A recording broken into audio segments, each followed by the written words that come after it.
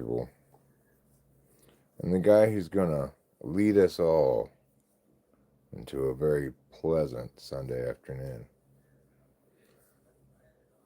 The watchword for today is pleasantry. And it's a fairly warm day, but not too hot. We've got a bag of concrete here we're going to need to mix into this water.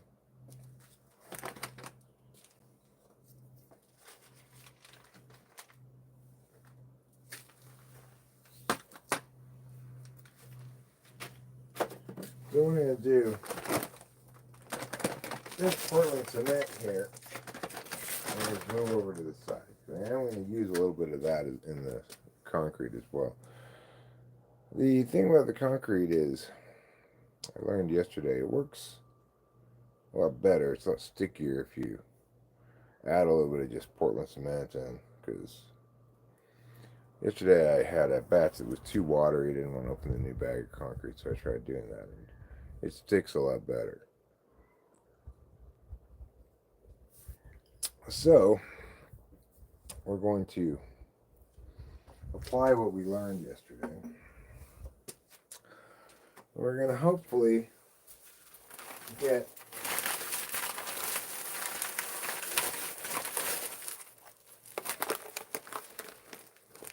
all of the first stage of concreting done today. Finally, at long last. Then we can start thinking about making some mortar. I got lime and sand as well as Portland cement, which are those are the three ingredients for mortar. And we can do little bits of like kind of gap fills and stuff with the mortar. We could get another bag or two of concrete as well. Probably going to need that, but we might be able to finish the bottom pond today, which would be great if we could.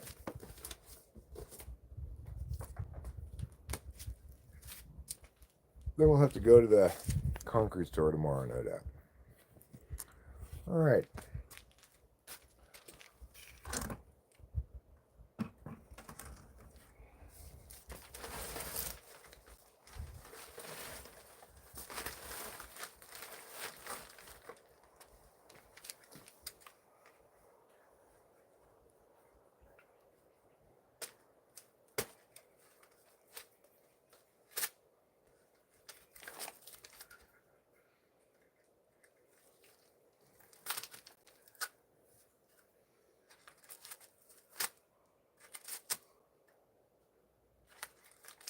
I'm going to cut that open.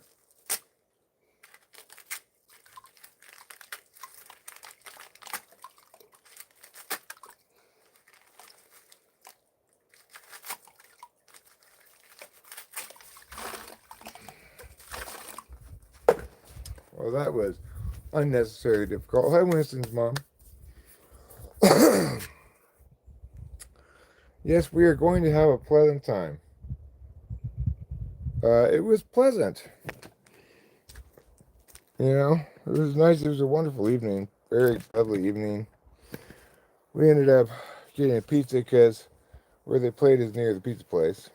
And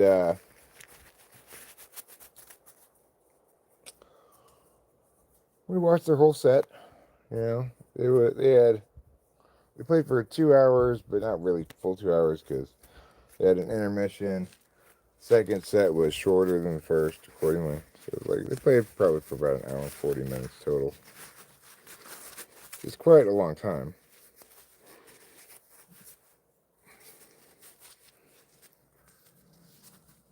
Alright, so I've got my gloves on here. These are really my undergloves, but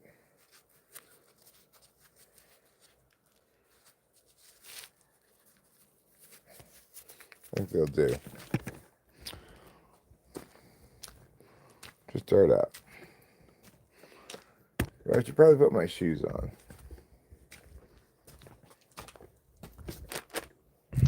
Put my shoes here instead of these flippity flops.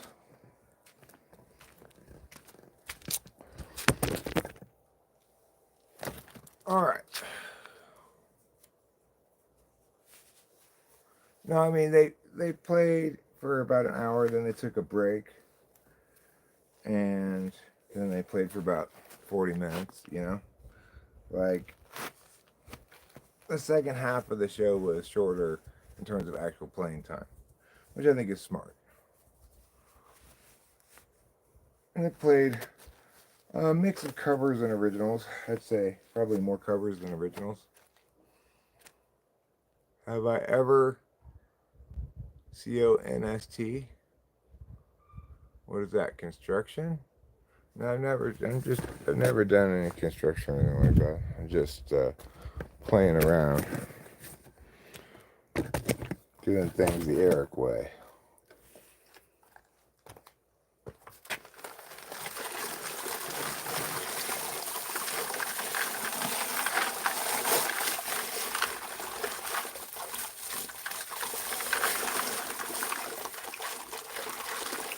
And of course,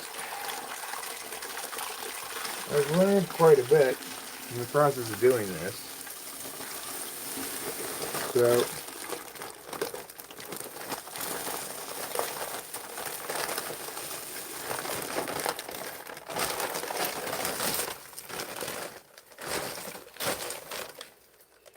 for example, when I was first mixing concrete, I put the concrete in first, then the water. That was difficult to do. When I was first mixing concrete, I was mixing it by hand. I didn't have one of these things.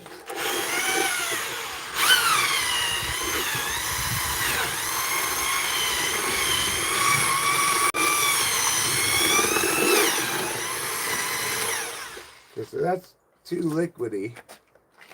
That's fine. I want it to be a little too liquidy because I'm going to mix in some of this Portland cement now. This makes the concrete stick better.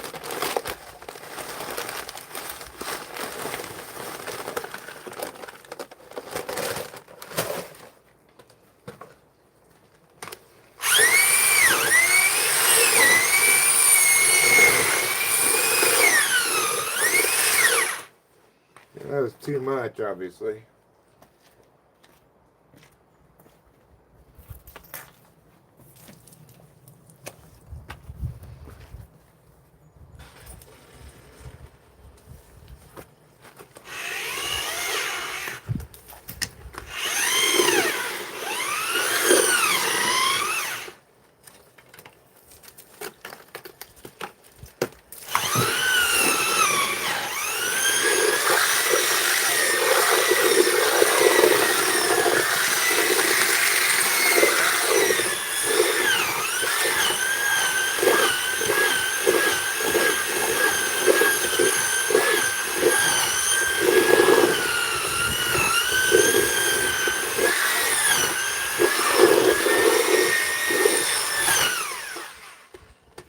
Okay.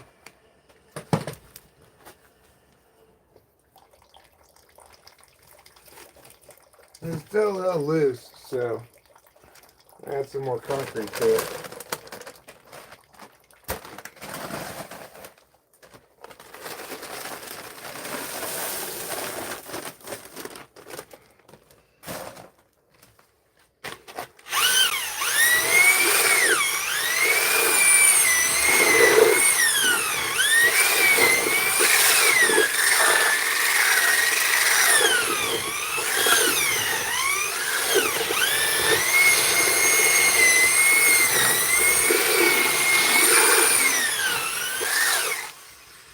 Okay, that's nice and thick. This will be good for my purposes.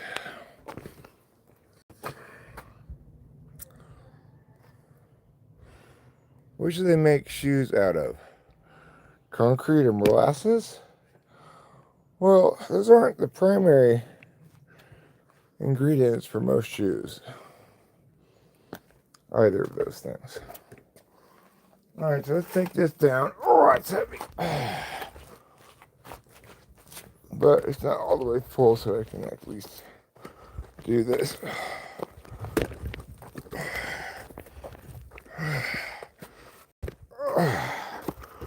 Okay.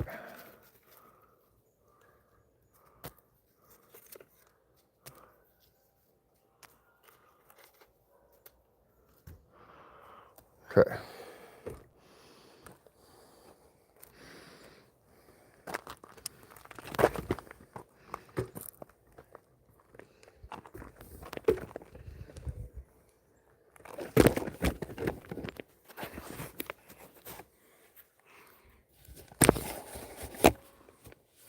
Okay, so what I'm going to do here, I'm going to get this hill here, this bit here, and I'm going to try to do this with some of these tiles.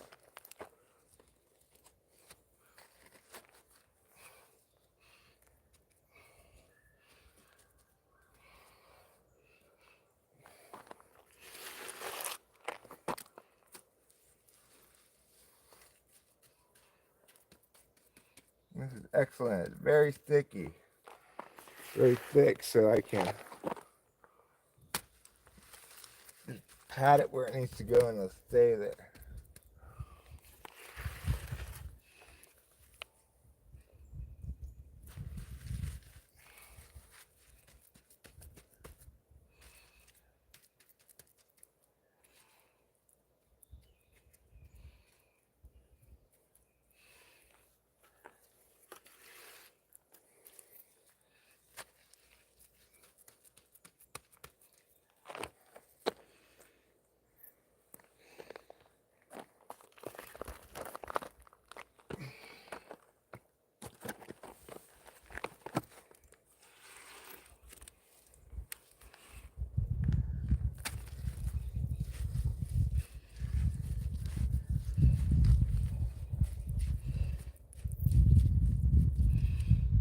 Okay, good.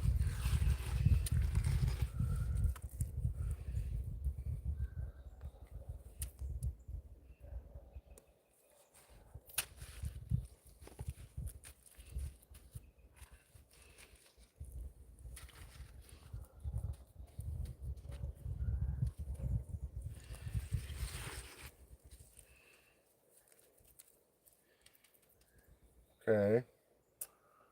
Let's start working over here now.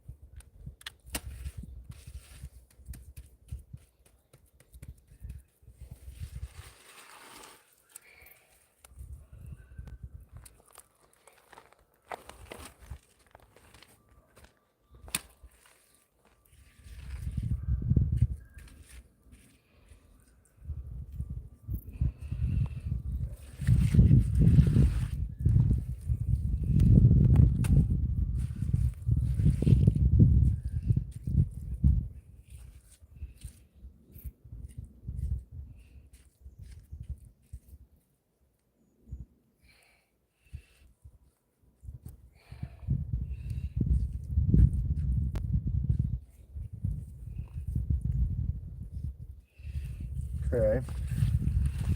Look at some of these cracks along here that I see.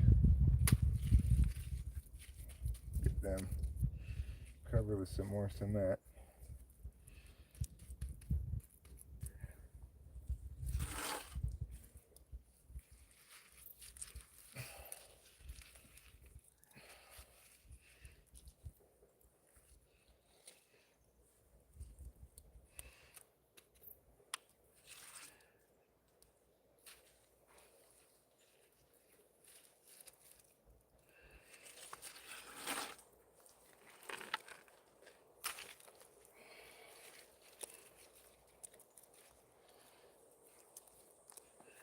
Alright, well, making a little progress here.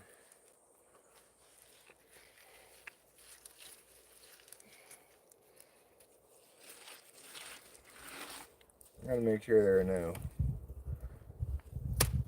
cracks or gaps or what have you.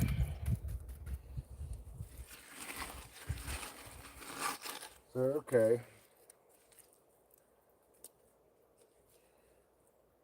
Now what we need to do is we're going to use one of these right about Right about there.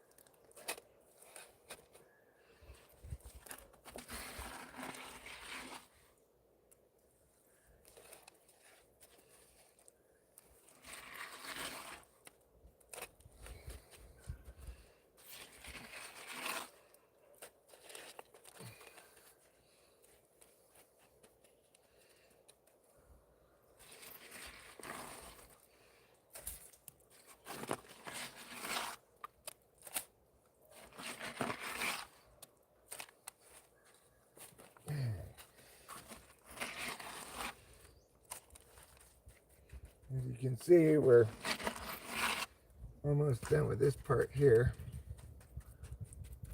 which is nice.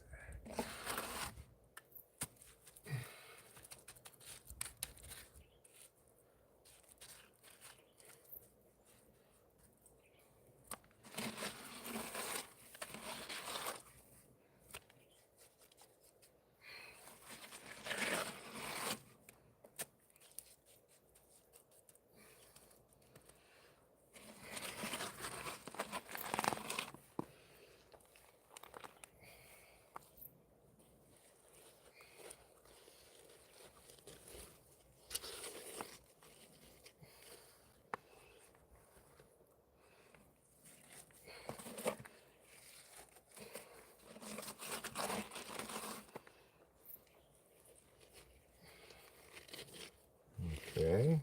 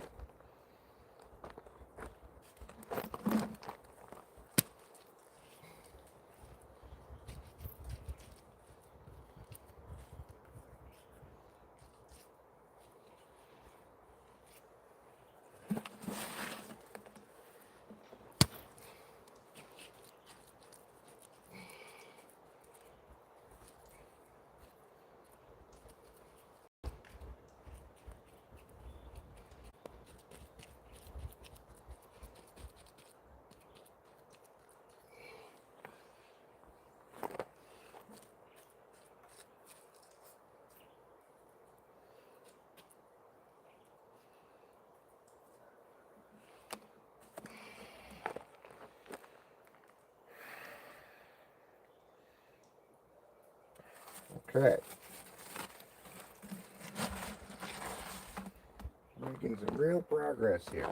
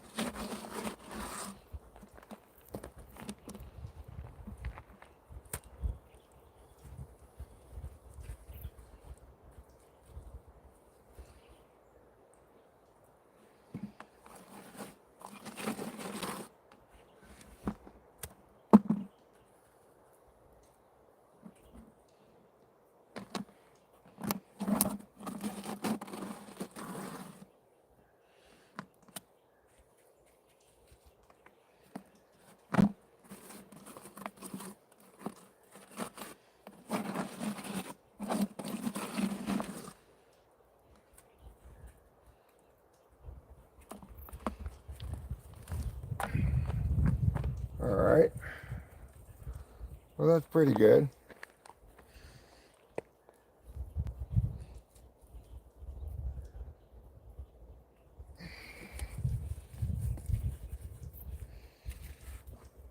Okay, we made some progress.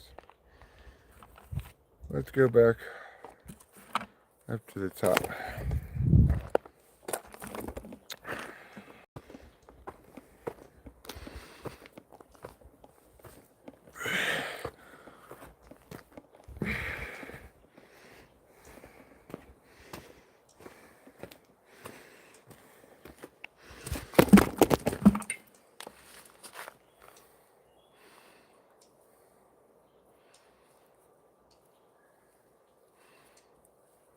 Sorry, Acacia. My bad. I didn't ask to have high hip syndrome, okay? It's just my cross to bear in life, I guess.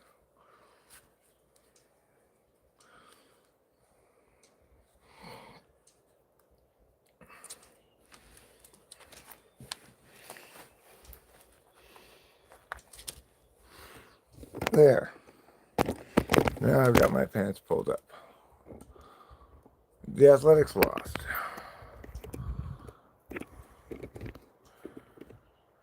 That's my crutch to bear. Well, that was a pretty good start.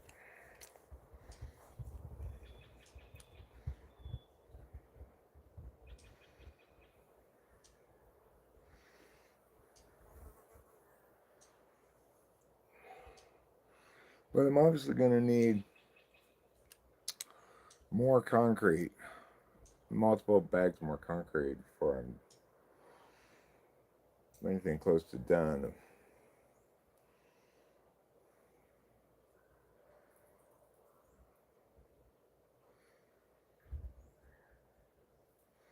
However, in the meantime, I could make mortar and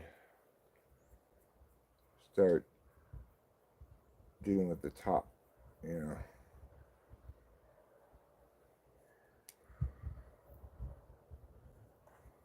There's no bears getting my crotch. Read over the chat. Let's see.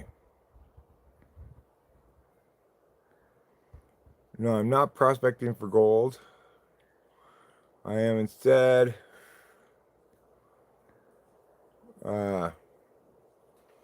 making a pond. I would enjoy doing that as long as there are no mosquitoes, says Ruben R. Hello, Mom. Johnny's mom says, hey, hi. Is he milking a rock? No, I'm not milking a rock.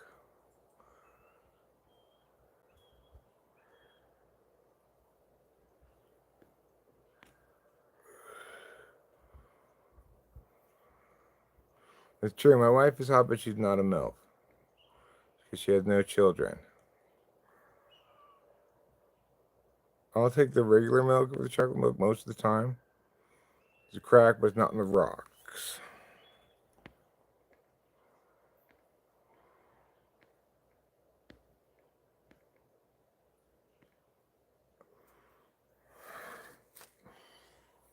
I mean, I don't think I have plumber. I think I have high hip syndrome.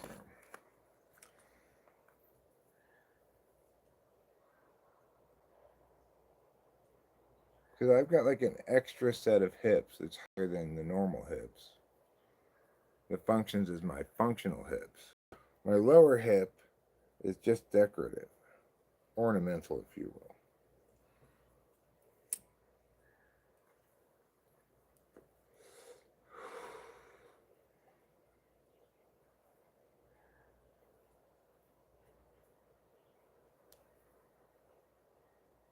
So, okay, I can do the other bag of concrete,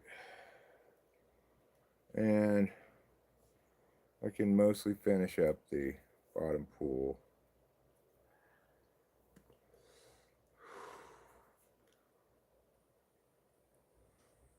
But I'm going to definitely need to get more concrete.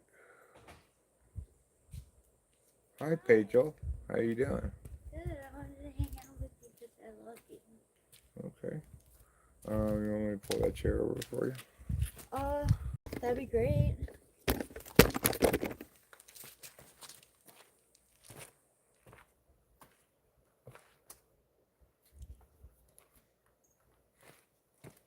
I brought you water. Thanks. You're welcome.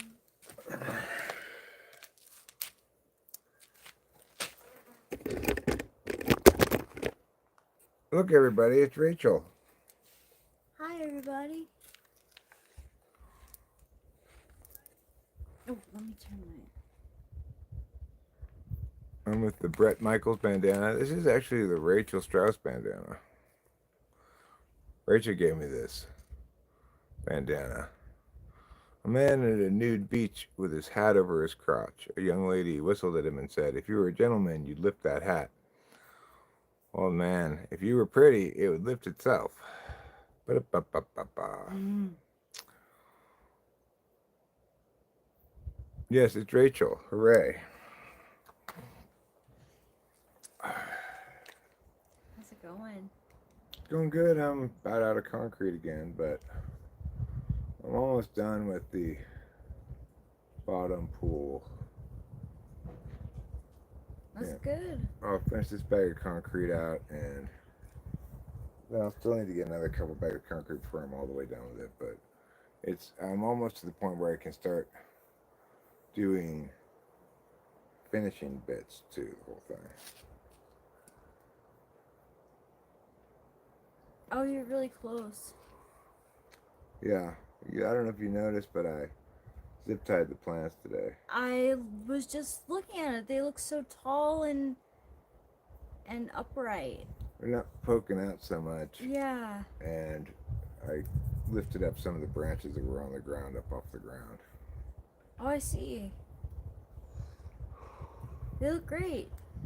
Yeah, they'll just have to adjust to their new zip ties, and then they'll find themselves some room, I guess. I just figured it's probably be the last chance I have to zip tie them. Let them have as much support for the buds when they come in as possible.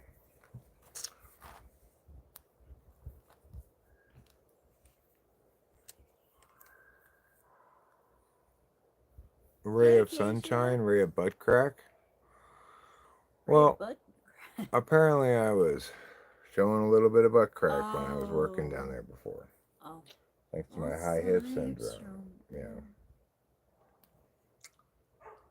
I can only take so much responsibility for that. I'm not sure if I inherited it from my paternal or maternal side, but maybe it's part of evolution.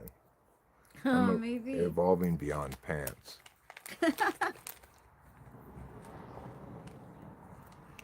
I'm not going to be watching that baseball game, Putty Cat. So I heard the A's won. No, we lost. Oh, we lost? We won yesterday. Oh.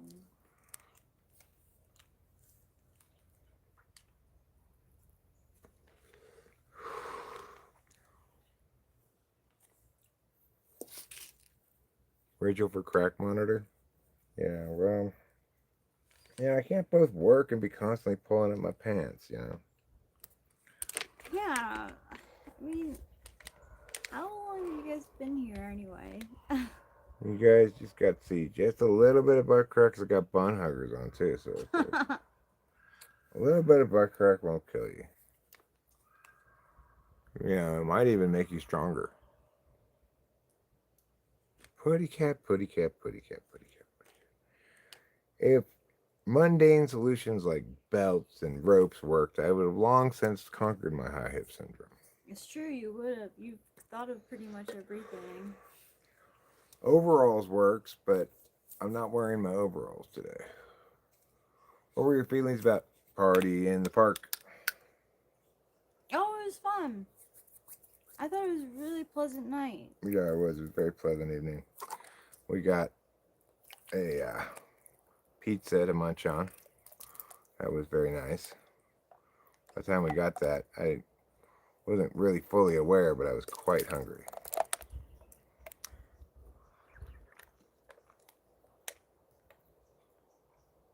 Well, that's only true for some things, Putty Cat.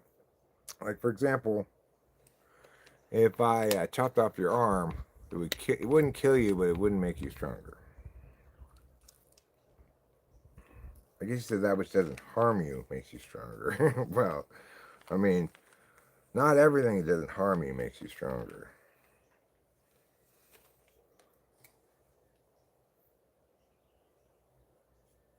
Rachel, would you go again? Yeah, why not? Sure. I mean, to see them, right? Yeah, see the neighbors, sure. Yeah. Okay, but the expression is that which doesn't kill you makes you stronger. Who knows? Maybe with some practicing, like we can the four of us can like Play a show? yeah, like even if it just starts out as an open mic. Yeah, I It's think pretty low pressure. that'd be great. I would like to do that. Me too. I'm sure they would too. They seem to like to do anything with music. Yeah, they're really music obsessed.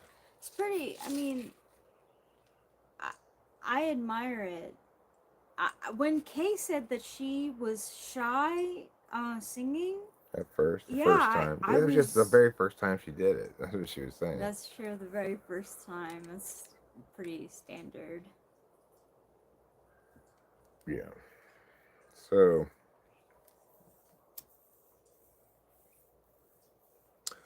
you know, they play what you might call like mountain country hippie music. Yeah.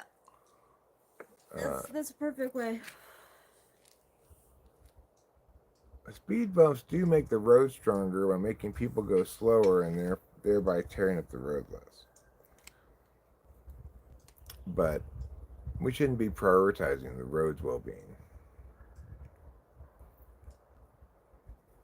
All right, let's go ahead and finish this concrete out. And then I think maybe we'll go inside and make a little lunch. What type of tree is that by your propane tank? Those are cedar trees. And this is a cedar tree too.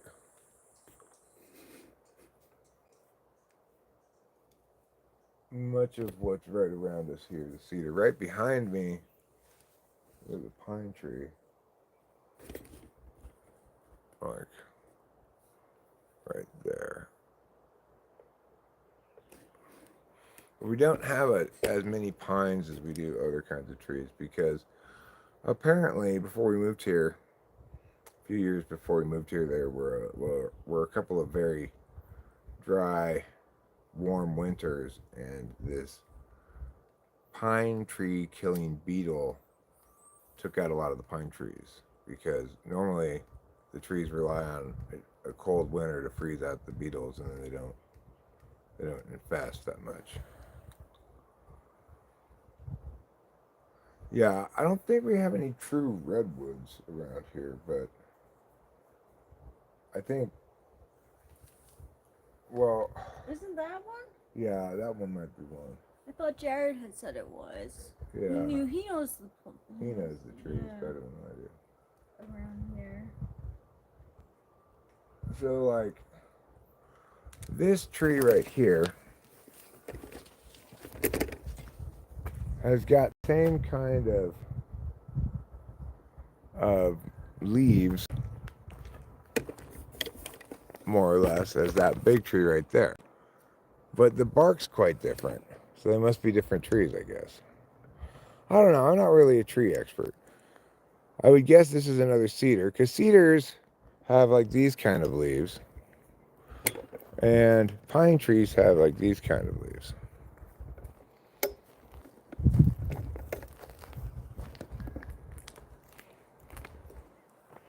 But this big tree here, it's got this kind of bark. So it might be a redwood. Well, I'm not really sure.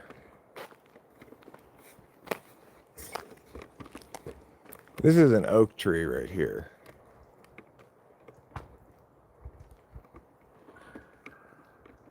And this one, it's either a cedar or a redwood of some kind. This is a Douglas, not a Douglas, a noble fir. We have quite a few of these noble firs on the hillside too. There's a couple of little pine trees. We do have some babies coming in. And I don't know what this thing is. Just something I trim back periodically. Over here, these are oak trees. That and that and this and this. This is a maple tree.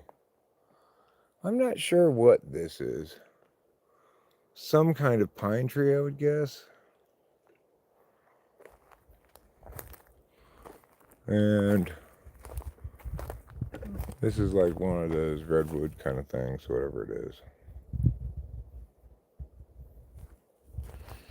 This is an oak tree that I have to cut back periodically because it's kind of in our defensible space for fire. And you can see there's a lot of these fir trees down here in the gully. We cut one down a couple Christmases ago for a Christmas tree, which was pretty cool. Pretty cool experience, I guess. Cut your own Christmas tree from your own hill.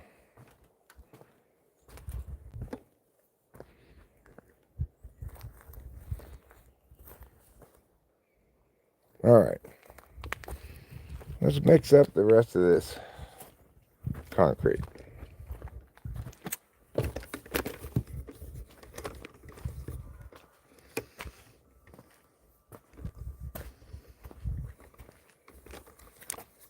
Let's see what the people are saying. It's like a ponderosa tree. Maybe it is. I don't really know. I'm not a tree expert. I live in Mariposa County, California. There, I doxed my own location.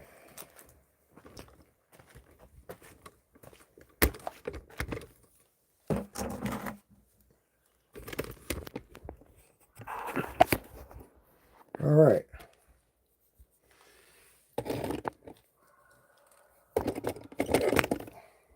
Put a little bit more of this in, water here. Not hot water. Bacon in the sun.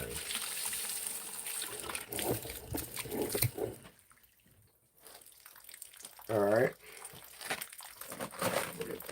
Put the rest of the concrete in.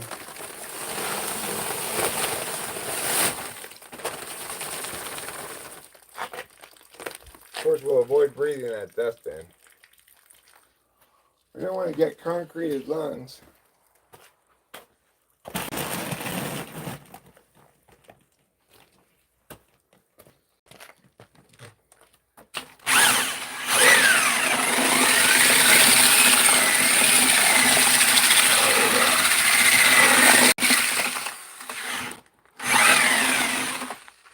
Okay, so that's too loose.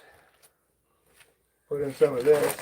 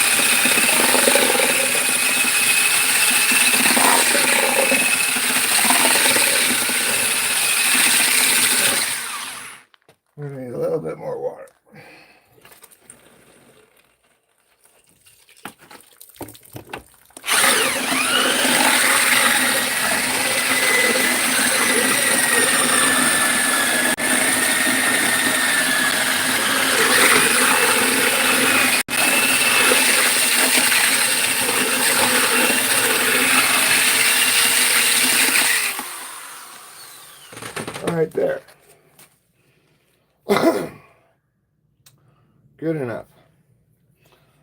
Now I'll need to put my gloves on. Your dad was an arborist?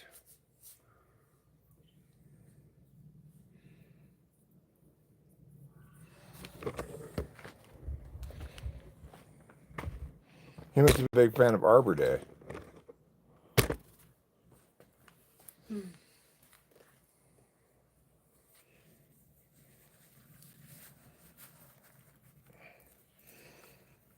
If an arborist harbors a harpist, then a horse abortionist harbors a contortionist.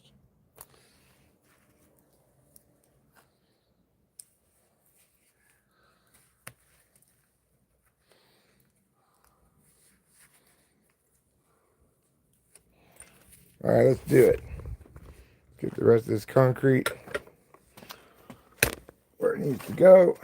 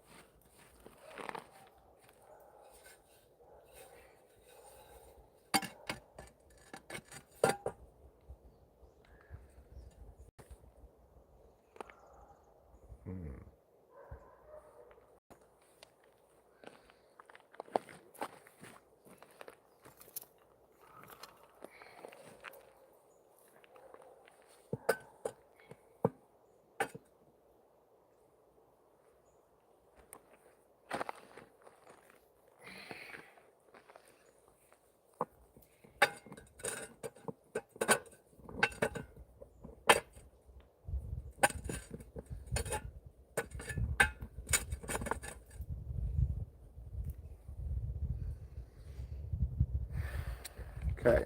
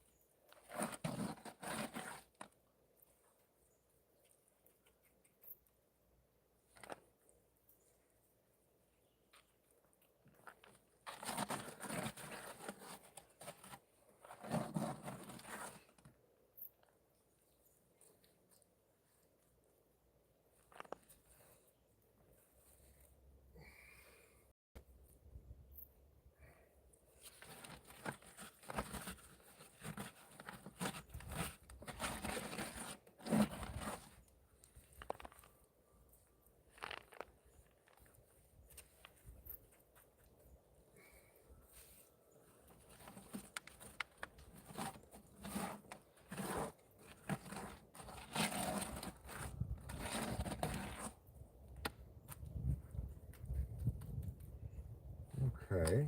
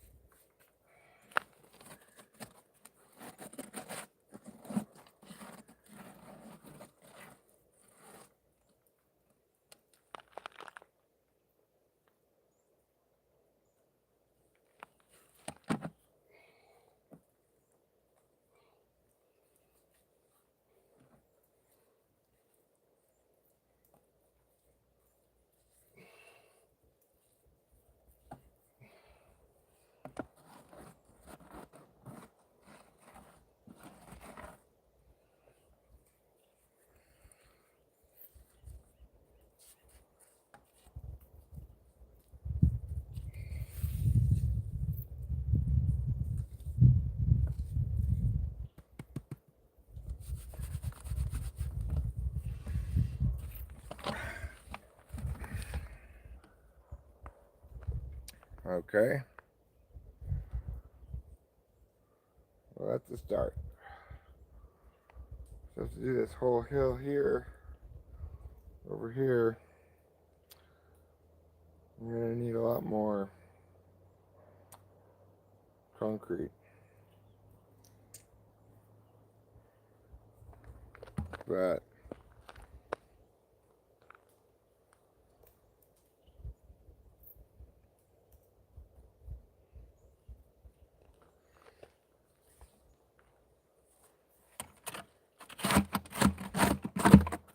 I got like one more day of concreting before my base coat of concreting is done.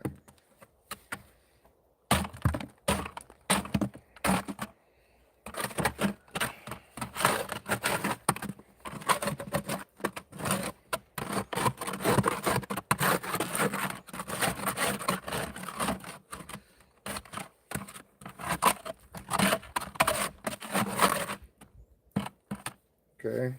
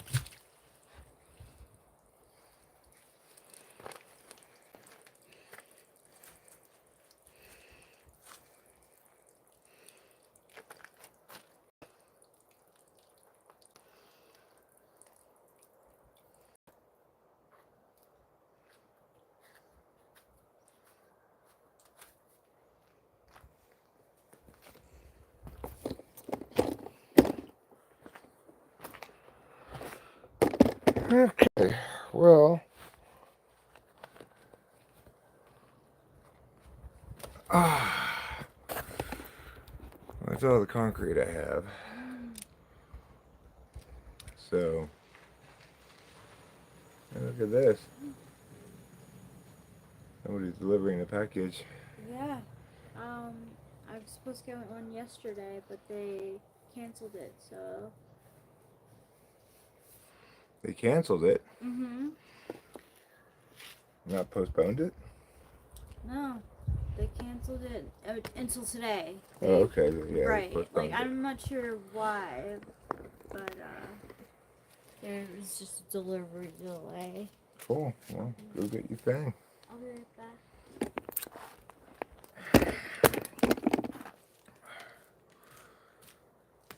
Eric is building a moat. I'm building a pond. I'm only 54. 100 horse abortionists harbor 6 contortionists so they can be extortionists of 100 horse abortionists.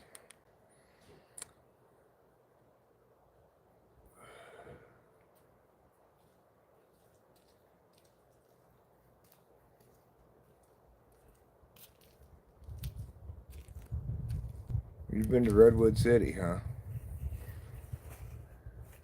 I'm guessing there's a lot of redwoods there.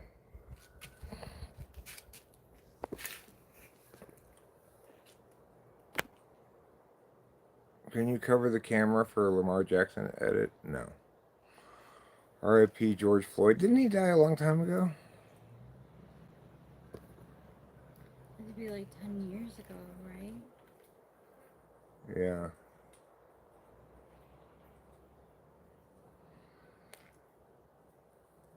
So,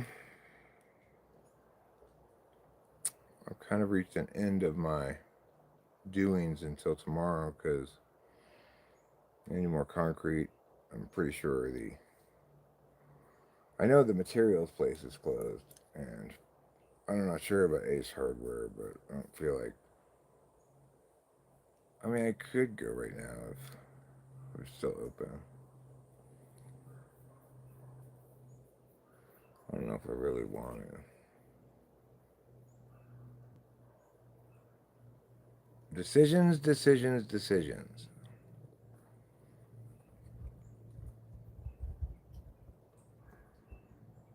He died again on this stream. Ruben, did you re-kill George Floyd?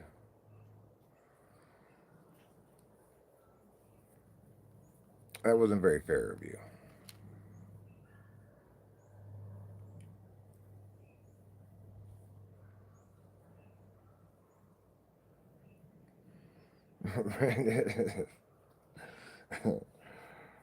That joke, that's too soon for that joke, Ruben.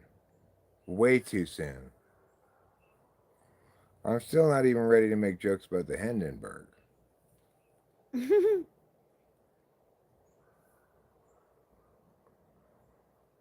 That meme is as old as the hills on Granny's chest and twice as hairy. I wonder if Granny is the witch who does push-ups in the snow with a brass bra in order to demonstrate what cold is.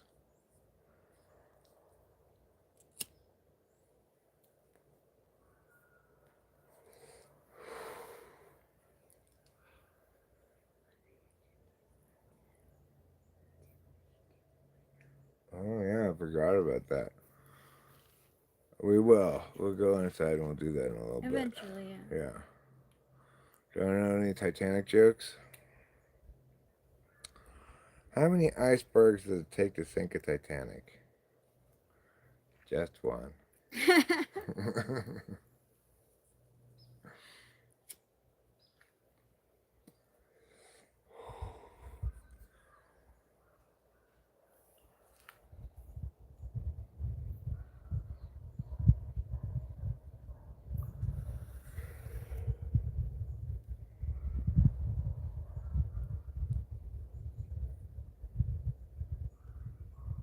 I'm looking forward to moving on to the next stage of this pond.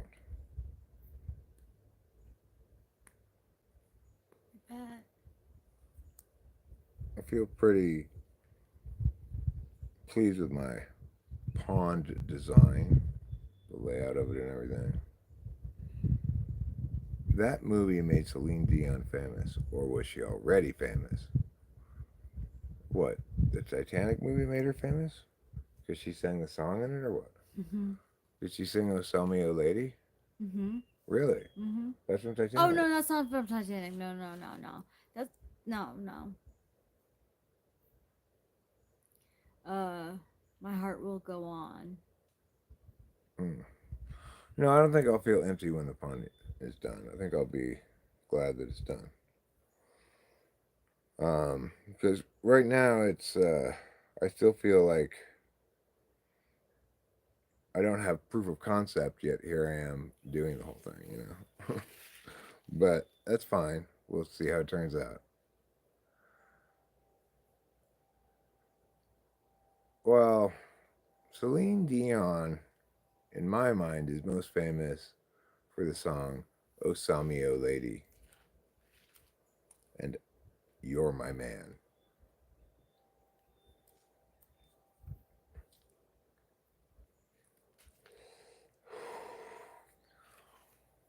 Celine Dion sounds like the name of a Motown person,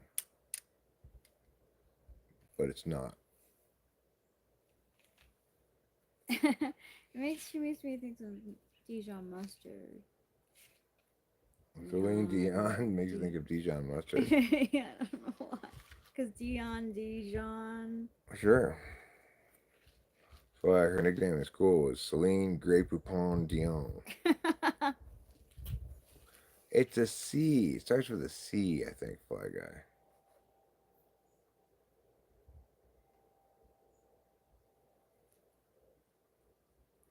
She should go on tour with Jessica Simpson.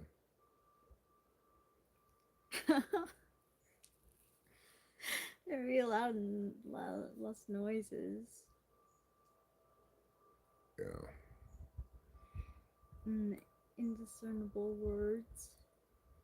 The thing I think is funny about Jessica Simpson is that she started off as a gospel singer, but church people thought her tits were too big, so she got pushed into regular music.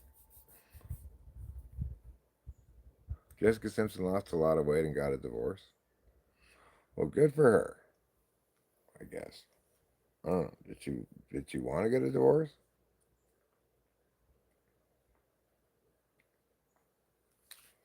Did she marry that guy that she did that show with? Is that who she was married to? She was married to him, then they divorced, and then she got remarried to this guy who was like a football player. Not a, not in the pros, but like he could have been in the pros, but something happened. I don't know. Yeah, now they're divorced. She was, yeah. Why did they get divorced? Um, there are cheating allegations. I don't know who. Filthy animals. Mm, Tell you, sometimes I think people are a bunch of filthy animals. yeah.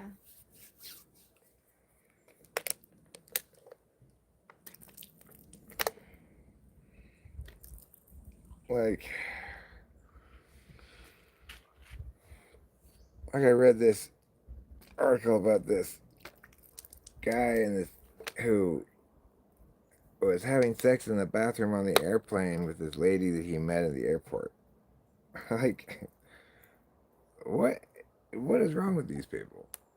Do they just want to fuck that badly all the time? I don't know. I guess. I don't make tuna salad, Fly Guy. I do make tuna melts, and in fact, that may be what we make when we go inside to cook. Mm, I think tuna melts sound pretty good, actually. yeah. And then, I don't know what the evening will bring, if anything. Maybe we'll play a little patty cake. It's been a while since we played patty cake around here. Mm-hmm. Does anybody have a recipe for fruit cake? Just make a regular cake and then shove some fruit in it. That's simple.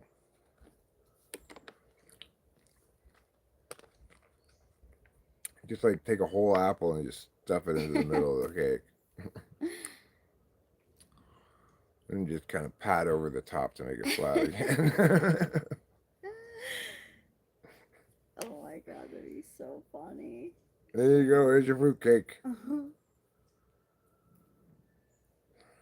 Nobody ever at a restaurant said when they asked for dessert, "Do you have fruit cake?"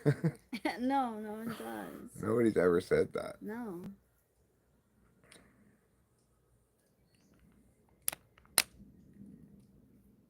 People just don't like fruitcake that much, I don't think.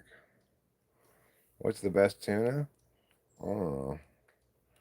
I'm not a connoisseur of tunas, but I tend to get the. They got like different names, like chunk white, chunk light, maybe a couple others even, but I tend to get the more expensive one because it tastes less fishy.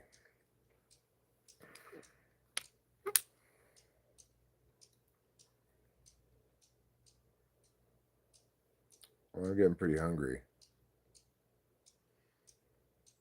And if anybody wants to make tuna melts alongside me, well, that's what we're doing right now. Mm. First, I got to go inside though, pull a couple bone rips. I got maybe clean up the kitchen a little bit, and then we'll get started. Yeah, never in oil. No. Getting tuna packed in oil makes no sense at all. You could always add oil to it if you wanted to. There's no reason to pack it in oil.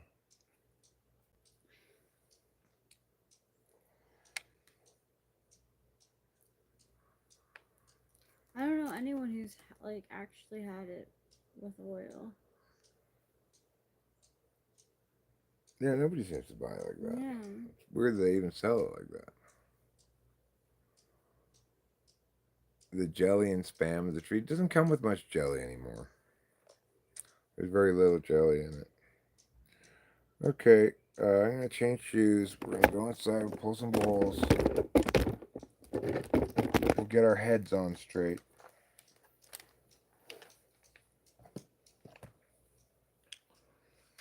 Take some B vitamins.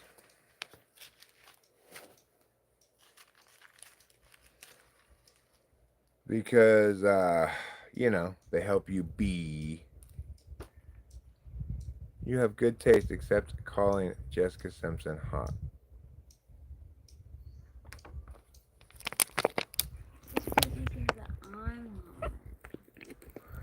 Ruben?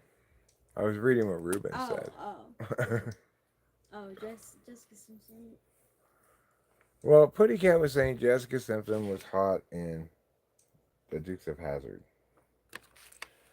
I don't really remember the movie. But Ruben R. is negating the notion that she was hot in Dukes of Hazzard. Anyway, isn't Daisy Duke supposed to have brown hair? Yeah. Doesn't Jessica Simpson have blonde hair? Yeah. Okay, well. Bad casting. Bad casting right there.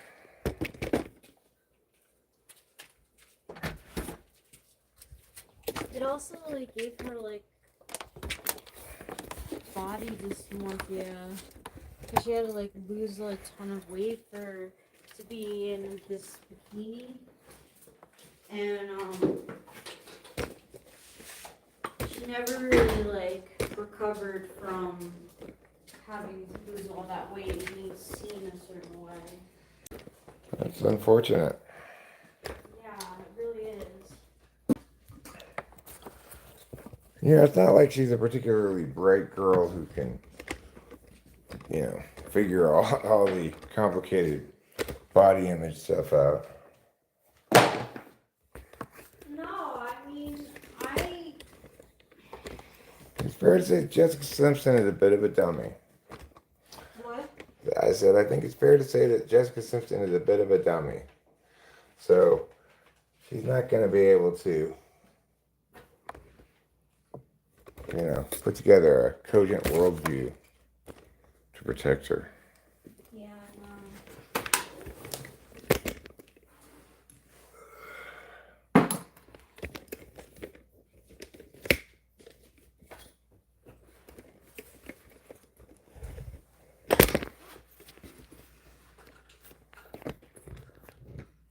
Loving in Chinese.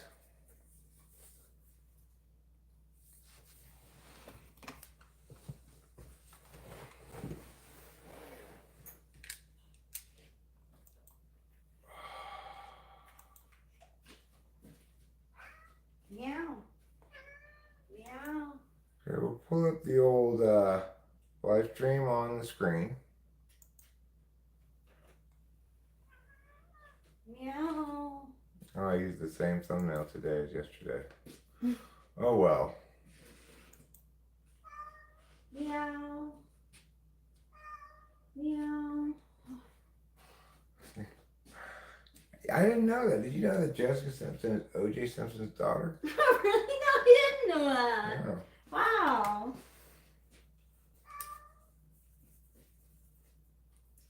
I guess she got the lighter part of his genes.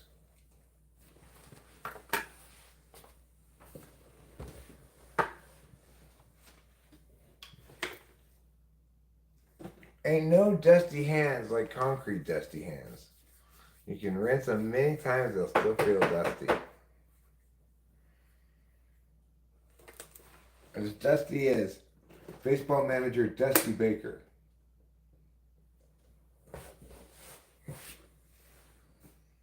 There. Alright, that's better. Now let's turn on the lights.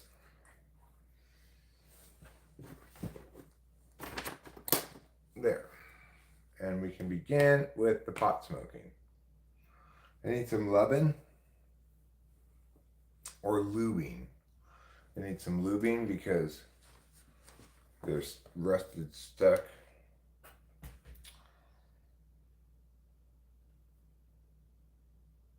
Oh, he did play? I thought he was like... Today's not Monday, is it? No, it's Sunday. Yeah, tomorrow's Monday. Sometimes called the best day of the week.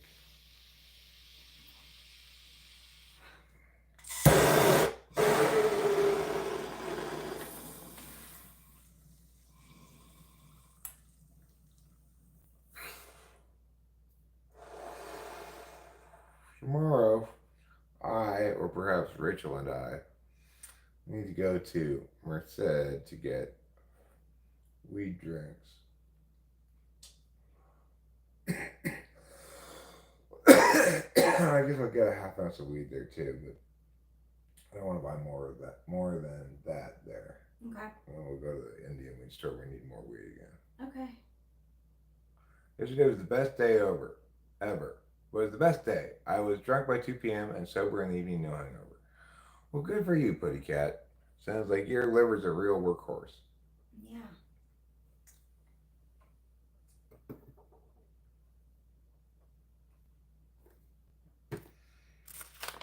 I was surprisingly tired, surprisingly early last night. Got a pretty good night's sleep. Overall. She was married to Eric Johnson. He played in the NFL as a tight end for 10 years. Did she change her name to Jessica Johnson?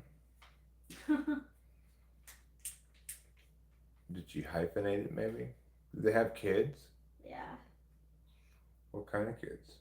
I think like 2 girls and a boy. And is the boy going to play football? Maybe. The ingredients for the tuna melt are cheese, tuna, a little bit of oil for the pan, and bread and ketchup. That's it.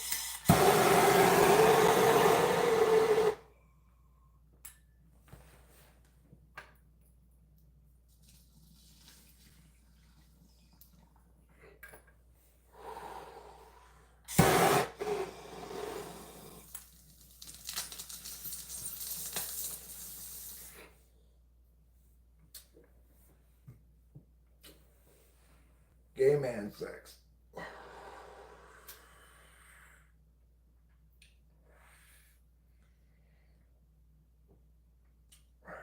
Is that your birth name? Is your last name man sex and your first name is gay?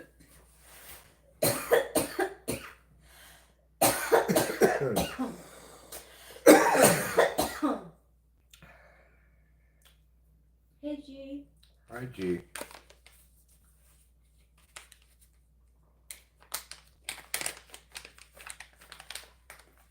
So, I'm really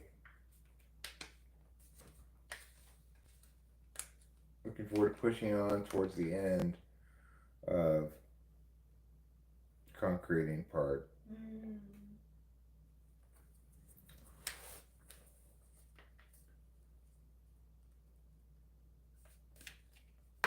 And then there's a number of things I need to do this week.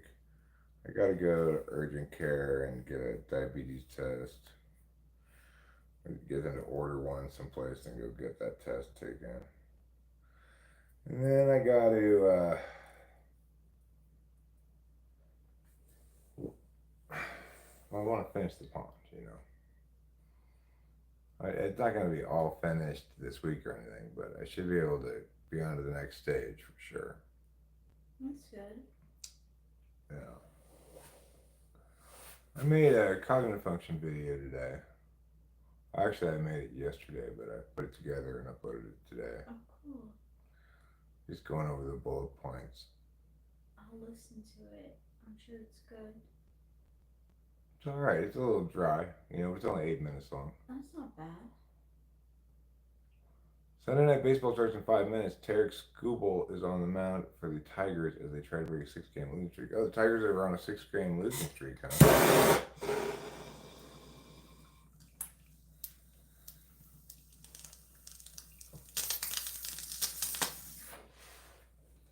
They're coming back down to earth.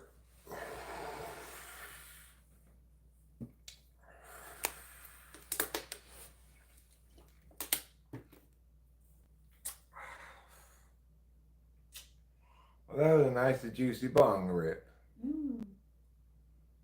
I mean, that's a nice cushion to have. Yeah, it is. It's You know how, cushion. but you know how sometimes teams with a big league can get the yips.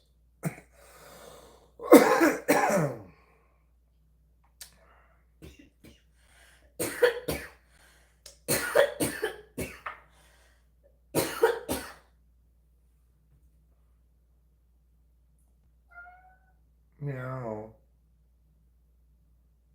What a silly boy. Putty Cat, is your PFP a skateboarder dropping into a dam? Good question. That's a good question. I've never really looked at Putty Cat's thing for. It kind of does look like that, but I have no idea what it is. Just meow. Daddy knows. Alright, tuna melts. I think this potatoes here is probably still good. Just eat that as a side dish. Go ahead and eat, Trouble. You don't need me to go right over there and watch you. You're being a big jerk.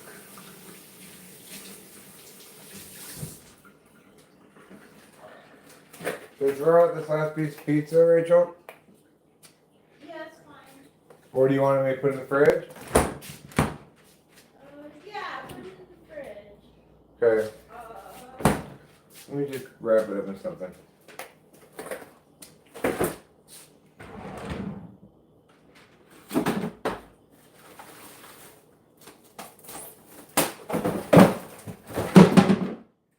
Ta-da!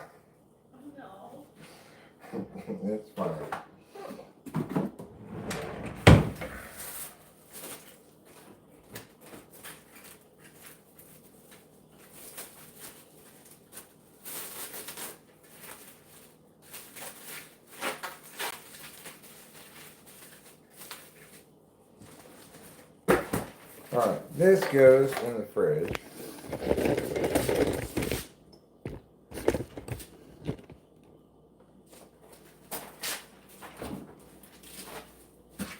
And this goes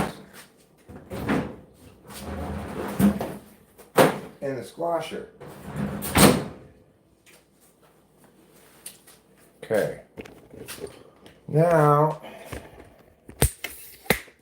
we're going to get out everything we need for tuna melts.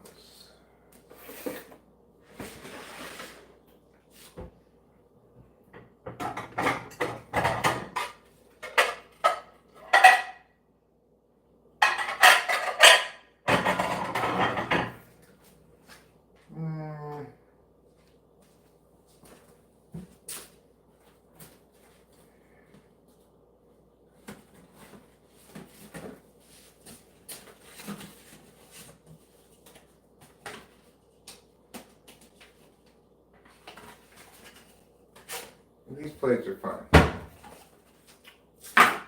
Okay, so we've got these plates here.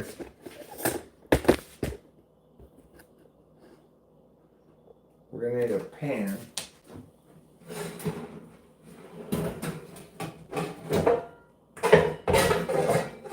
We'll use this pan.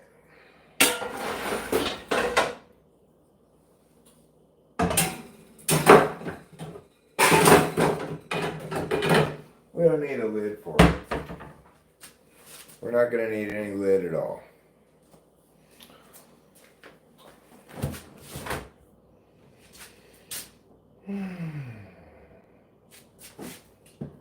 Get the cheese out.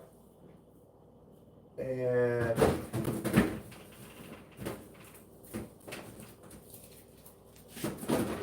I think we're going to go extra fancy with this one. What does extra fancy mean? Extra fancy means onions. That's what extra fancy means. So I'm going to wash this off. So I can cut onions on it.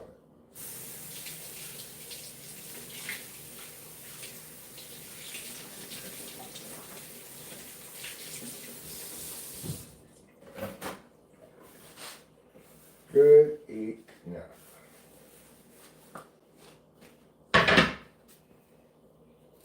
Now,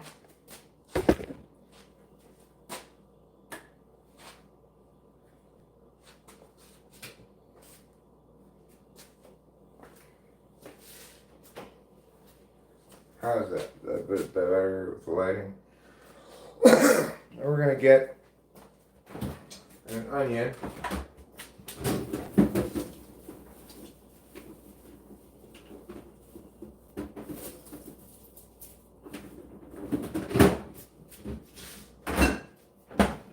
We're going to go real crazy. I got some garlic here too. I'm going to go get the trash can so that we can just put the leavings directly in the trash.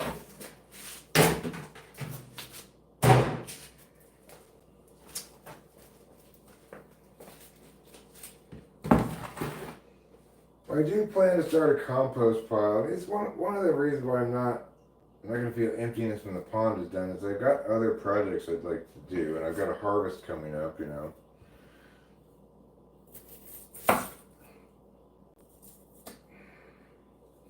I'm going to cut off the end of the onion like that. Until I do start a compost pile, such stuff goes in the trash. And let's go about that much onion. You know what, kitty? I'm going to take off the outside bit. That's fine. Okay, so we're going to chop this up real small.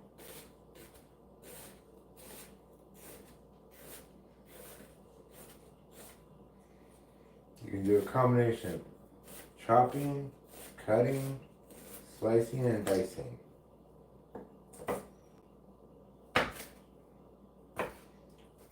Then you too will know the true meaning of onions.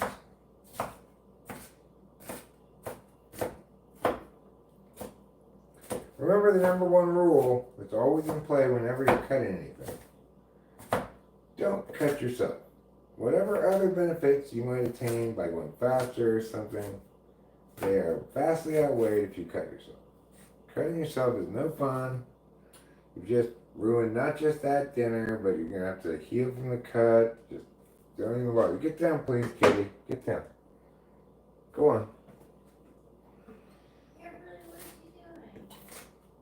You want some onions, I guess.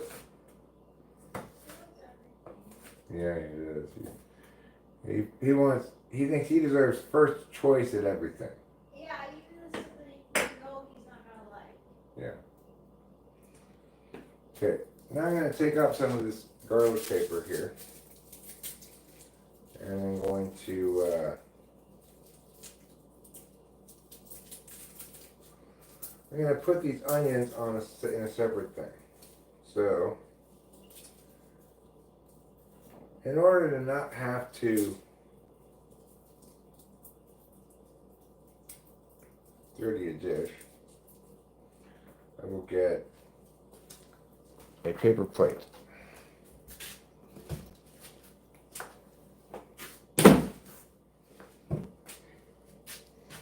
Get out of here, kitty!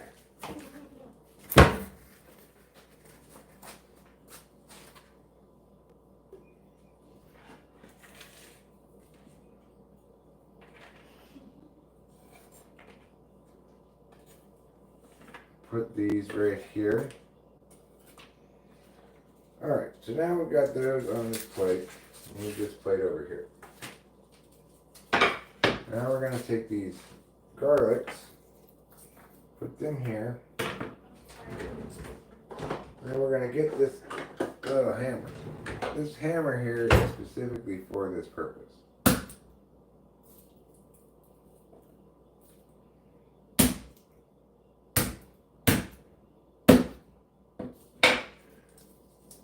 Once you smash it, the paper comes right off.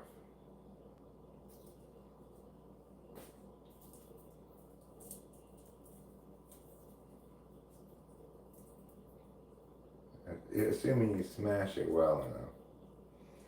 This one needs a little bit more smashing, I guess. There we go. This one. There we go, coming right on out of there. Yes, nice and easy. And then this one looks like it needs more smashing.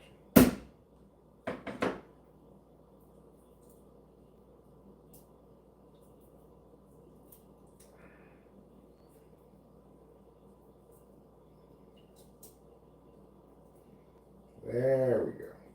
Come on now. There you go. This one, doing alright. Just get the paper off of this, like psha. Put it in the trash. And this last little one here. We're gonna put this right here, here, and here. And we get any residual bits of paper up. Put those in the trash. Now we can chop this up and rinse this off a little bit. Let me just put this back in. Okay. Chop, chop, chop, chop, chop, chop, chop. Using a stern chopping motion, you're going to chop all of this garlic up.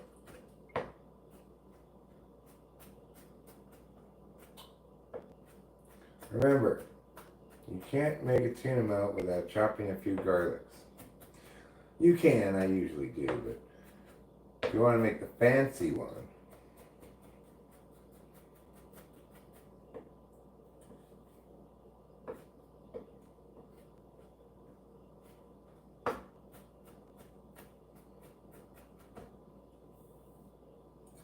that's chopped up pretty good. But give it one more chop through.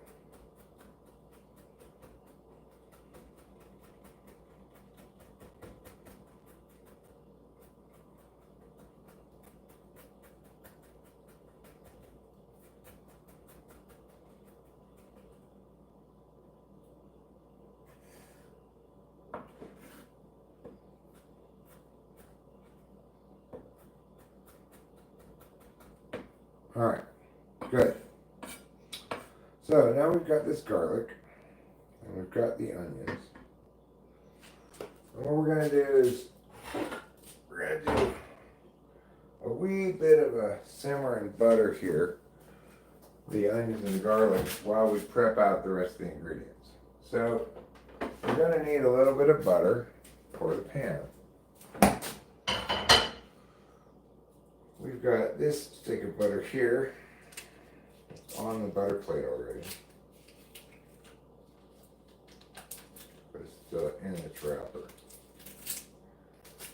Obviously, if you know anything about butter and butter wrappers, you know they can be more than a bit of a pain in the butter.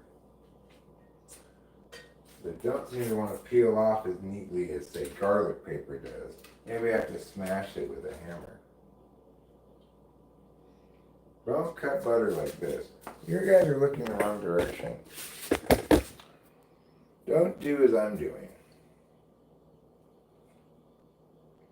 Put it down on something. That should be enough butter.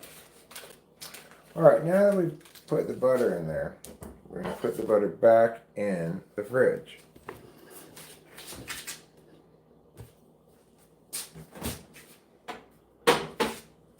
Et voila. And now that we've done that, we're going to put the fire on. First we'll put it on high to melt the butter. This goes with the butter plate. I'll put it back in there.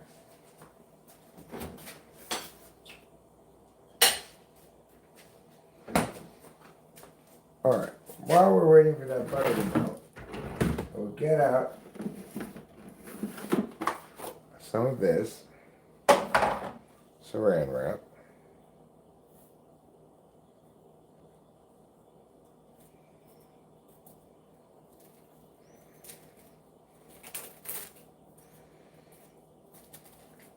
God damn it. Come on, saran wrap. Don't be ram wrap. There. So we're going to take this onion, we're going to wrap it up like this in the saran wrap. Give the old twistaroo, double wrap, and then we're just going to tear it off like that. We don't really need this box, I don't think. Alright, got this done.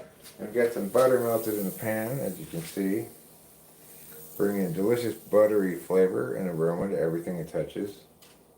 We're going to turn down the fire to about,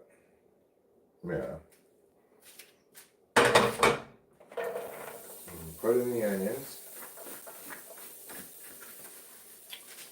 We're going to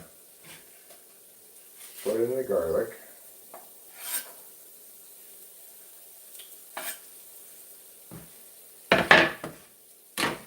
Now, we'll shimmy, shake.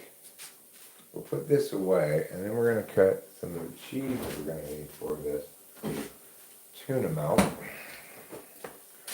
as per. Yeah. Open this, pull back this red stuff. And we'll just, like so. Like so. And like so and so. That should be enough cheese for the tuna melt. We're going to put the wax wrapping back over it. And we are going to put this over it as well.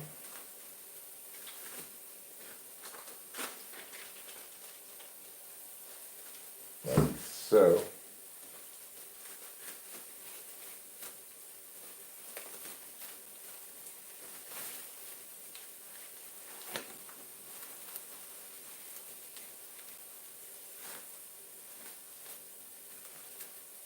And we'll put this like so.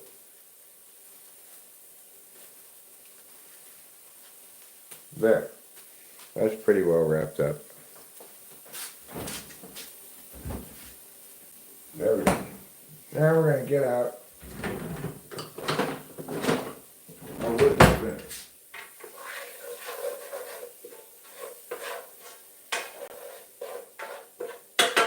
It's going along fine, but it needs a little bit of white wine. Fortunately, I bought a bottle at the store because I knew we were out of white wine because our neighbor Kay had drank it all.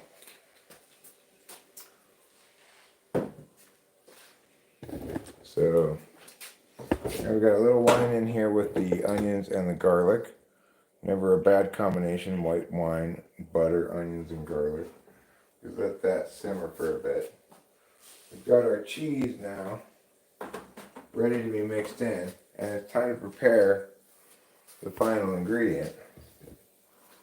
For this ingredient, I'm going to have to,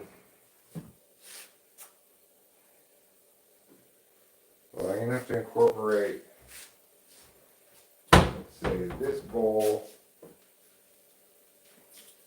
and this other bowl in this thing. That way I don't get dirty in the new dishes. We have to give the cats some tuna juice.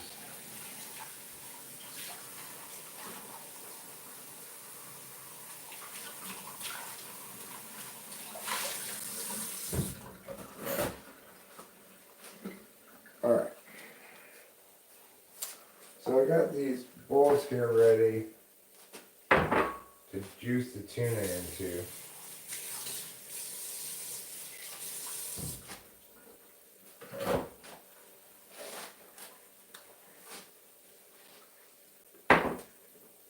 Alright, let's get the tuna.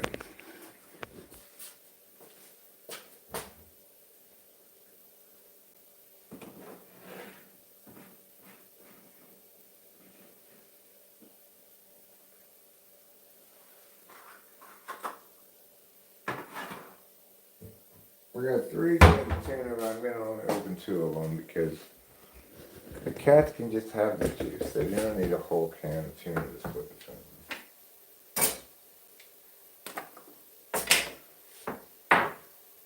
You know, I'm sure they will disagree with this assessment of things. Alright. They each get 1 can's worth of juice. That's plenty for them. I'm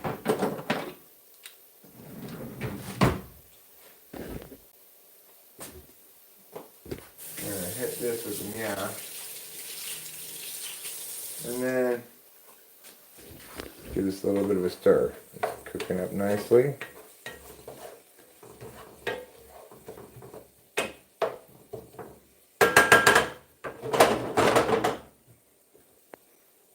Wonderful. We can, at this point, before we even open the tuna, add a little bit of this oregano.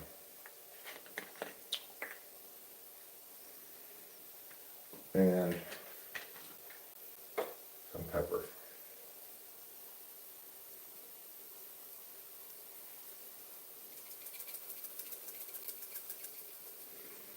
This pepper's cut.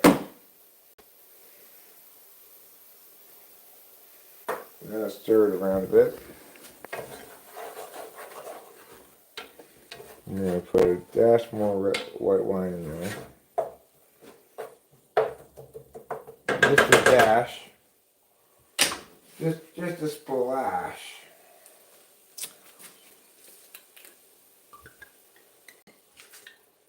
To make sure it doesn't burn while I'm prepping the tuna. Alright, now we're going to turn our attention over here to the tuna. Tuna number 1. We're going to open it all the way around so that the lid is not attached to any spot. Just like that. Then we're going to push it with our pushing fingers. Oops. And try to push all the juice into the bowl.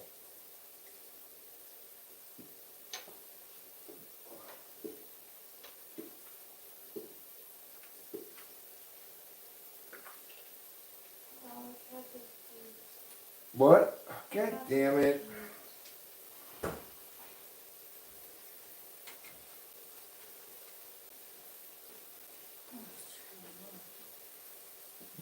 some toilet paper and put it in the toilet and flush it, you know.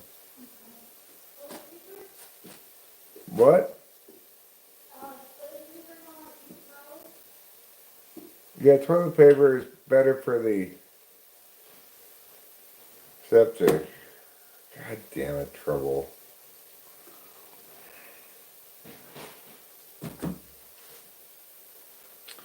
Well, we're gonna put this tuna in.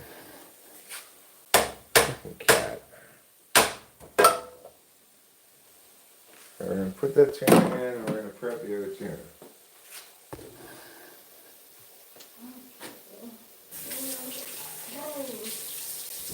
Yeah, it's super gross.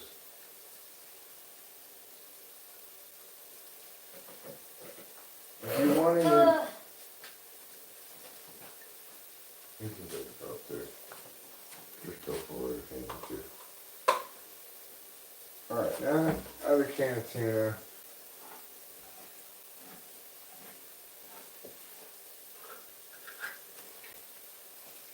Cat puke is one of my least favorite things in all the universe.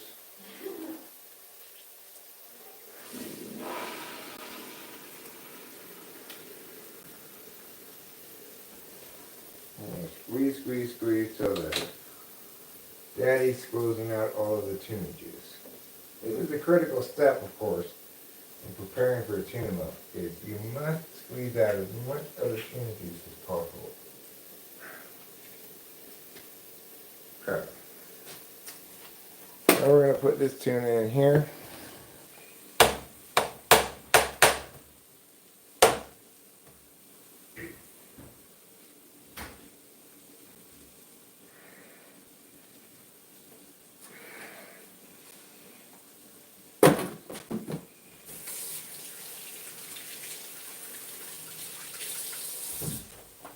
I'll put these bowls by their places.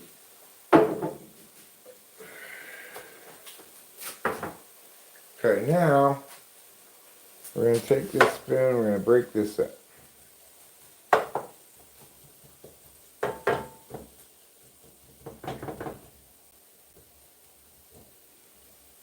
As per meow. And now we can turn up the heat. I'm going to break up this. Like so.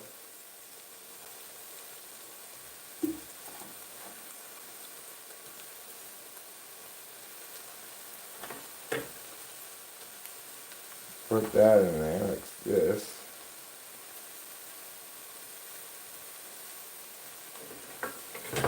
Now we're going to mix it all around.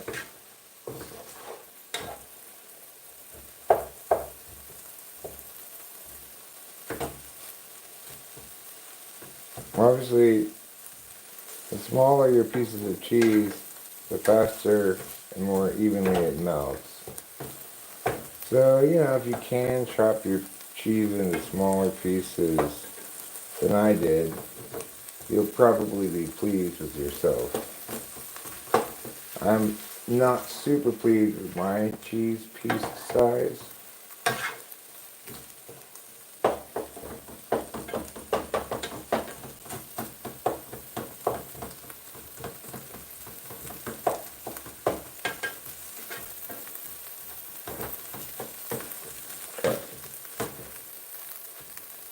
You'll notice there's no mayonnaise in here. It's absolutely unnecessary. You neither need nor want any mayonnaise in this.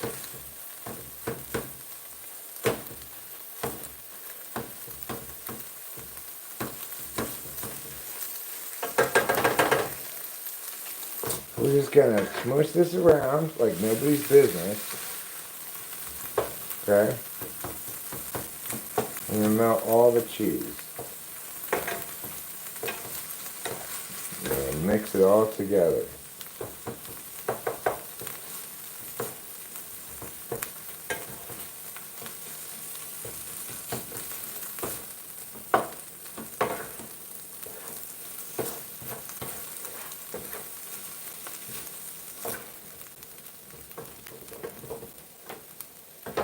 it's really starting to look and smell quite good, but it's still missing one key ingredient.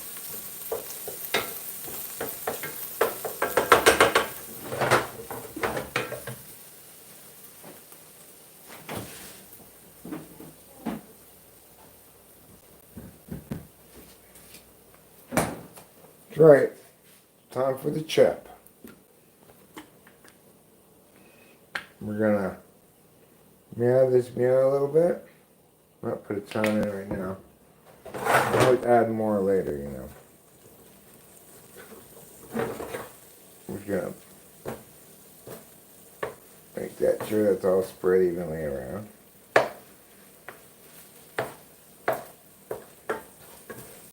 Okay.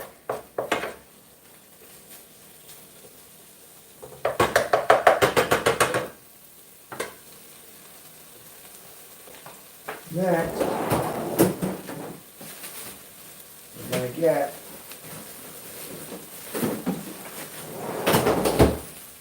some pieces of this bread. I forgot to toaster oven it, but that's okay.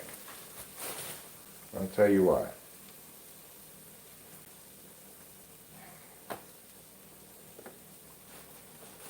Because we can put it in right now for a second, and it'll be fine.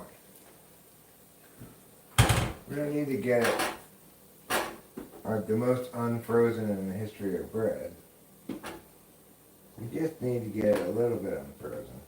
Then the hot tuna melt stuff will help it to get a little bit more unfrozen.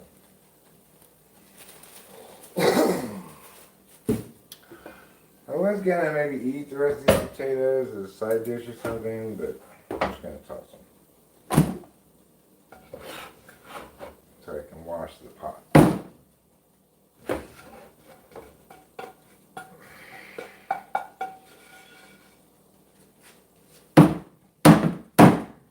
Okay. Whoops. Let me put the pot in here.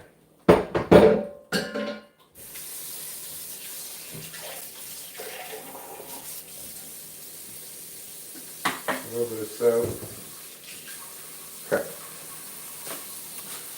Turn this fire back on for a second.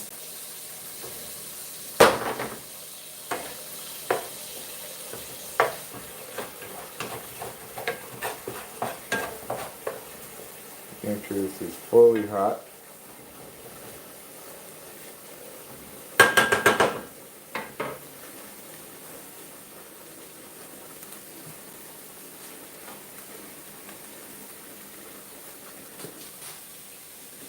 While that's doing that, I'll clean this knife that I used to cut the cheese, garlic, and onions.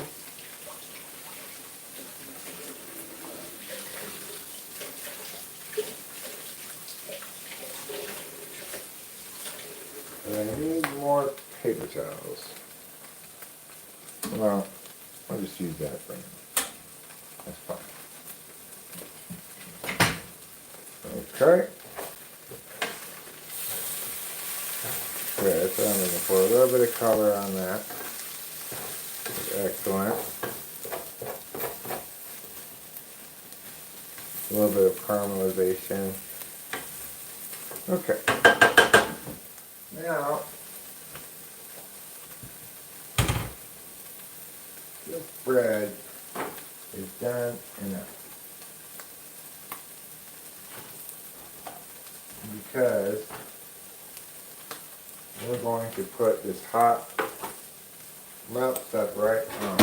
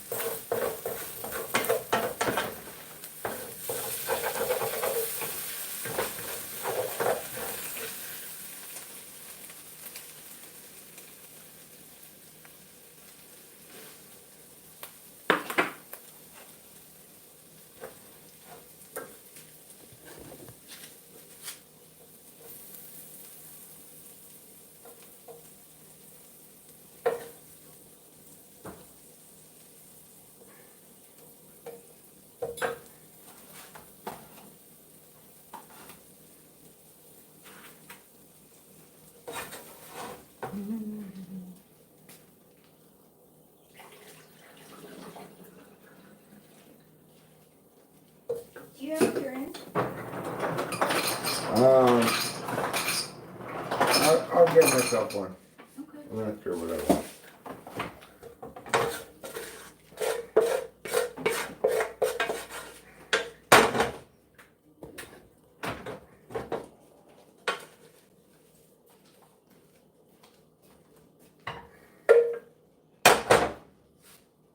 Okay.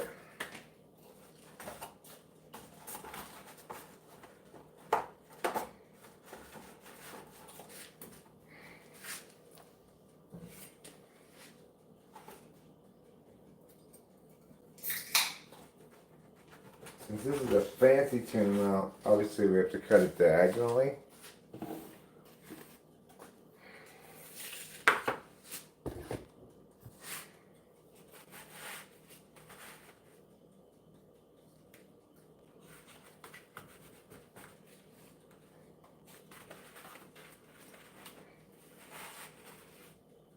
Okay.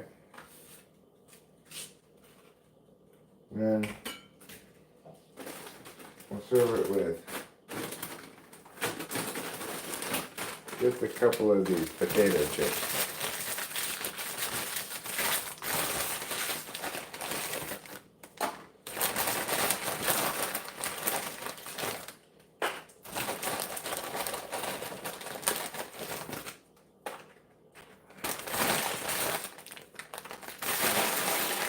Okay. We are going to put the bread back. I'm going to take the ketchup over there in case we want to use more ketchup.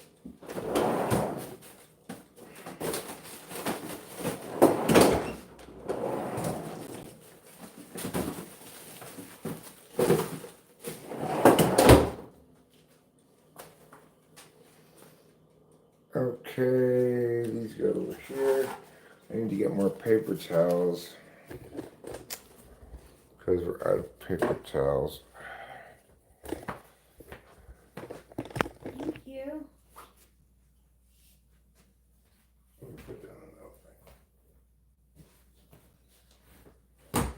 There we go. Tuna melt is right, Kenton. Tuna melt is right. And I can tell you, it's a fancy one.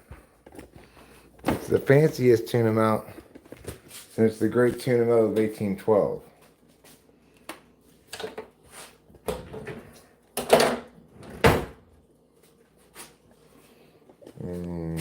This, yeah. Here's more ketchup if we want it. Put this, yeah. And I'm gonna get a beverage. Do you have a beverage? Yep. All right, I'm gonna get paper towels. Oh yeah, paper towels.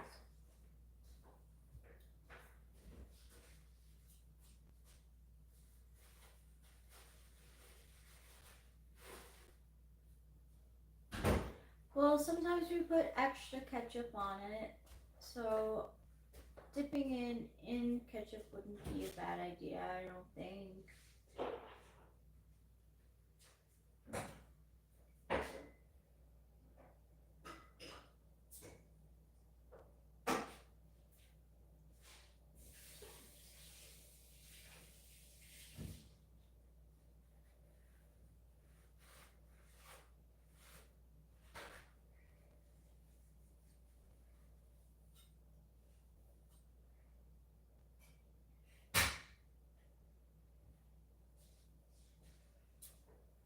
Okay. Here we go. Wonderful times for wonderful people. Wonderful times for wonderful people. Thank you so much for making this. Did you dip in the ketchup or not? Yeah, I mean, it's like if you put ketchup in it and you think it has enough, then that's enough ketchup. But if you think it needs a little bit more ketchup, then you should dip in the ketchup. Mmm.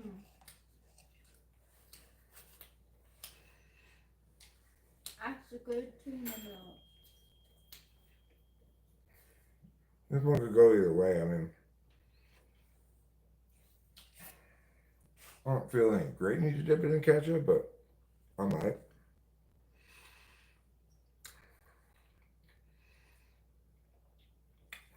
Thanks, TYYP. It's because I slaved all day over a hot stove.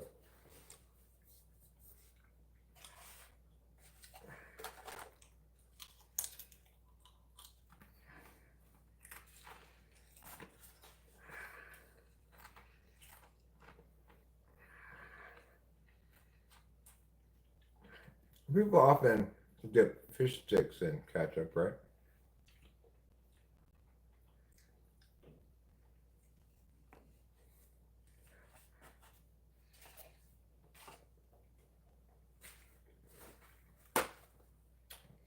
Well, it's not a common meal for us, but I do make it occasionally. Are you pleasant, Omar? Well, the Great Tuna Melt of 1812 was cooked to celebrate the ending of the War of 1812. And was said to bring the finest of the world's tuna, ketchup, onions, garlic, oregano, cheese, and bread together in a perfect storm of flavor.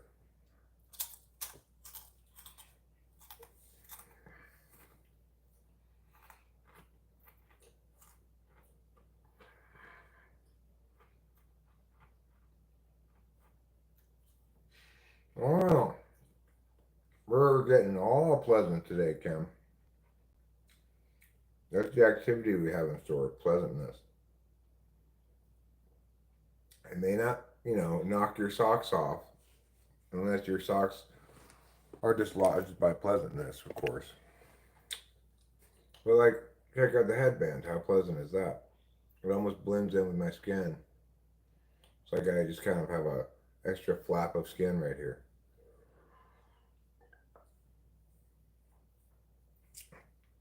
A microphone, William? Is the answer a microphone?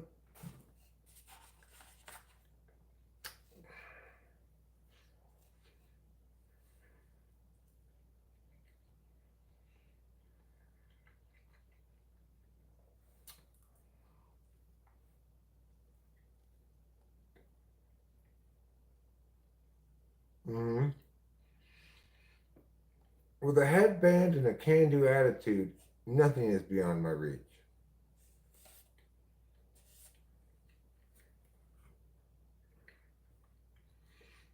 Hydrocodone? Cordone? What's hydrocodone? Mm-hmm.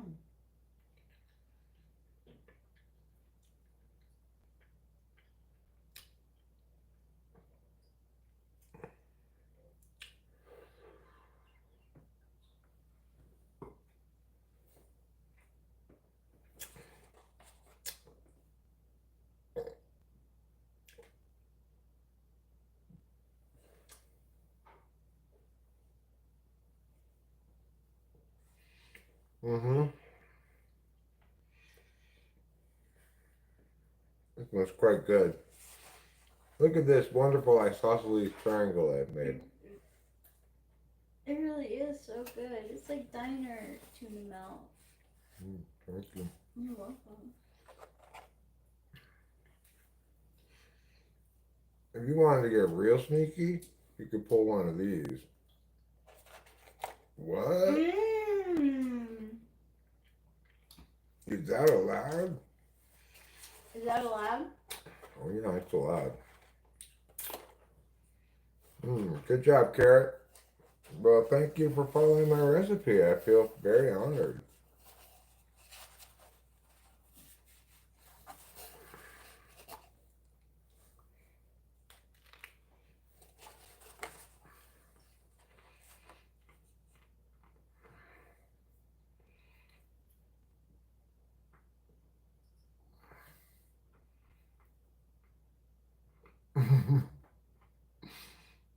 Ba, ba, ba, ba.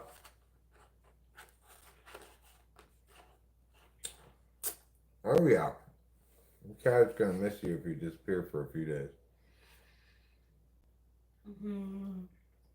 You're probably wondering why you didn't take him along with you.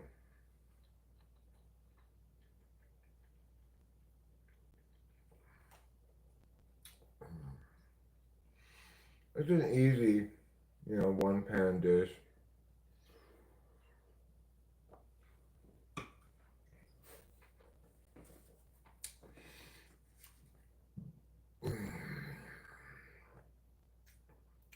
I was pretty hungry, but I'm pretty full. I put a one bowl of tuna juice by each of their foods. They'll get to it when they get to it.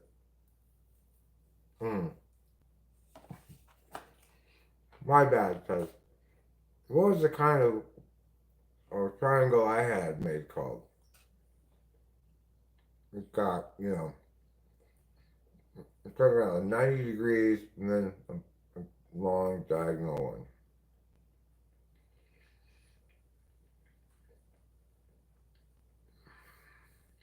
A right triangle. Thank you for the correction.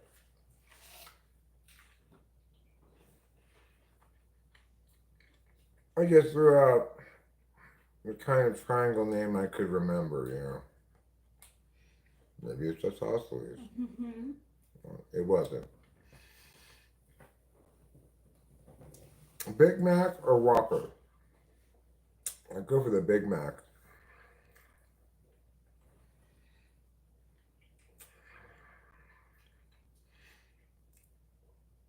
With a large Coke from McDonald's and a large coffee with 8 creams put in. That sounded like a meal right there.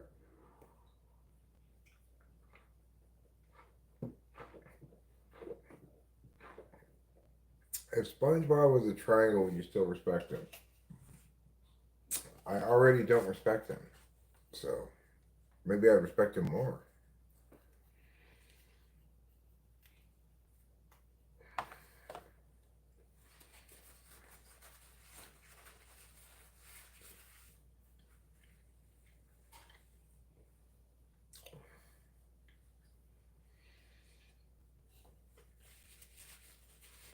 You know how they've got different kinds of triangles? Like right triangles and isosceles triangles? Mm-hmm. Well, do they have different kind of circles? Like round circles? Extra round circles? Mm-hmm.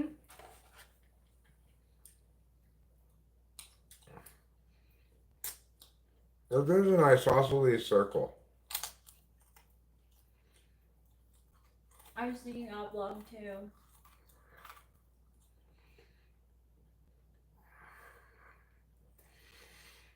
there may be a lot of positive things I feel towards SpongeBob, but I'm not sure respect is among them.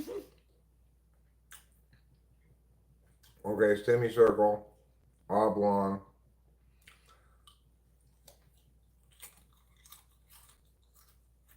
You mean the dinosaur? No.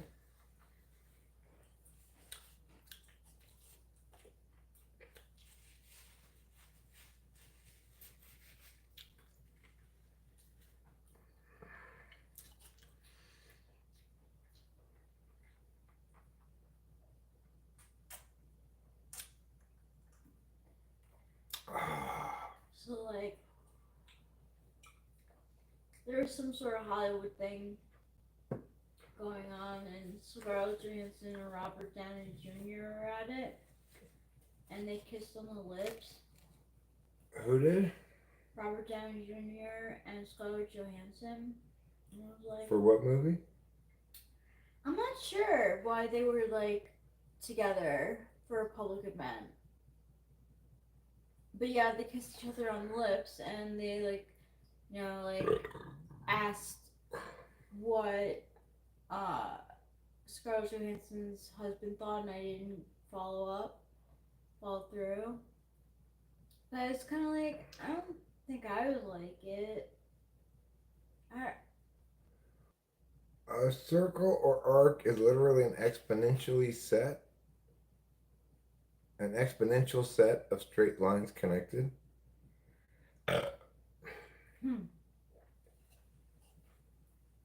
Okay. Take your word for it. Hey, baby, are you a communist?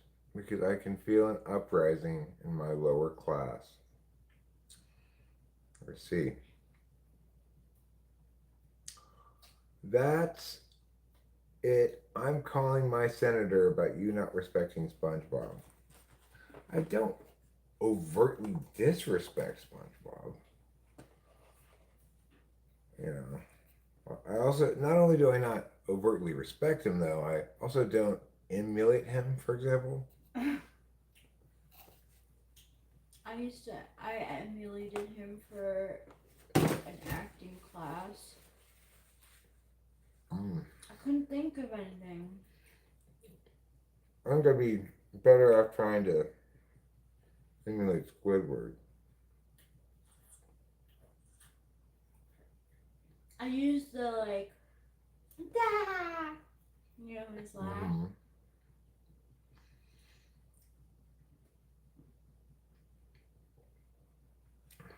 You think Patrick carried the series? Well,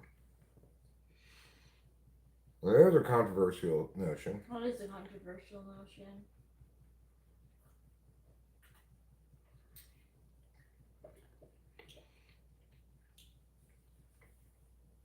You know,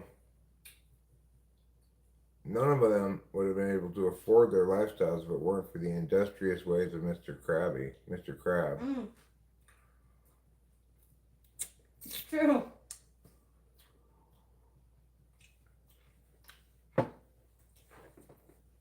I like the fact that Mr. Crab had a daughter who was a whale. Yeah. Even though that doesn't make any sense at all. No, it doesn't.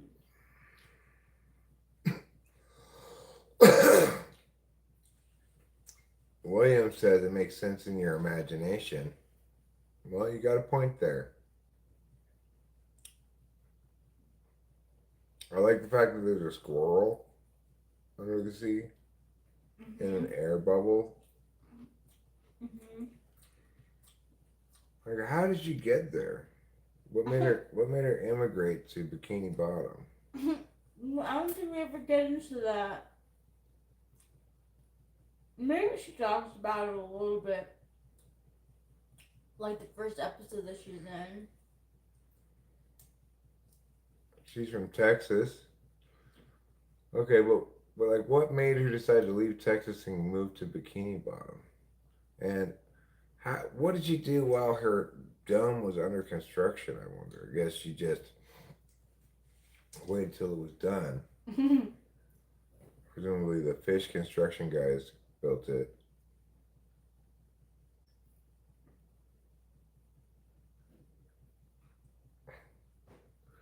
That's like the introduction of Sandy. Like, it's one of the episodes that I remember the most. Because he goes and he's like Sandy and he likes hanging out with her. But he's a sponge and he needs the water. And he's trying to be polite. It gets all dried up. Yeah. And he's like, I don't need it. I don't need it. Like, there's like a water pitcher for them to have like drinks. He's like, I don't need it. I don't need it. I need it! I was like, it's so relatable. Yep. Well, anyway, I think among the most memorable of all SpongeBob episodes is the one where he split his pants. Oh, yeah.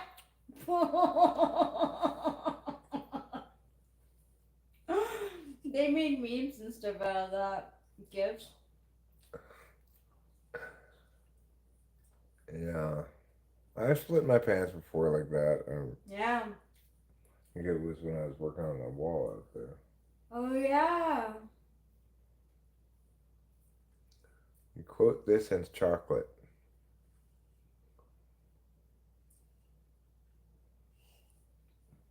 Like water for chocolate. Okay.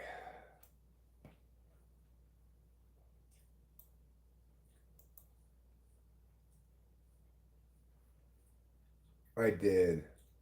I did say chocolate. Because you said I quote this and chocolate. Nobody's sure why you said that. Splitting the pants is never the best thing.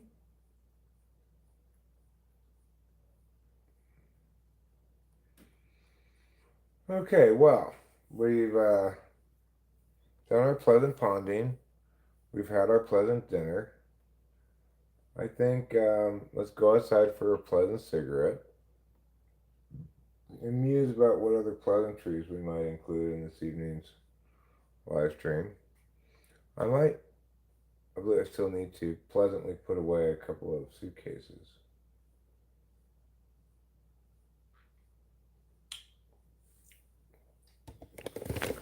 Which, despite the name, to the best of my knowledge, have never held any suits.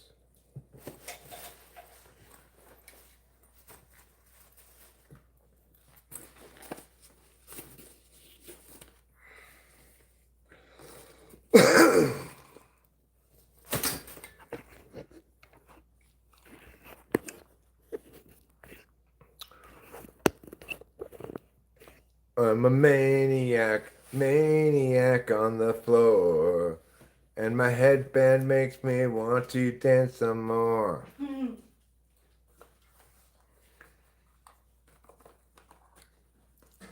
Ermagerd, where did you get that cool headband? Is what everybody asks me when they see me.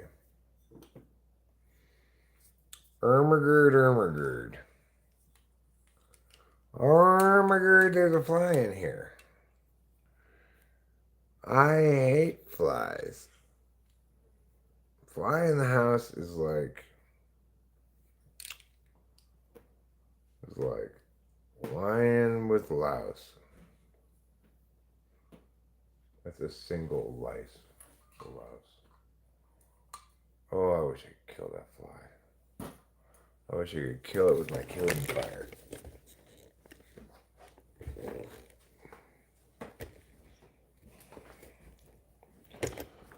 What I will do as we go outside here is I will get the chairs out of the car. We took chairs with us to go watch the music performance on the lawn near the art park last night. So now we've got to get the chairs out of the car, return them to their rightful place, namely right here.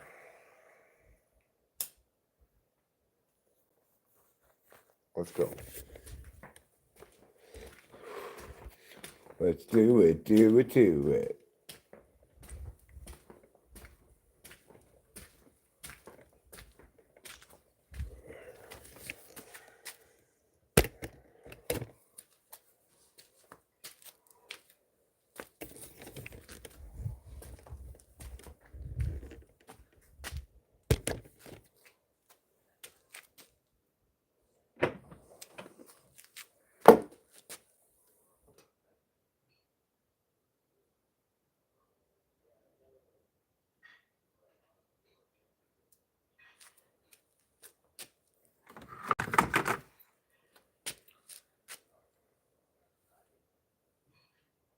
Got it, 5 o'clock. I believe Jared has practice tonight. We could invite Kay over for playing some music. In theory.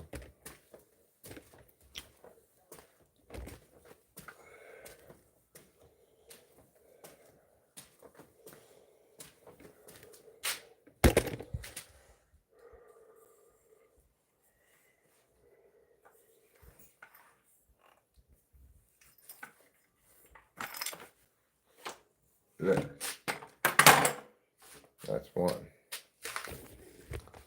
It's one chair closer to paradise.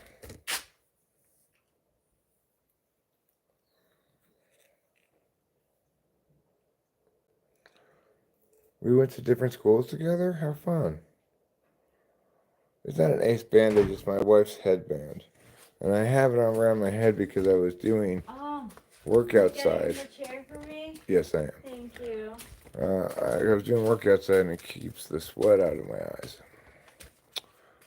But the other possibility is that this is actually my skin. I just kind of got an extra flap of skin right here. It's up to you. Can you believe there's such a creature as the tongue-eating louse?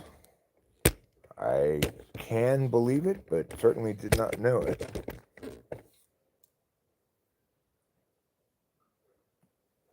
I have the ability to believe. I believe the impossible dream.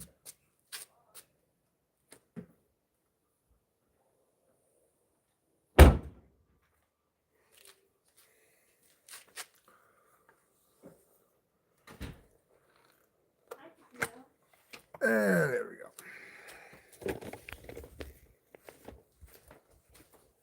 It detaches your tongue and attaches itself as a new tongue. And so it decides what you say. What you looking at so pensively, darling? Nothing. I was thinking about my Instagram profile picture.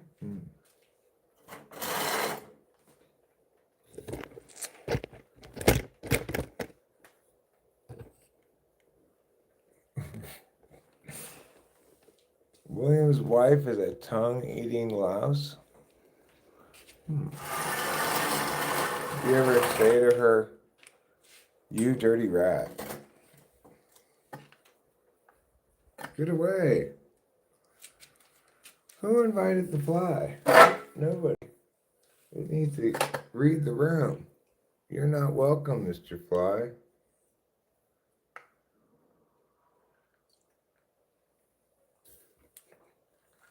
Oh, God. Get away.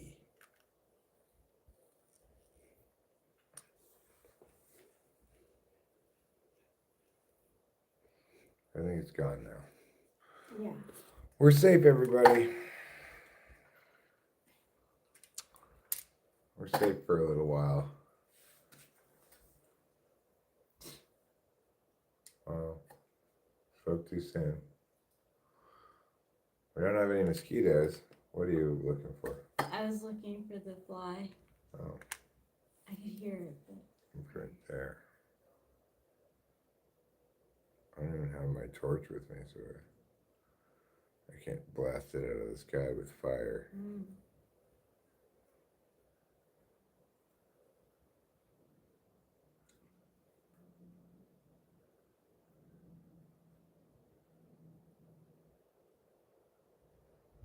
Mr. Bubbles. Which one?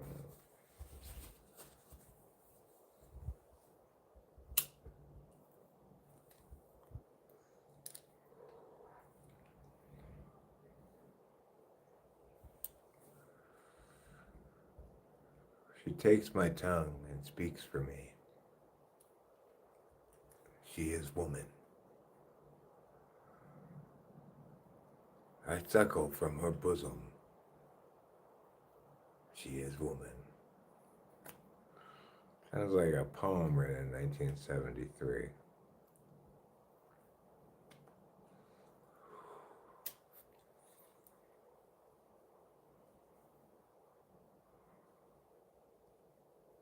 So anyway, I just flew in from Detroit, and boy are my arms tired. It's a classic joke by vaudeville comedian X. I don't know who exactly. I'm not sure who either. You've got Ash. ash all over on your upper lip, on your nose, on your teeth. You got it all over you.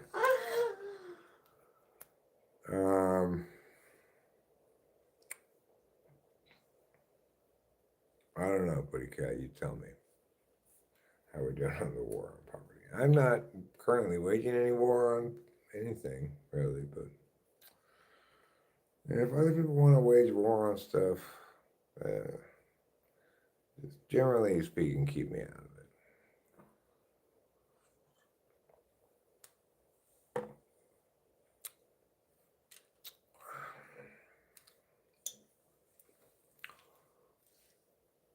I think what we need to do is launch a national war on libraries. Oh yeah. Yeah.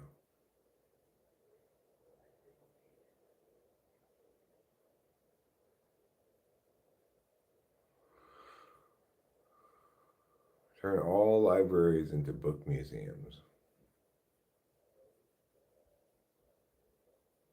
where no one's allowed to touch any of the books. I'll have fun. Yeah, doesn't that sound like a fun place to visit? Yeah. Another thing I think we need to do is we need to expand the Dewey Decimal System to something other than libraries. Oh. You know, like,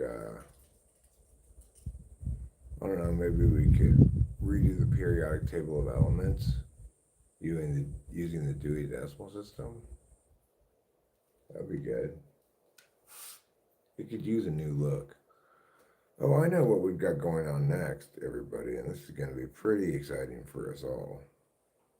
Somebody whose name rhymes with Schmerich has to take something, the name of which rhymes with Blash, up to somewhere, the name of which rhymes with Reet.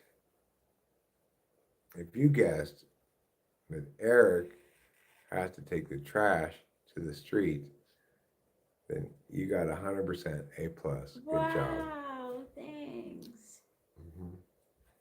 No wasps, no waspitoriums here. If you guessed some other answer, you got it wrong. That's okay. I can give you an extra credit assignment later, maybe.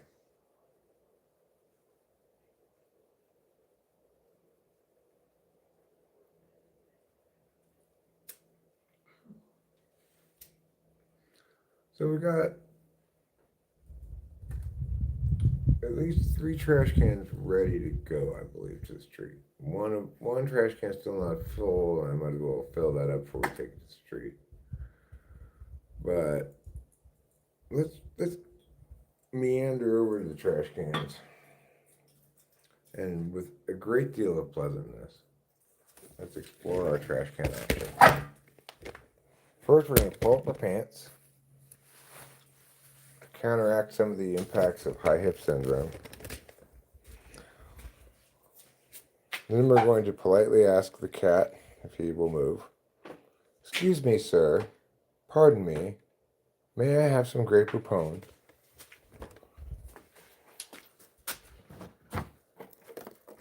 Alright. This trash can obviously is full. This trash can also full. This trash can is not quite full. I'll leave that one for a moment. I can only take you so far with me before we get out of range of the Wi-Fi, but I'll take you as far as we can go.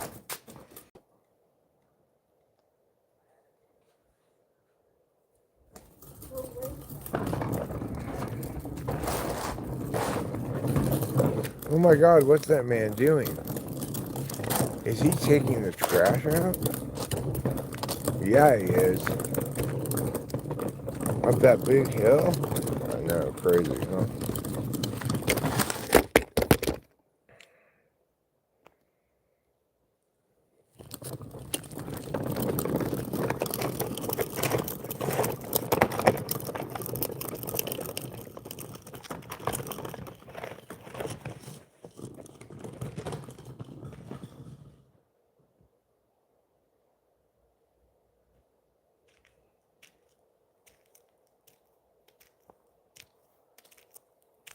Whew, that was tiring.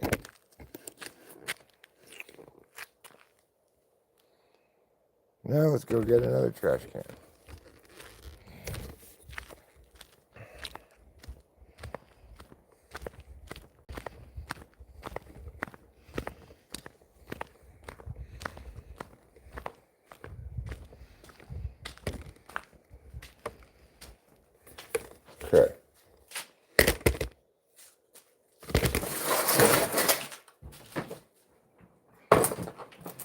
trash can number 2 here is a little heavier than my trash cans normally are because it's got like yard waste and stuff in it, which can be a little heavy.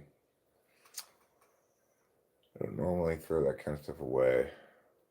Around here, it's standard operating procedure to burn forest waste like branches and so forth.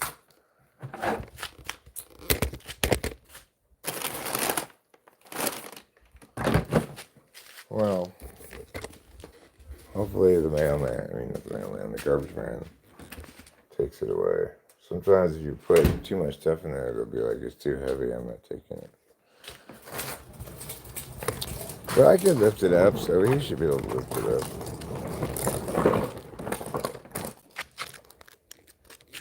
And change hands. Hi, the warrior. Smoke a bowl of kush. I don't have any kush, but I will smoke bowls when I go back inside.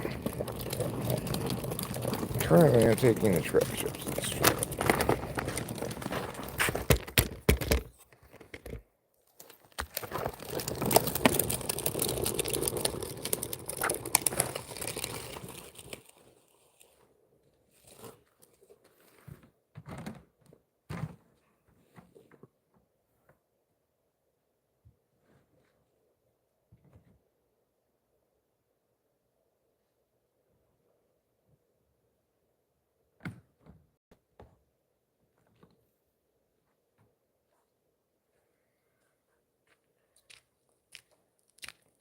I don't think I need to leave the lids on those trash cans because they don't really have food in them.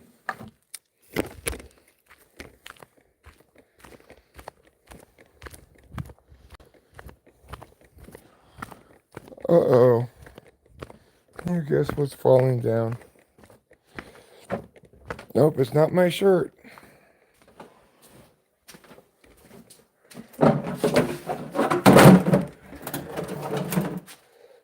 Okay. Now let's locate the other trash can. Where's the 3rd/4th trash can? I'm gonna echolocate it like a bat.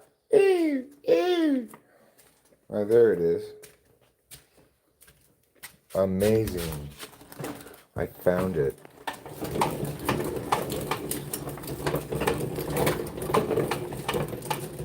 Using my powers of echolocation. Okay.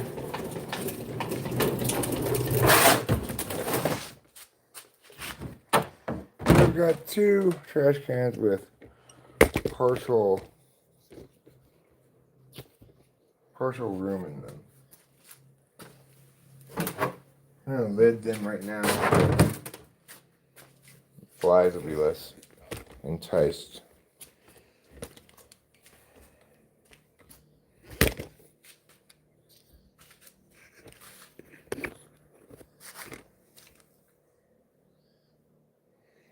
Alright, the warrior. Let's go inside and smoke some bowls.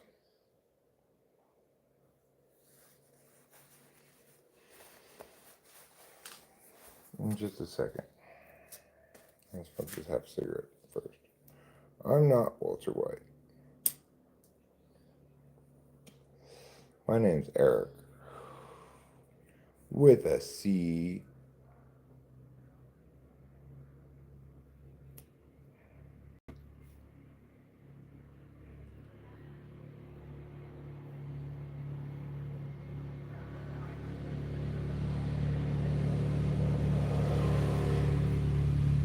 There goes some people on a quad. Get quite a bit of that on the weekends. I mean, not enough to annoy me at all, but you periodically see somebody on a quad or something. We have a side-by-side ourselves. In fact, I think what we should do now is go down to the shed. Because I'm looking for Well, did I find enough of that? I wanted to go down there earlier because I was looking for a post of some kind, long stick to use to tie the plants up to. But let's go pull bowls instead.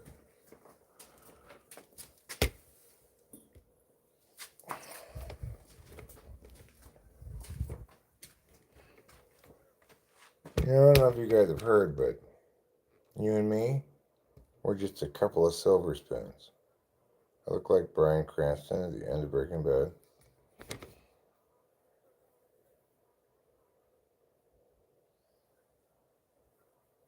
I mean, I have a beard. I do get that fairly often, so there must be some credence to it, I suppose. Not that I would object to looking like him. He's a handsome enough fellow.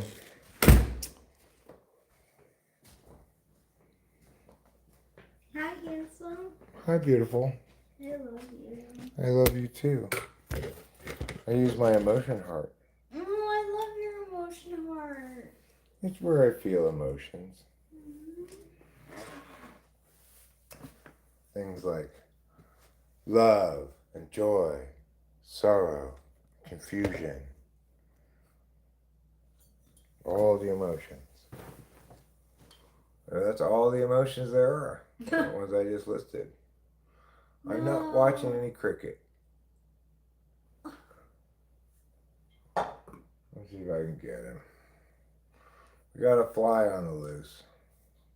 But I've got 2 tools of fly destruction at my disposal here. So let's see if we can get him. Got this. I've got this. You hear? I see him.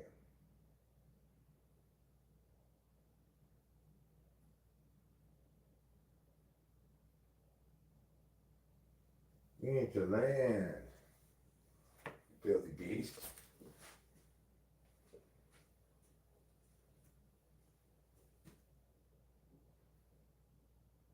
You landed somewhere, but I don't know where.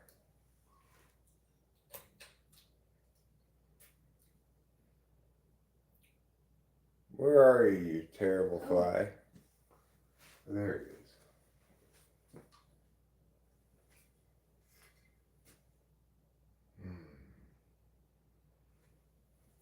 Sometimes these flies can be hard to get. I'll sit down and smoke a bowl, and then the fly will come, suspecting nothing. Oh, it's safe now. He's smoking bowls. Mm-hmm. And then I'll get him. And then he will learn. Oh no, I should never have gone inside their house. Yeah, we'll learn. Is that G? Did you change your Miyagi?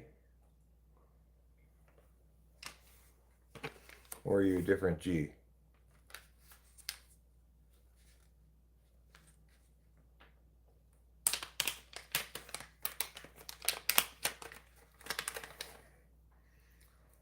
All right.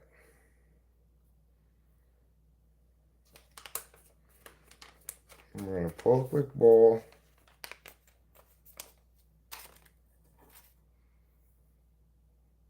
Like this.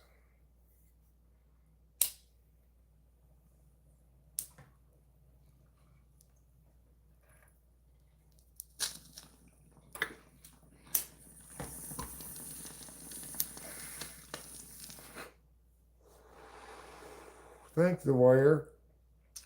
The Warrior encourages everyone to like, share, and subscribe. I also encourage you to do so. Me too. Thanks, the warrior. What is this live about? Asked Puttycat. Well, as the title says, this live is all about being pleasant, getting pleasant, having pleasantness, pleasitude, and pleasantries. Thank you, the Deadly Squid. I will get it. I will get it with my getting lungs. So, One thing that's not pleasant that we've had to deal with here a little bit is a fly. Nobody ever included flies as pleasant, but he seems to have gone away for the moment. Maybe he went to a different room. Yeah. Maybe he got a heart attack and died. Well, maybe. Probably not, though. So I'm going to pull this next bowl. As per meow.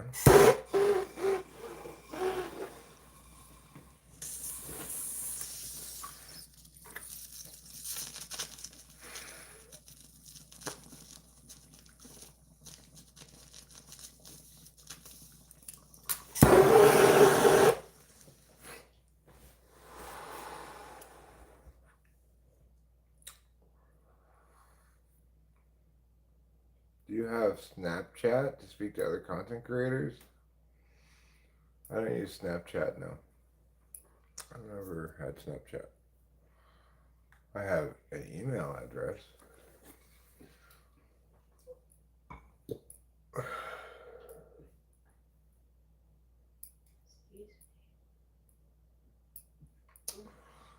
Unfortunately for me, I guess, and Rachel, we're not that into trying around here.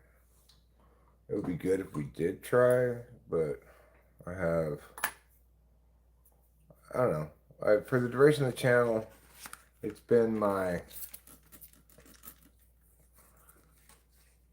way of socializing and having fun, not getting work done, you know? Yeah.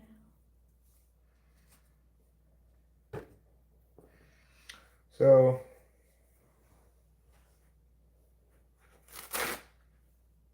even though it might make a lot of sense for me to push towards accomplishing things, that's not necessarily very likely to make me do so.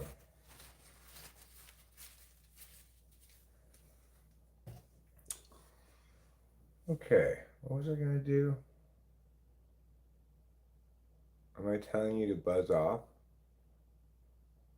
No, I was talking to the warrior regarding his notion of collaborations and stuff. I mean, I don't mind collaborations. I'm not opposed to it, but all it takes is for somebody to say, hey, I would like to do this kind of video with you. And I'm like, sure.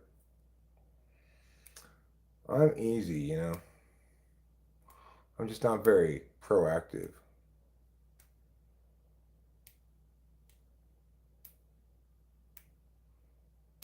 I'm proactively pleasant, hopefully, some of the time.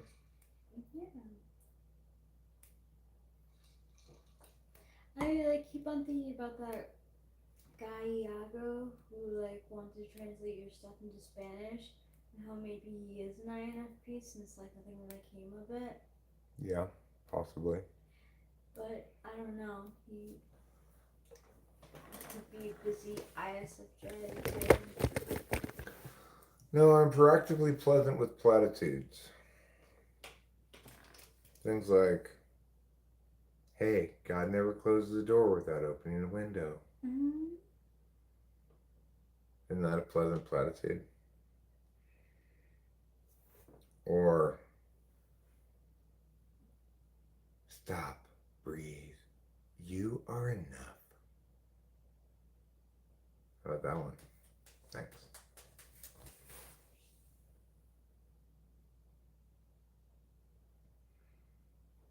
So, what was I going to do? I'm going to do something now. I'm not entirely sure what it is. I could clean some. Oh, I was going to get the trash inside the house and put it in the remaining space in the trash bags. I mean, the trash cans. Could do that. I feel kind of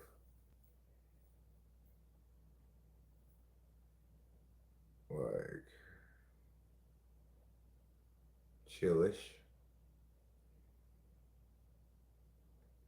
Panoche, huh? Hi, Panoche. Is calling someone the fly's thighs a compliment like the bee's knees? It's a different kind of compliment. Bees are known for their fabulous knees, but flies are known for their strong thighs. So it depends if you want to be fabulous or strong. Did you know that sometimes flies decapitate themselves accidentally while cleaning themselves? I did not know that. Me neither.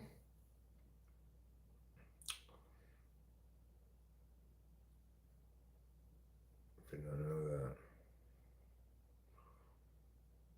What about a roly poly's holies?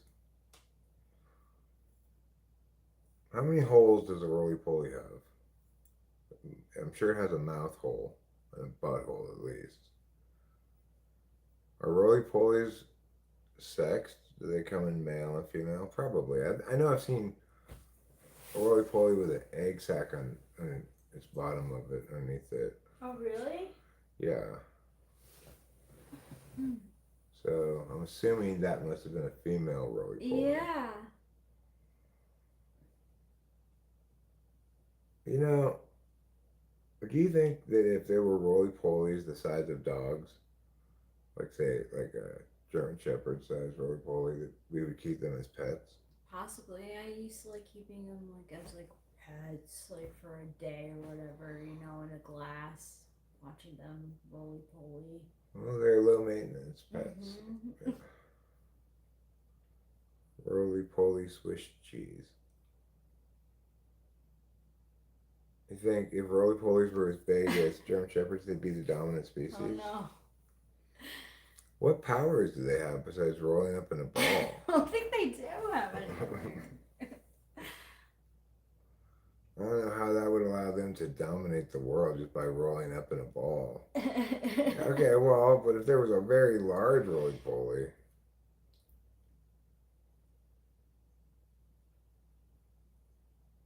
they're empaths.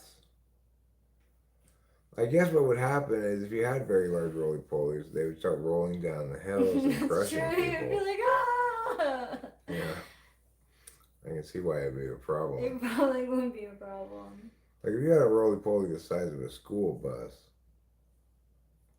well, I can see how if they were that big, I still think we'd be able to take them down, you know. That's the plot to Nausicaa and the Valley of the Wind. What, giant roly poly bugs? That's not really a plot, is it? Marmaduke was not a roly poly bug, pretty cat. You've mistaken a dog for a roly poly. Sometimes called sow bugs. Why are they called sow bugs and roly poly bugs? Neither of those obviously is a scientific name. Have I ever crashed a wedding or snuck into a hotel for breakfast? No. I never have.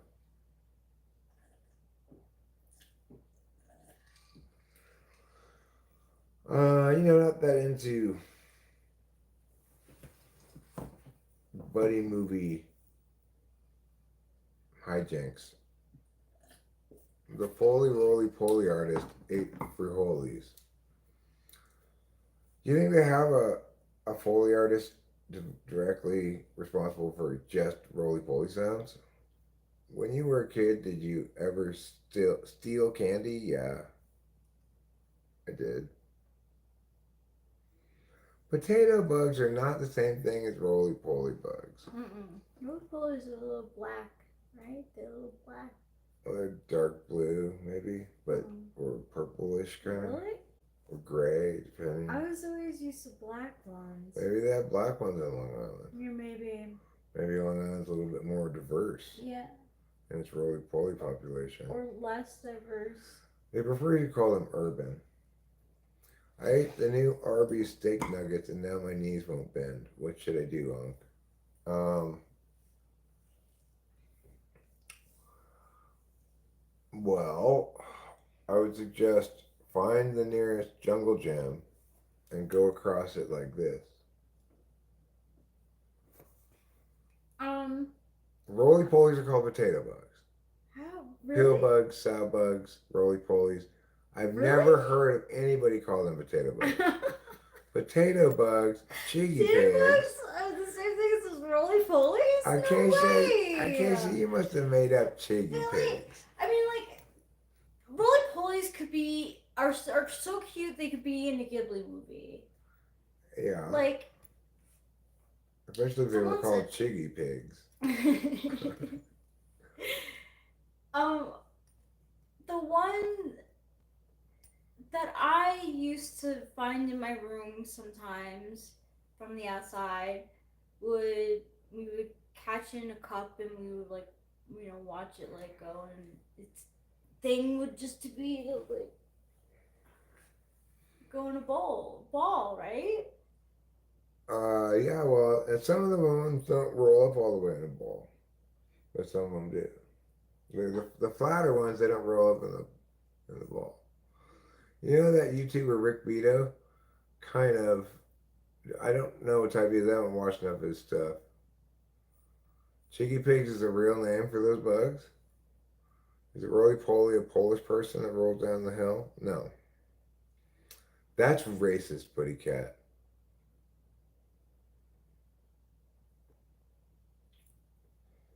Anyway, I had no idea they were actually called, among other things, chiggy pigs. Oh, I've never stolen. Yeah, I probably have stolen candy. I'm sure I have. Like as a kid, I'm sure I have. Ma, Pa, get down here! The wood pile full of chiggy pigs.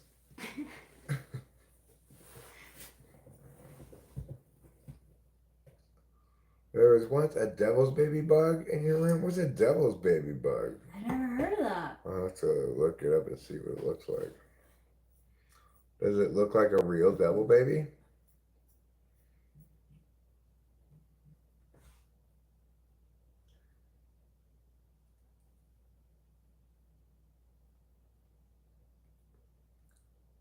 It's a house centipede. Booty Cat asks Rachel, have you ever been stung by a bee? Why are they the scariest bug, Fly Guy? Is it because they're poisonous or something? Oh, and centipedes, or millipedes. What are worse? What are the bigger ones? Oh, It depends. oh, Like in Indonesia, they got crazy big ass centipedes. oh! It's too much for me. It's too much. The legs. It's something about the legs. There's, I don't know. Well, you know what they'd be good for? You put them on their back, crowd surfing. There would be. You sent Rachel a list of roly poly Yeah, names. yeah. There's I've heard of pillbug. Yeah, I've heard that. Wood louse, I've never heard of that. sow bug, Yeah, doodle bug. not heard that. Heard of that? I've heard of doodle bugs, but I did not think they were sow bugs or the same thing at all. I thought they were the kind of bugs that walk backwards. Okay, wait. Sow bug, often confused with pill bugs. Sow bugs look similar, but typically cannot roll completely into a ball. What are the flat ones I was talking about? Yeah. Yeah, and have two small tails at the end of their body. I'm thinking of pill bug. Okay. Like Well, the most common. yeah, we had both of those things. Potato bug, also sometimes used for other insects like the Colorado potato beetle. Potato bug. That's the wrong name for roly polies, or sow bugs, or pill bugs. All of those are fine. Jiggy pig is great. Um, And I think that maybe they were like a dark gray. I like them. They're cute. Stink bugs are different. Stink bugs make your hands stinky with their stink juice.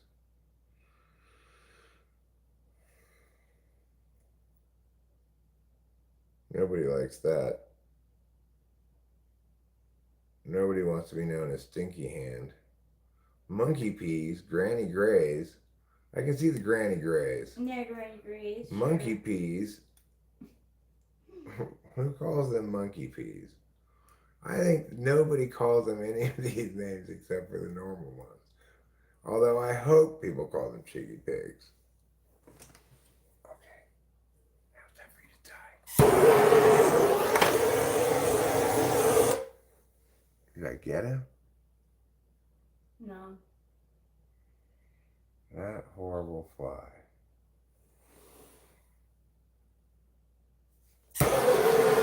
You horrible fly, I wish you would die, I wish you would die, you horrible fly.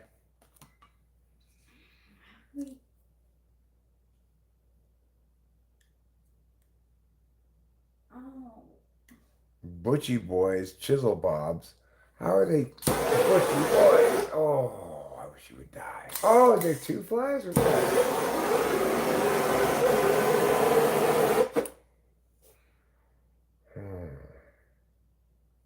Flies are the opposite of pleasant.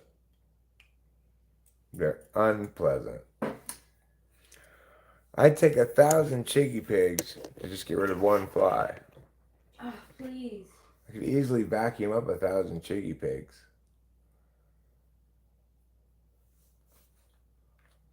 Was I the best Little League player on my team? I didn't play formal Little League baseball.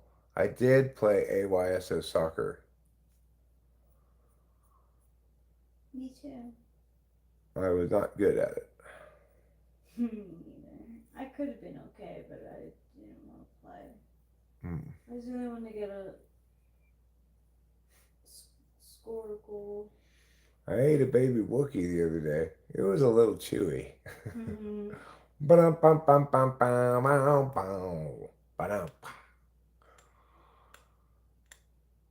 ever been stung by a bee, Rachel?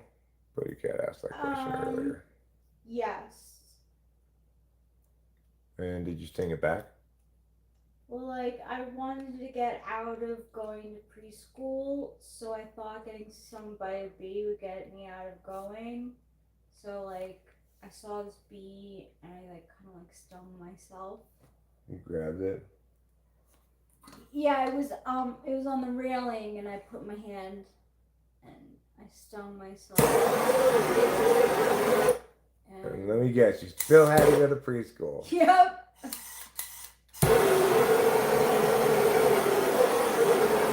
Those authoritarian scumbags.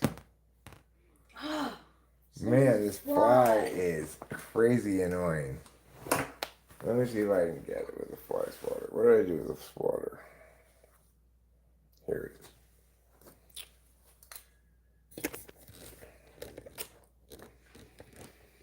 I'm going to use a fly swatter because this fly beat a squatter and he ain't allowed in here. Oh, yeah.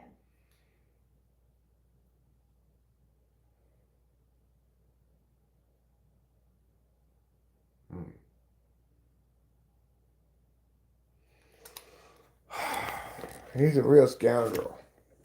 They have a blind spot at 6 o'clock. Well, this was like taunting me. I know. He's like flying around me. Better, yeah.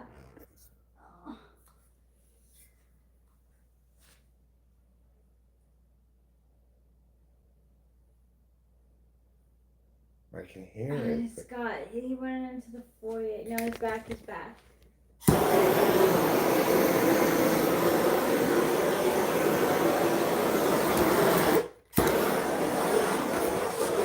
Yes, burnt it a little.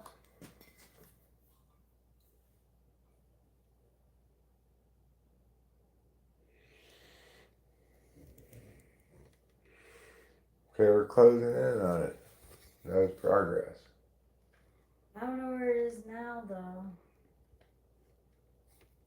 I don't think I got him, but he knows he got a close call and he's lying low.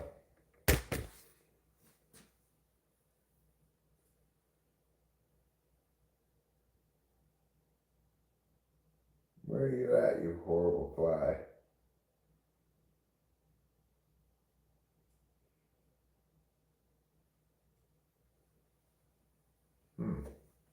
I know as soon as I sit down, it's going to reappear.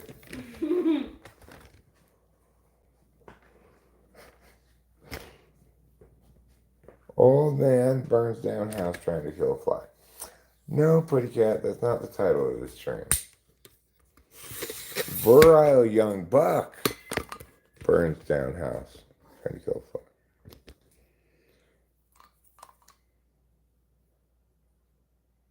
Maybe I did get him.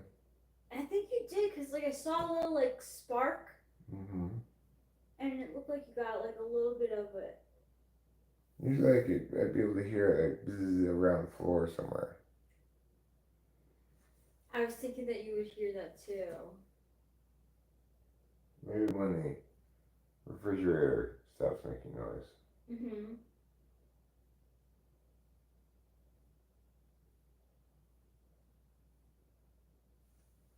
I hear something.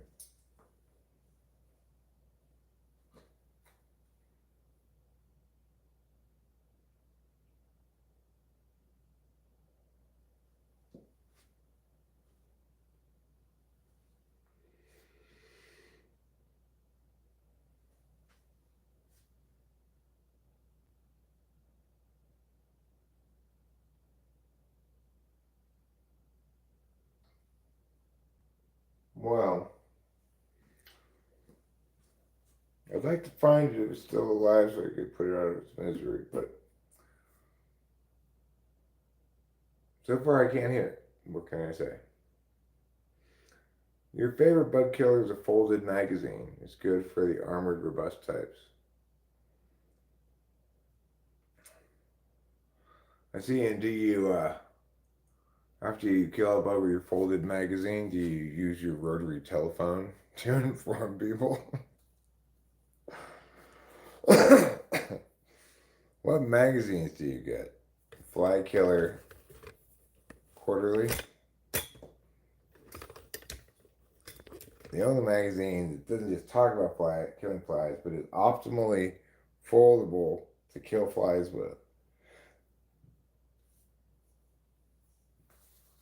I give it an intimidating glare and knocks it right onto the ground. It's a beer magazine with a naked black woman on the cover. Kara drew a dress for her. Why would she be naked on the cover? Is it Nudity Quarterly magazine? Nudity Quarterly is a cumbersome name, I'll agree.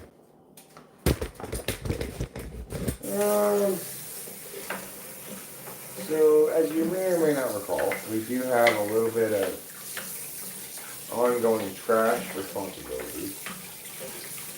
We're gonna wanna get the trash from inside the house, take it out to one of the mostly full trash cans. Here's the old squeezy squoze, which is to say, make it fit. And then learn what it really means to be free. No. Then take it up to the trash, up to the street.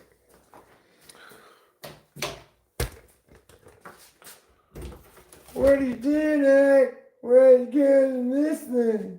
Well,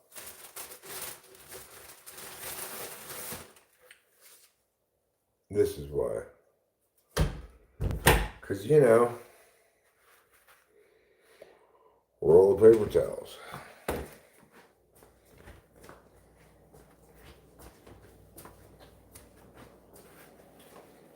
This was a good purchase we got a long time ago now. Yeah, it was good. One-handed paper towel dispenser.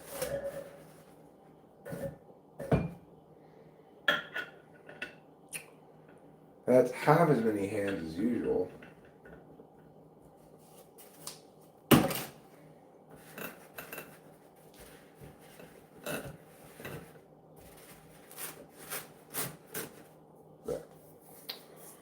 Alright, so what are we doing? We're going to clean this pot out? Alright, let's do that.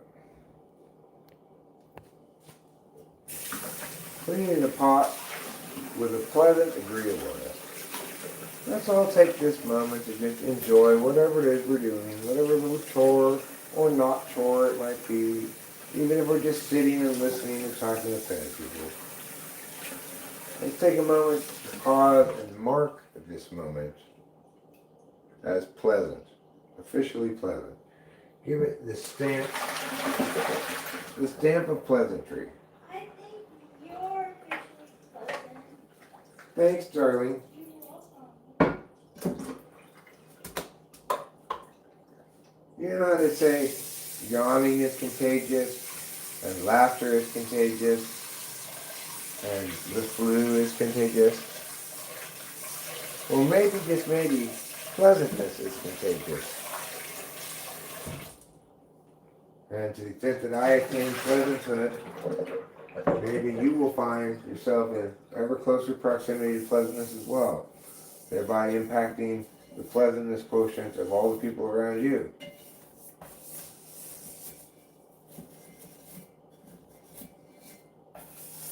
Then we can have a domino effect kind of cascading pleasantries all around the world. We'll be this close to utopia until someone says, "Alright, this is boring."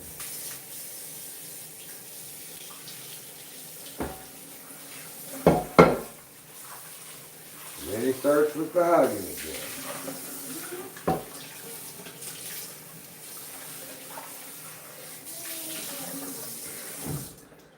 Alright, so that's good. I cleaned that pot now. Let's put this away where it goes after we dry it. We're going to wipe with our wiping hands till the pot is dry and we've taken the lands. Are you waiting for something? I'm gonna lay horizontally. Okay, you go relax, darling. I wanna give you a kiss. I love you. I love you too. I doubt I'm too far behind you. Okay. Alright, so we've cleaned the pot. Does that mean we're done? No. No. What are you even thinking? We've got to put it here. Then we're going to put this one right there. Alright, now let me give the old wiperoo. We're going to wipe like we were cleaning a baby's bottom.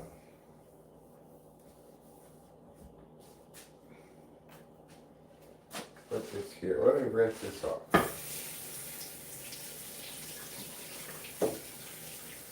There we go. So I'll put that right there.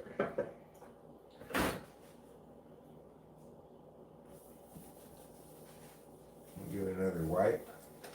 Another wipe-city woo, as they call it in the wiping industry. Alright, fine. There's another pan I could clean. And that would not be unpleasant, per se. So let's go ahead and do it. First I'm going to scrape the done tuna into the trash.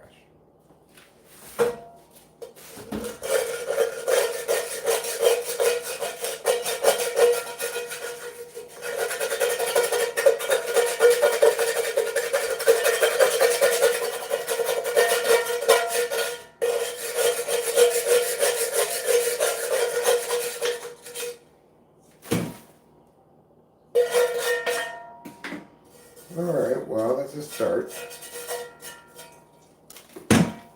Now, what we're going to do is we're going to take this over here in a second.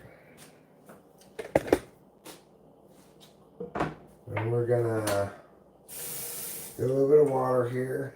We're going to use this. Just give it a little scrub. Make the back of this.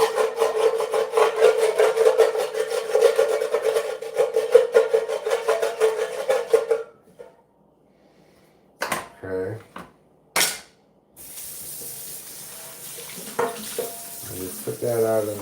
like that.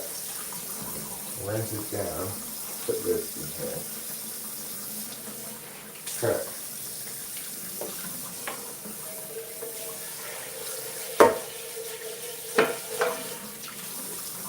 So now, what we're going to want to do, put a little soap in here.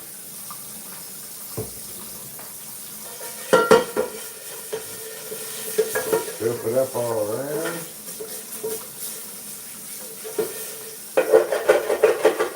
Hit the back of it like that.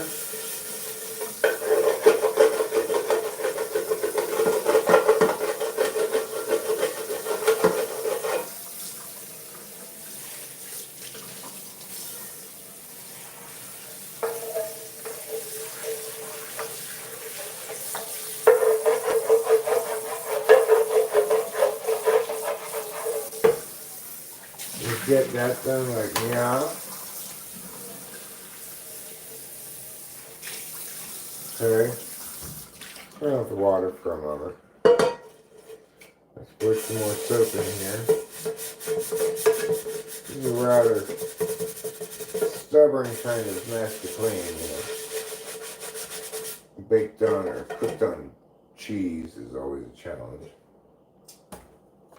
So, I'll take a little more elbow grease than a normal pan.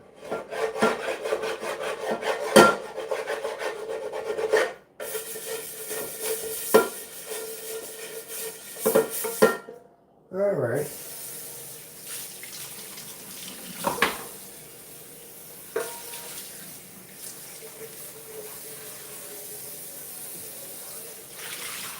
There we go.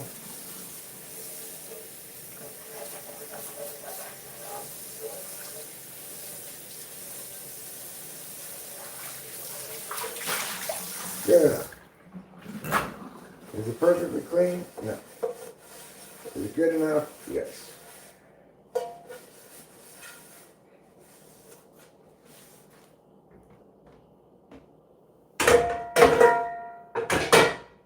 There. Now I've got these couple of spoons here. We'll go ahead and rinse those off.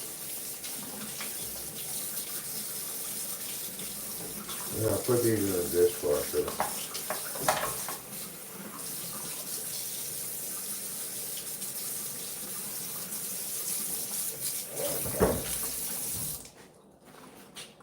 Dishwasher.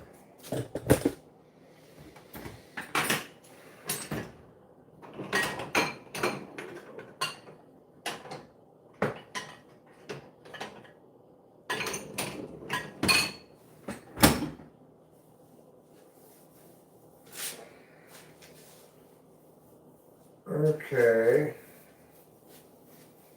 Did a pretty good job of cleaning up in the kitchen here. Making it look more pleasant, Our goal today is pleasantness. A little bit of leftover garlic. I'm just gonna put it right here.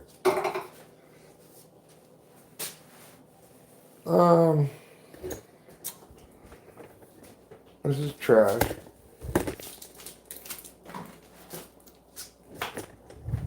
It goes in the trash can. Dump that down a little bit. Let's see what other trash we have.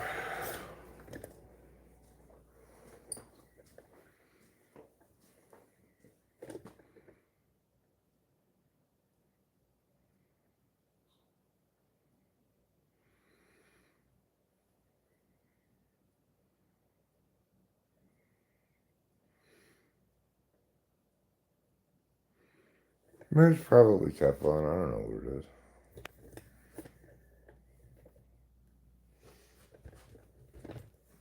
You're pleasant for me? Thanks, Rachel. I'm pleasant for you too.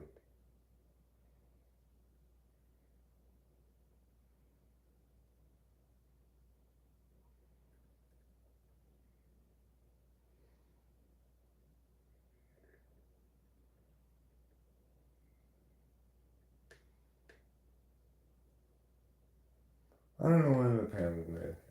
I have no idea.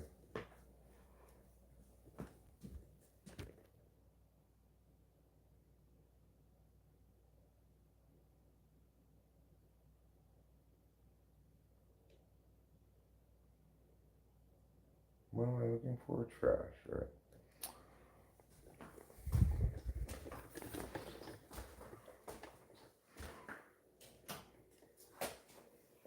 Let's get this trash.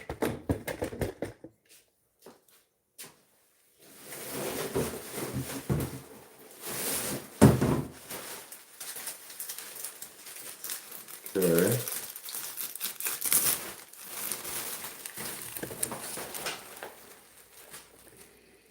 Let's see if we've got trash in the laundry room. No, it's empty.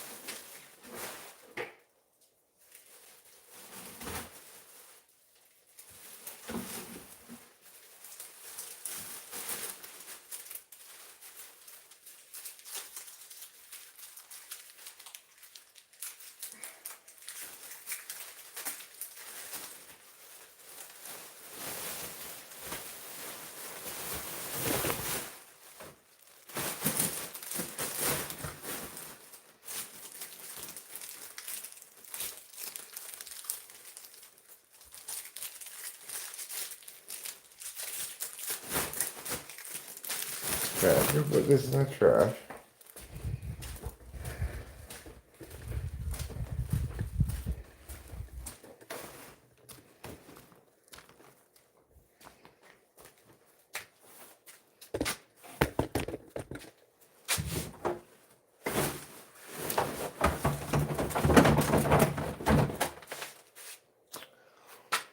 All right. This one could go up to the street now. Let's just take this up there.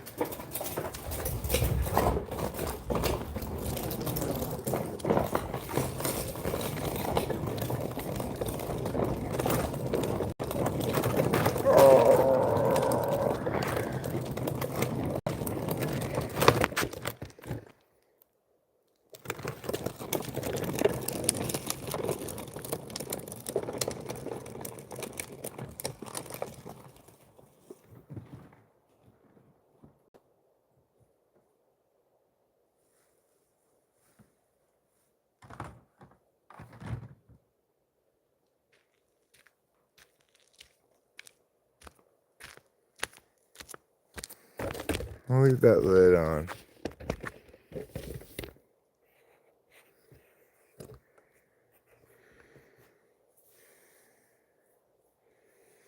I mowed this rocks area here, but as you see, it's got a lot of grass and stuff on it. It's not just rocks anymore. But, you know, whatever. I don't need to be Lord of Fire Safety or what have you.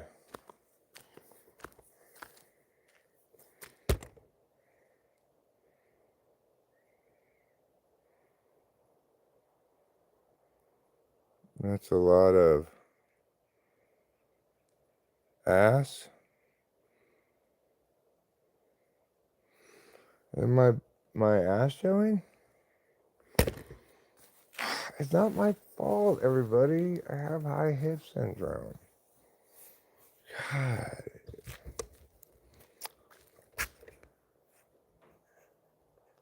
Belt won't even help. Don't even make jokes about it. It's so ridiculously won't help.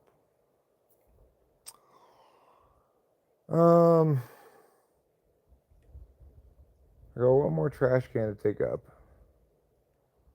But I guess I should make sure there's not any last bits of trash to put in there.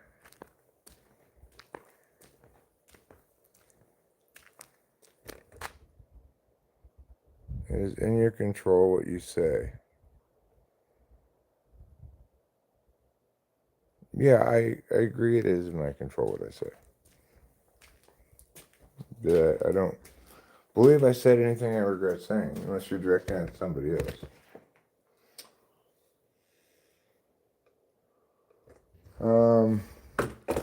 We're gonna look for any last lingering bits of trash.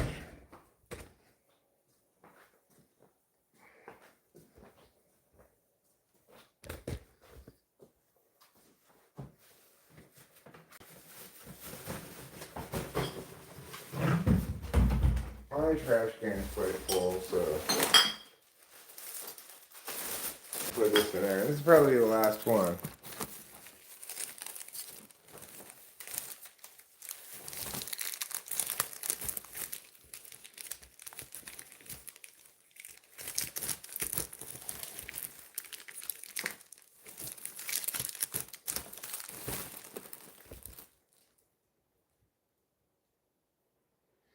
You were fated to say that? Well then, I blame fate, not you. There you have it. The last of the trash cans and the last of the trash. What a perfect arrangement.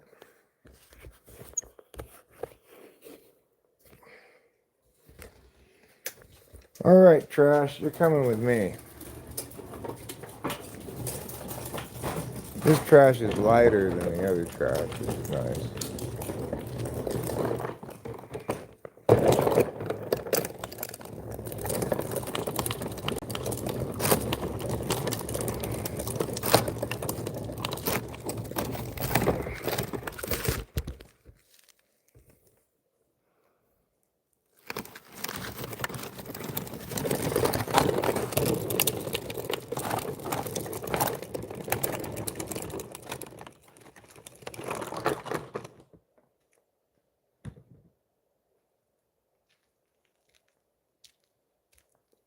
There. All the trash is out now.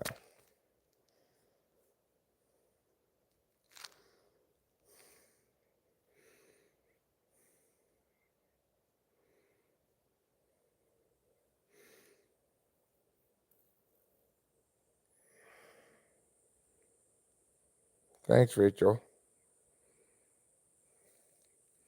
We're trash twins. I guess that means you're taking the trash out too.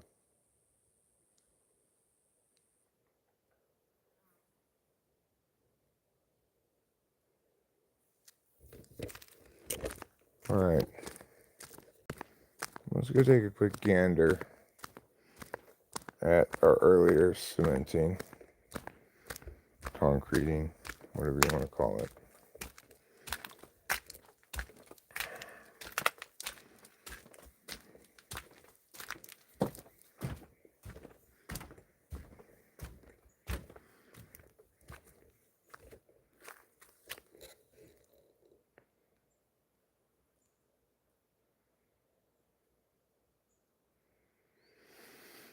Well,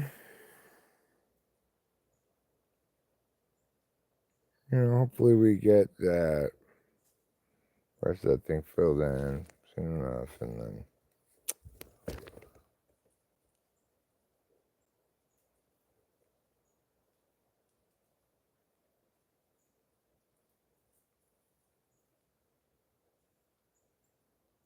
we can start putting on the last layer, the covering layer of all this concrete.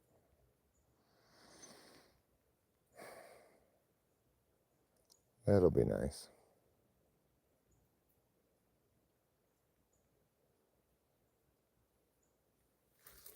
I watered these plants earlier today when I zip tied them. I did a fair amount of zip tying today to make the plants stand up straight. And I watered at the time. They look like they still plenty damp. Not too worried about them needing more water right now. So guess I'll leave them till tomorrow morning to water again. They're really burgeoning like Candace Bergman. I wouldn't hate the idea of tying this up a bit more somehow. I think it's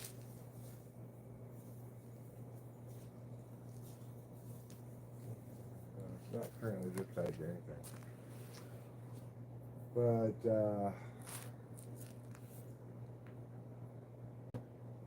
I added this stick here to that one right here.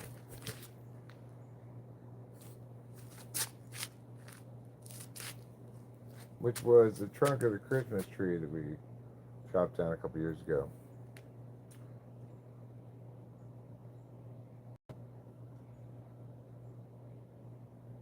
And my hope is that, well, it's probably an urban legend, but there are those who say if you give a plant more support, it grows bigger buds because it knows it has this support to carry the weight. I don't know if that's true or not, but that's what I've heard. Kind of sounds like bullshit, but plants are smarter than we think, probably, so maybe not.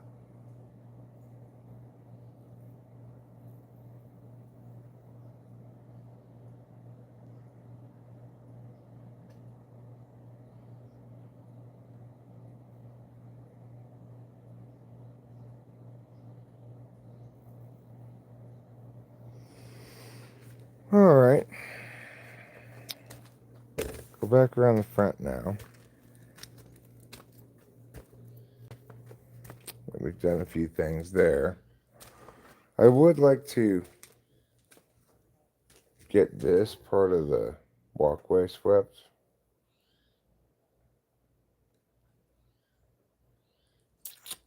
But I'm not sure if I really feel like doing that right now.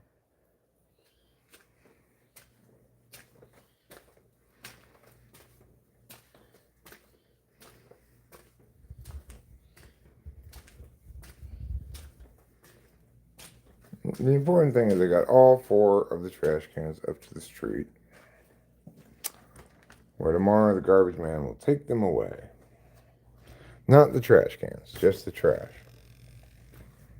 Hello, Johnny Doe. I am restricting the plant's autonomy.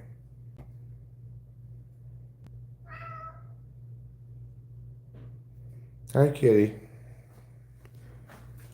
What are you saying to me? You're saying meow, meow, meow, meow, meow, meow, meow, meow, meow, meow. We're just getting pleasant, you know. We're attaining and sustaining pleasantry. Bro made the oldest trick in the book. What's the oldest trick in the book?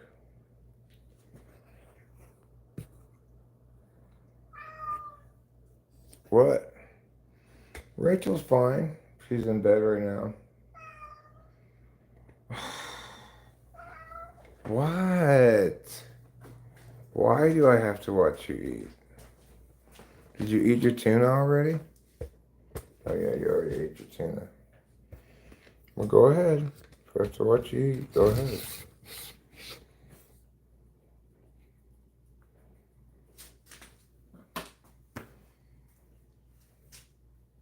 Oh, now you don't want to eat, huh? Well, what do you want? What do you want?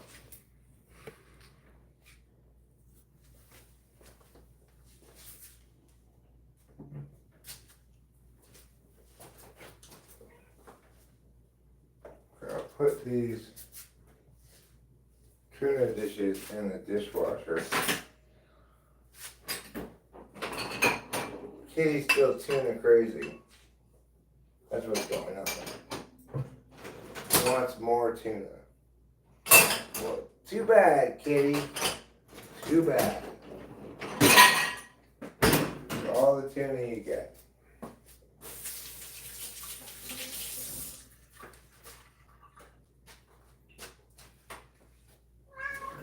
Well, what? Well, yeah, eat your regular food. It's just as good as tuna.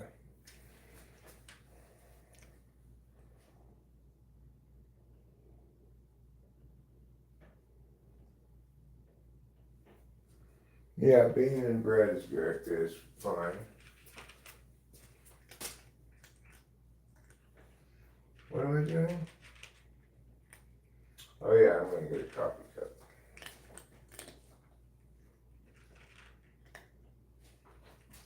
I'm gonna make myself some coffee.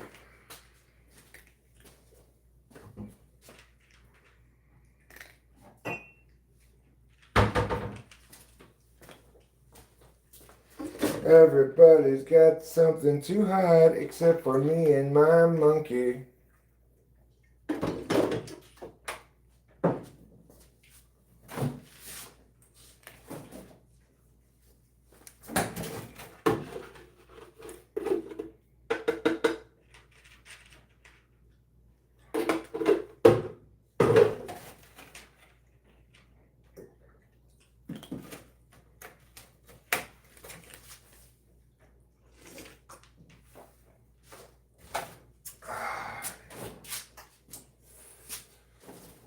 It's not as good as a heavily non-dairy creamered coffee, but this milked coffee is pretty damn good.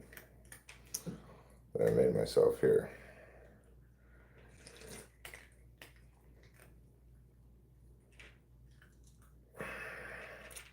It had to be a creative decision to not use a shark. Or perhaps it's censorship. See you later, Johnny Joe. You go do things that are at a higher order of excitement than pleasantness. And we won't resent that of you one bit. We understand that man cannot live on pleasantness alone. No matter how pleasant the pleasantries might pleasitude.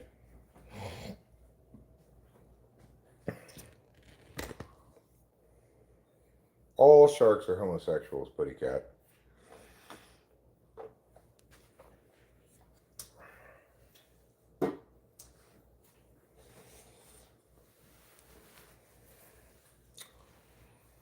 New sharks just simply bloom in the nurturing glow of their homosexual parents' love.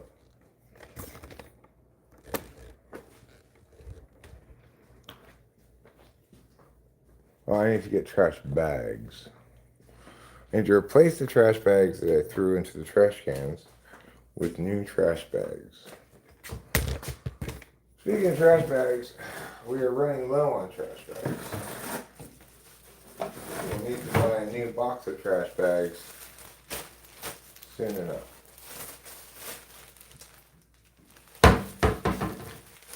So keep that in mind.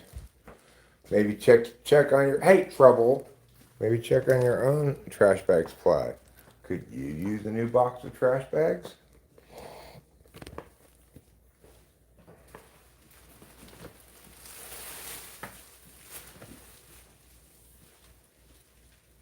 I'm going to grab this trash can here first. Bag it up.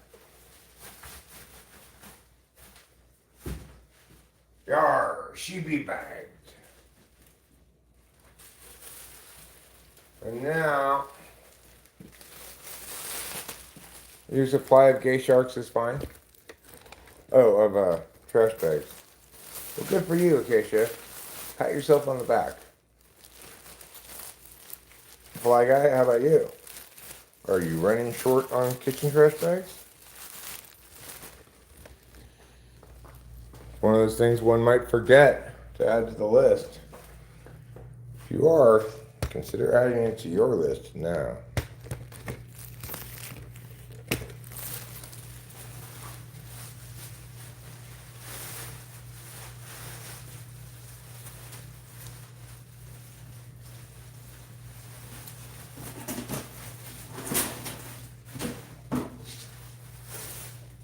Okay.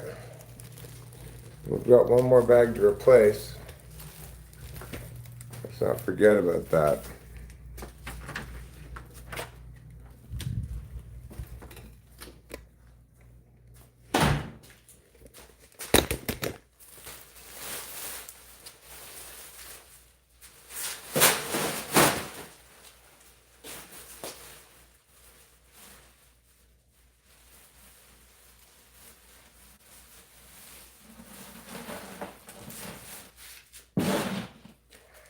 There. Okay.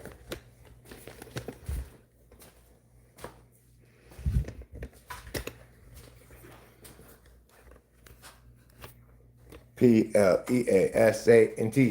Pleasant. That is what is today. It's a wonderful pleasant temperature.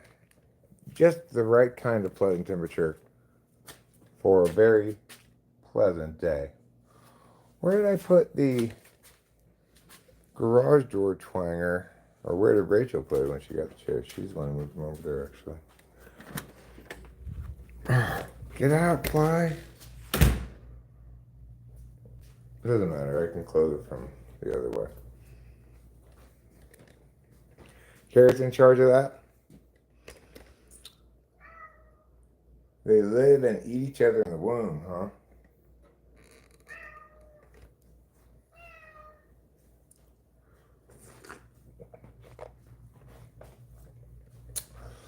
That reminds me of my story.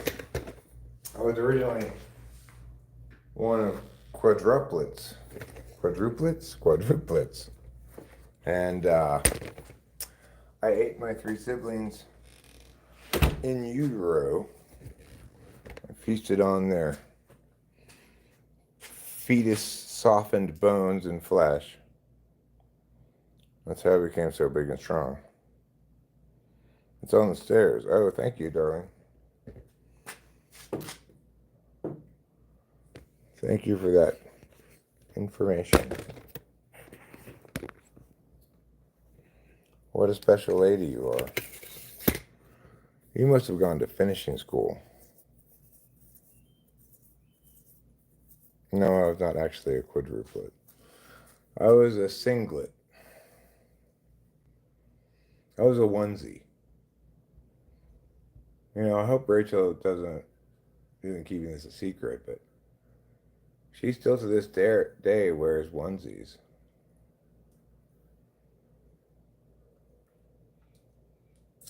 She does. It's like, I don't know what else you'd call it. It's a onesie. She might call it a bodysuit or something. I don't know. But personally, I think she fell in love with onesies when she was like 2 years old, and she's still wearing them to this day.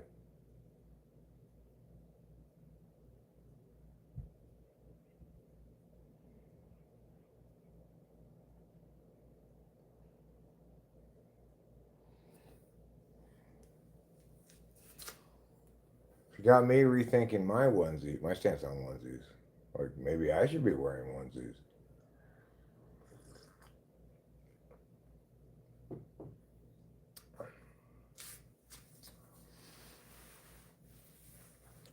Maybe that would solve my high hip syndrome problems.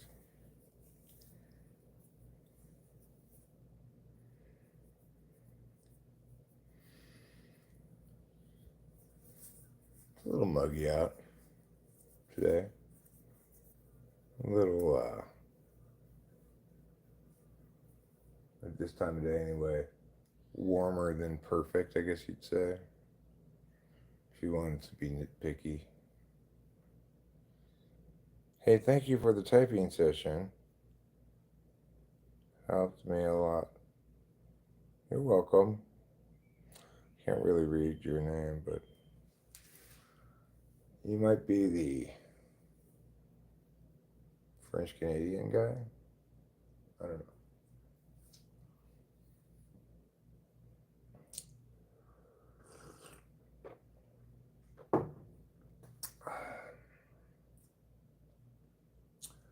Typing sessions. I could do some more videos on typology stuff, you know. The last one I put up, I think, was good, and I covered all the basics without a bunch of extra stuff. It was probably bad because it was all words, no other kinds of visuals. And people like other kinds of visuals besides just words, like pie charts and graphs and exemplary images. How do I feel today?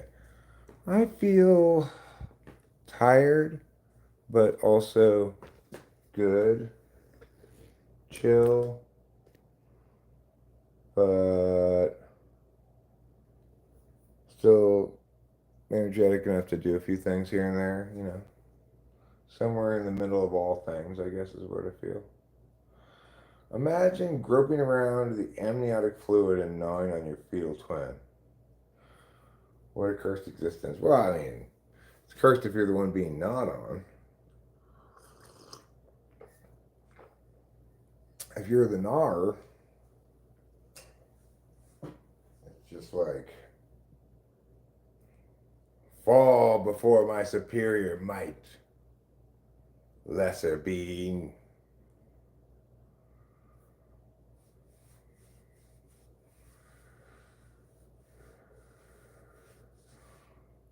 Yeah?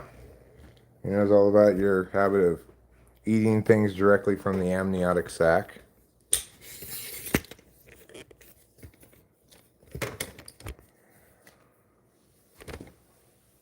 You can fondle my sac, but only my amniotic one.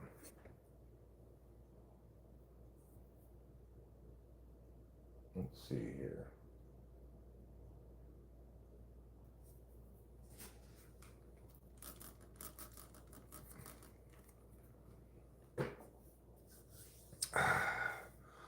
Yeah, I'm pretty tired. Pretty tired. I do have kind of an important announcement slash unveiling and stuff, but I think maybe I'll wait till tomorrow on that. I can inform you if you want a hint that well, finders keepers, that's where the hint is. How's my health? My health is good. How is your health, Justin?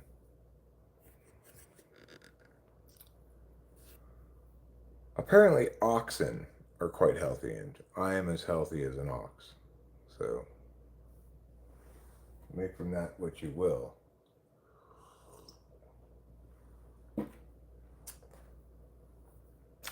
You know what they say. A dozen to 2 dozen bong rips a day keeps the doctor away. Eat hot peppers. Ghost pepper's my favorite. Ouch. That sounds like a painful mouth and then stomach issues. That's why I only eat bland things. A single slice of bread with some mayonnaise on it. Or perhaps a bowl of plain yogurt. I've had Trinidad scorpions. They're hot.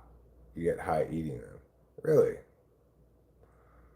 Or is that a kind of pepper, or are they scorpions?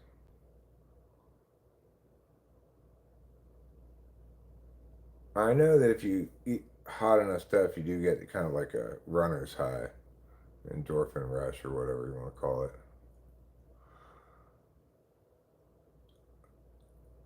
Support small business. Purchase a piping hot pinata from Pepe's Piping Hot Pinatas. Now safer than before. After a number of complaints about third-degree burns, we have lowered the temperature of the flan inside Pepe's Piping Hot Pinatas. It's still piping hot, but not quite as piping hot as before. Our promise to you, nothing worse than second-degree burns. It's a man-made pepper, huh? Trinidad scorpion. How did man make it? Is it like genetically modified, or?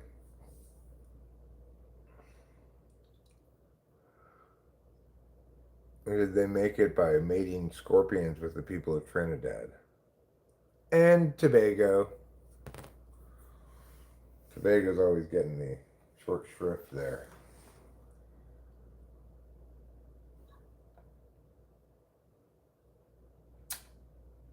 I'm gonna check the mark. It's Melinda. She does great mixes, not too much vinegar in it. I see. Well, you know what kind of pepper I like to eat? Just regular black pepper.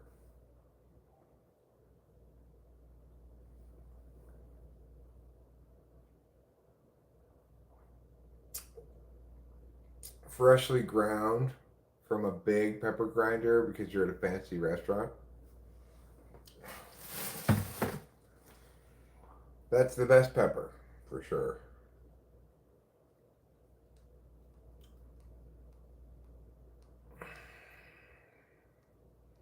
I guess other countries with spicier palates, they probably don't even consider black pepper even a little peppery. They just think of it as not even something you need to include, probably.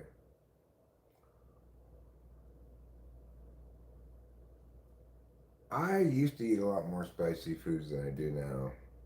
I don't need the stomach acid, but sometimes I'll still eat some spicy stuff. Their hottest level of seasoning requires you to sign a waiver. We usually just get hot, though, which is simple ghost pepper.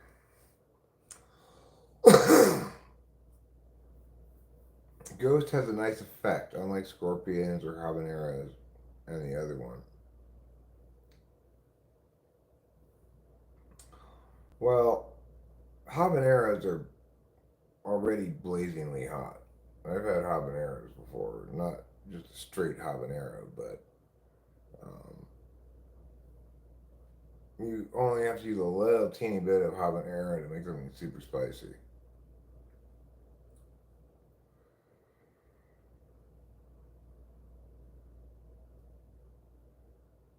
What's the hottest package you used to eat? I don't know what you mean by package, but I used to get, the hot paste pecani sauce. Uh, then I went down to medium, then I went down to mild, then I went back up to medium.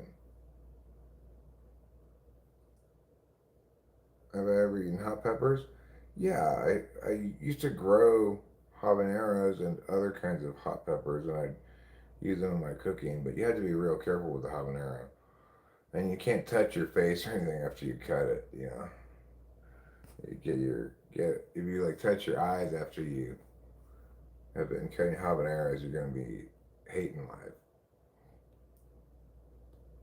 I got devil blood, 1 milliliter, a million in scotch. I don't know what that means. What's hot is Hulkamania. Yeah, you can't touch or anything, exactly. Hulkamania is not hot. Isn't he dead yet? Hulk Hogan?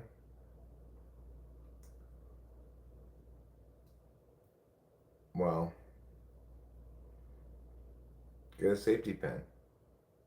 That'll do the job.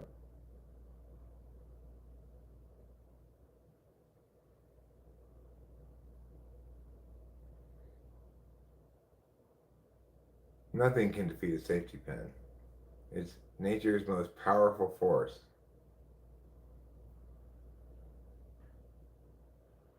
Oh, Fly Guy, you think floss is the ultimate, but what about a safety pin? Hmm? What's what's a sterner approach to the problem?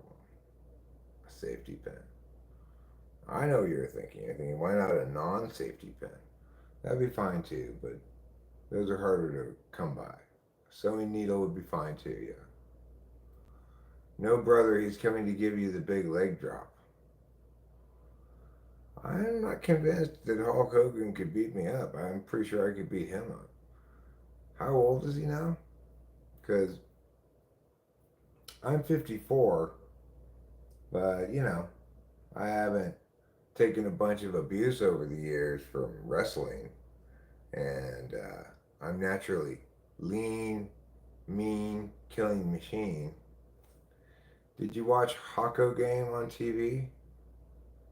No, I don't know what that is. Eric, do INFJs argue or mediate each other? Uh,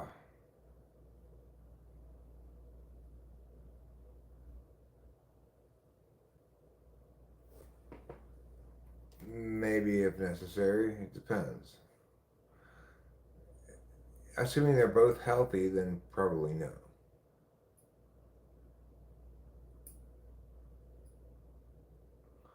I just relent and take a Tylenol.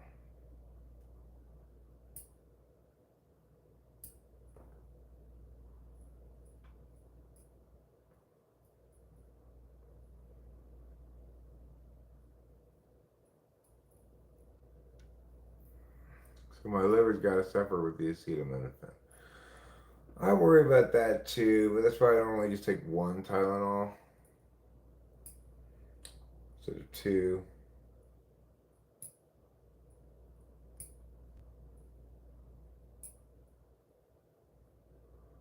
You know what I say about lithium guilt? Lithium schmithium.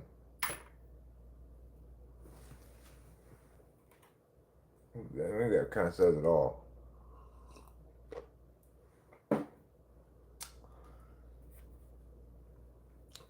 Yeah, I just use MBTI names. I suppose I could try to use socionics names, but intuitive, logical extrovert, that would be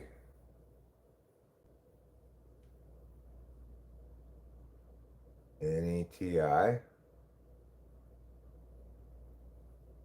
If you used to watch John Cena on TV wrestle, I never did.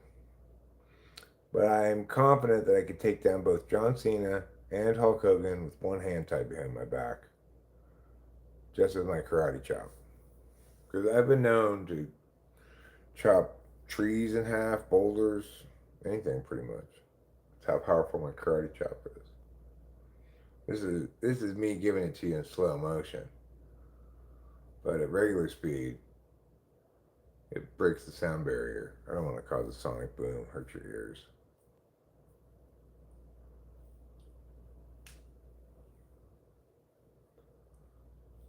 Ooh, you boomed my sonic. That doesn't make any sense, lady. Ew, that doesn't make any sense. Exactly. That's sexy. No, it's not. I usually take one as well so as not to interfere with your alcohol. I see. Well, I'll take it sometimes when I'm just feeling like antsy, a little headachy, or any number of things because it's it's a it's a mood stabilizer. It's a mild mood stabilizer.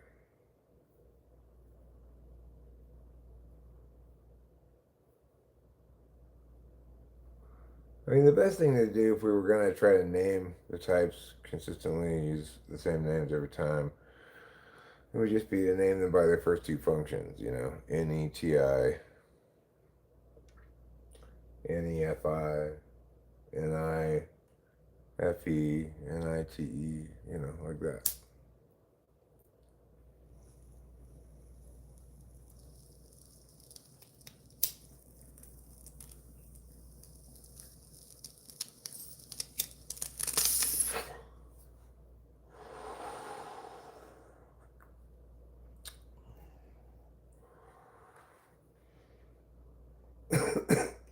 You know, horse can't meat sniff.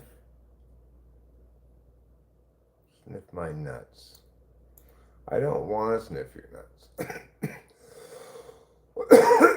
I'm sure they smell wonderful, but I just don't want to smell them.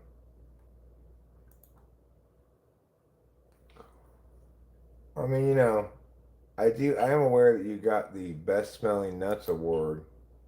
What was it, like 6 years in a row?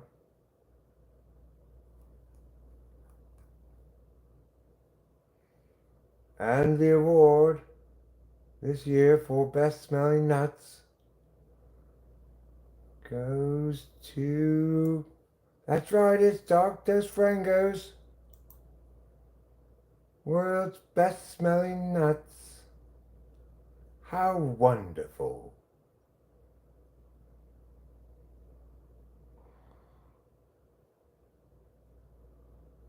I don't care how good your nuts smell, I don't want to smell them.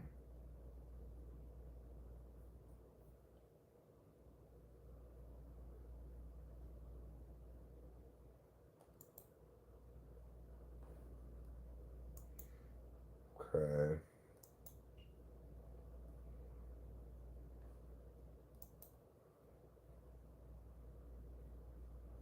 Could do that.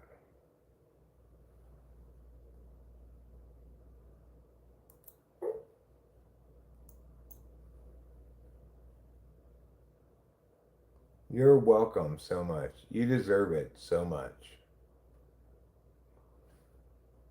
More than anything or anyone in the world, you deserve that.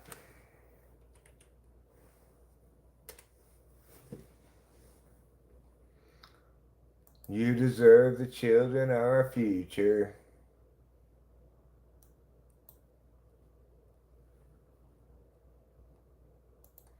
I guess I'll play some poker.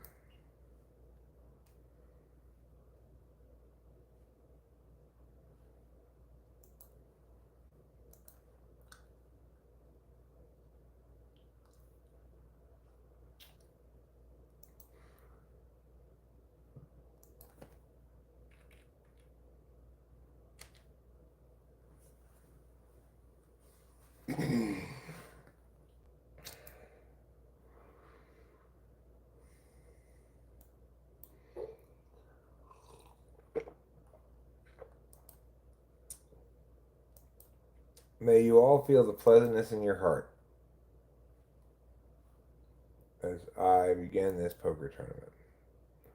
York says, "Who's this handsome young fellow right there, right here?" And Matsuyama Alex says something, provocative.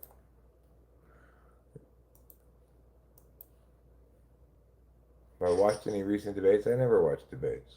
Why would I watch them? I'm Eric, by the way, York. That's who this handsome fellow is. And I'm actually older than I look. I'm 112 years old. So, not quite as young as I look.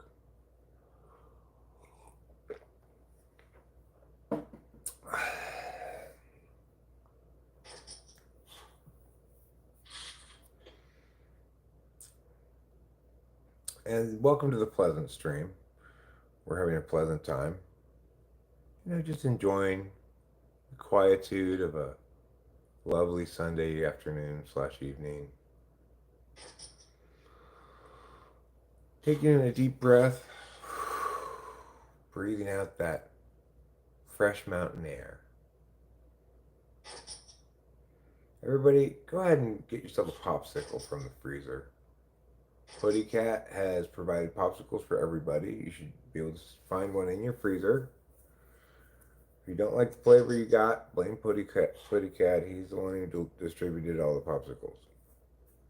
And while he was doing it, he was singing, "Let's eat popsicles." No, I've never served in the military. Let's eat popsicles, popsicles. Eric's powers grow as his beard grows until it bursts into flames and rises from the ashes. Oh, I don't know about that. I think that my beard has a certain kind of optimal length, which is maybe a little shorter than this. But I don't keep it that way. I trim it down to length 3, sometimes 2.5 on the clippers whenever it starts to annoy me because it's too long.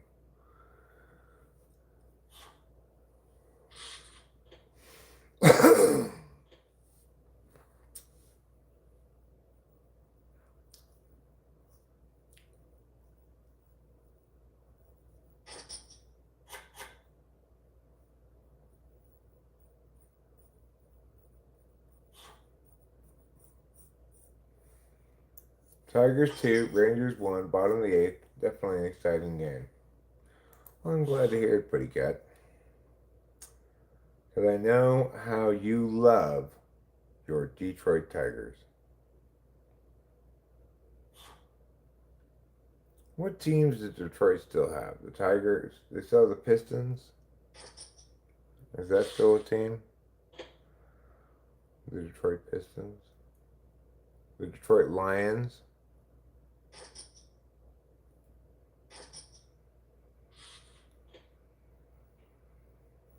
Jeremiah fixes your PFP an AI generated toad playing violin. Pistons, Red Wings, Lions, and the Tigers. Well, that's a lot of teams. You got your baseball, your football, your hockey, your basketball. I guess they're really like Michigan's teams. It's Mr. Toad from Wind in the Willows. Is that the same Mr. Toad as Mr. Toad's Wild Ride?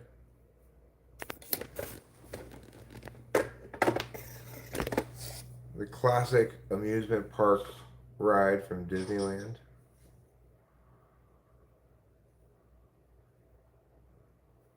Yeah, it must be the same. Mr. Toad's Wild Ride. Was a reasonably wild ride, I guess. Wasn't too wild.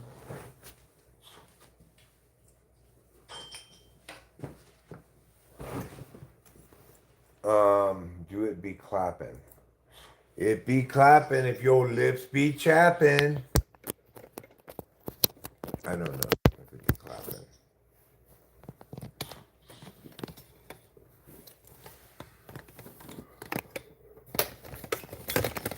There.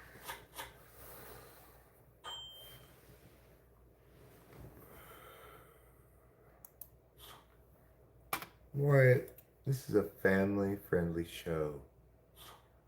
This is a place for pleasantness.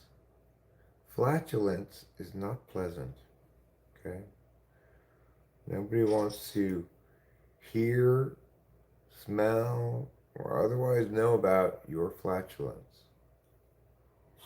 Nor about Mr. Toad's wind in his willows, as they say.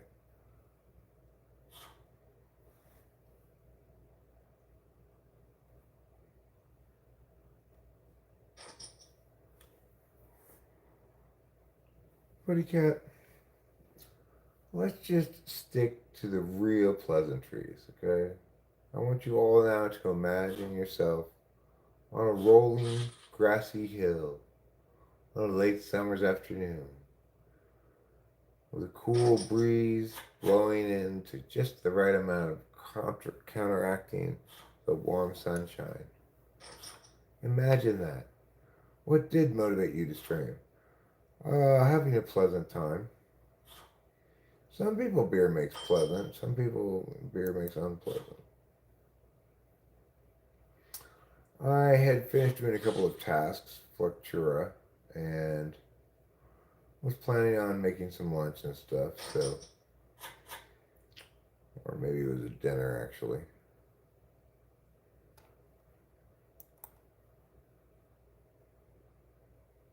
So I said to start the stream. But you know, I'm feeling on the tired side. Probably not going to be streaming for a ton longer. But I probably will play a song or two. I'll have to decide on a song topic first, obviously. Do you have a song topic for me, Flectura?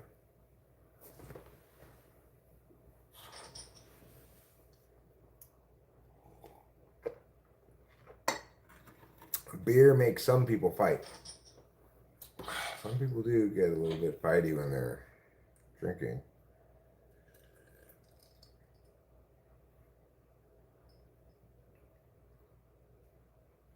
What are you saying to sex really turns around the current crash there. I'm talking along.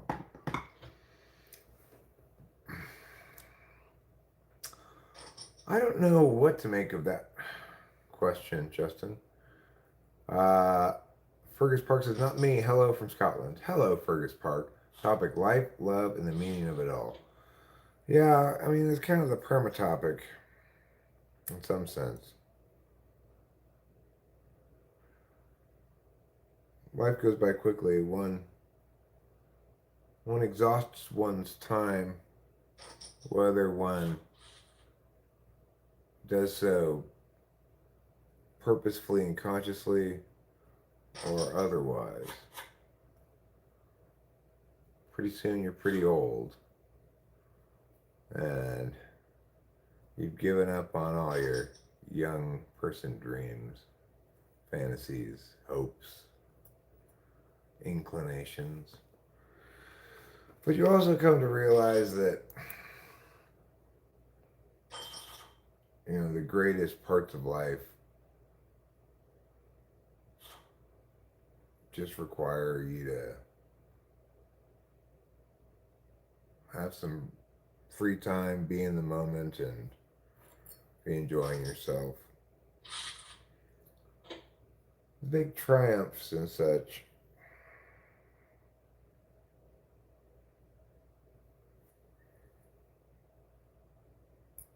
They're nice within their frame, I guess. Winning's better than losing, you know, if you're doing a competition thing like I did for most of my career. I get drunk on the weekends, but in my day job, I help people. Do you help people get drunk? Oh, and that makes you feel happy. That's good. I'm glad you feel happy with your work. I was happy with my work for a long time. I enjoyed it a lot. I was a debate coach. You work in care, like for people with dementia. My mom had to go into a facility when her dementia got to a certain degree of badness, and I just threw up my most recent work in progress industrial project. Okay. I'll open it up in a new tab.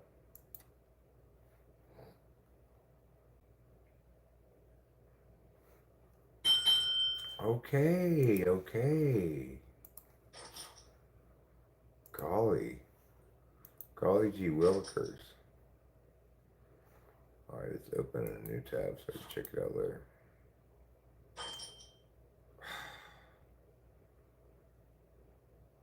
I don't. Fine. Fold. Fine. I will fold. You win. Watch me fold. Well, the problem I have with getting drunk, I don't drink anymore, but wins equal happy and the other way is becoming wise. Yeah, well, the thing is, I worked as a coach in a zero-sum competition sport, basically, which is debate. In order to win, the other guys had to lose. And it took a lot of intensity, sustained intensity on my part for us to continually be winning, which we did pretty much win all the time, but I put in a lot of hours and I cared a lot about winning. Hello, rammed ass. Oh yeah, we lost sometimes, but compared to other programs, we were a bit of a juggernaut, you know. How was your day? Mine ended pretty well. My day has been fine. It's been not especially memorable, I guess. I got up at a certain time. I don't really remember when. And then I think I watched some cartoons a little bit.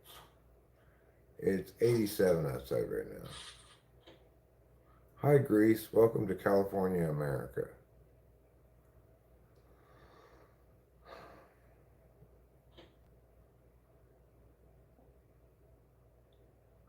Tonight, I expect I'll just wind down. Has it rained a lot where I live? No. Fly guy, you're not from Greece. Like you're talking about Grease the musical.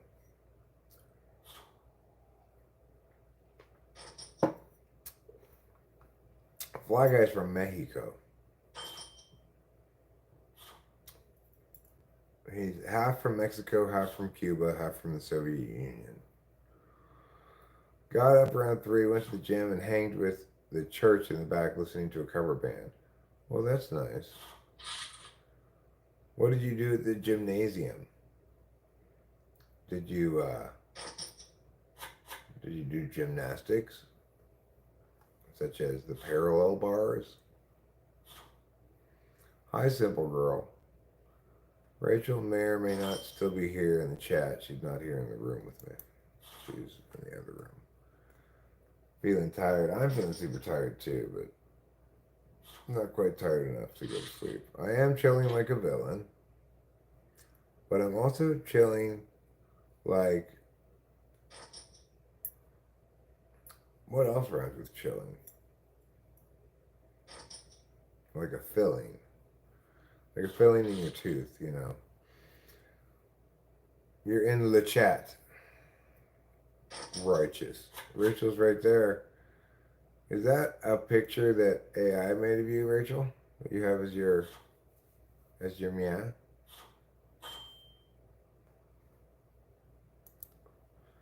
You can ring my meow. Ring my meow.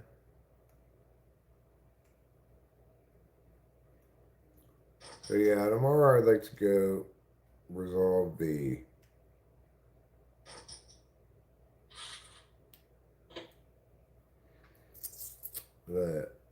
case of the missing weed drinks. Have I been sick this year? No. I have not been sick this year. I don't think I've really gotten sick since when we moved in to this house. Big life change. I got really sick. That was quite a long time ago now.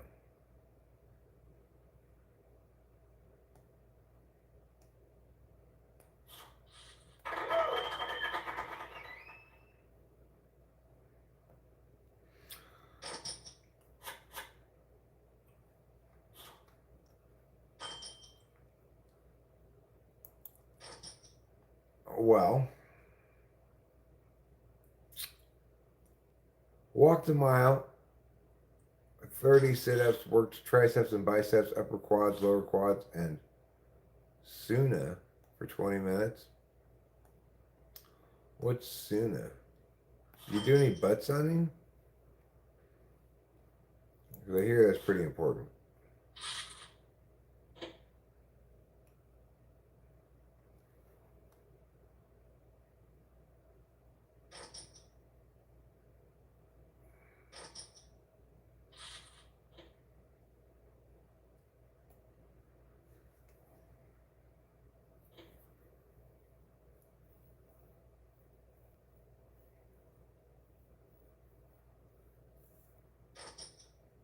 Drink dandelions and experience health. Pretty sure it's good. Well, I would suggest drinking simple water. It's nature's soft drink. Water.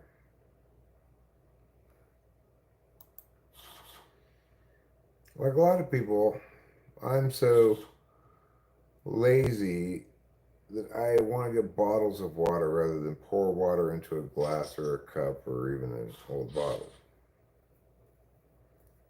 Nature combined boosted.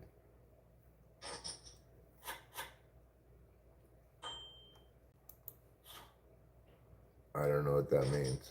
Okay, about the chat talking. Shall we continue? The cat talking. Are we talking to the cat? You go ahead and continue and I'll catch up. I'll figure out where we are once you continue. Doesn't want to take away your high. What doesn't want to take away your high?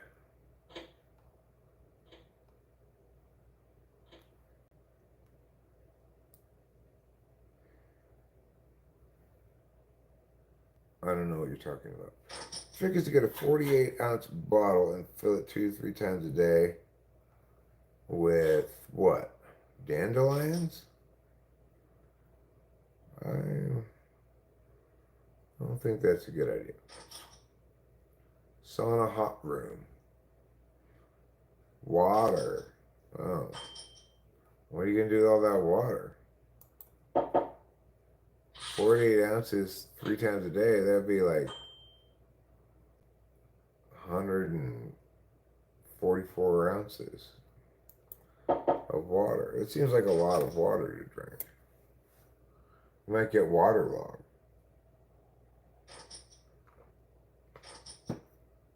Water doesn't take away your high. Unless you're drunk, maybe. Unless your high is drunkenness. You drink 64 fluid ounces of water a day.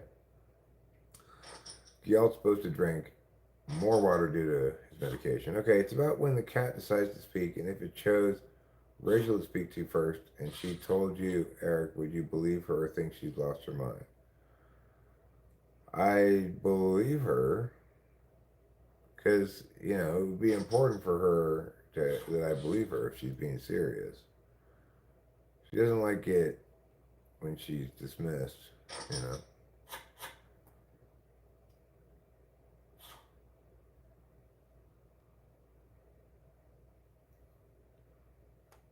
Dehydration makes me more drunk when I drink, but like in a bad kind of way. Yeah, well, that's why you should drink plenty of water when you drink alcohol.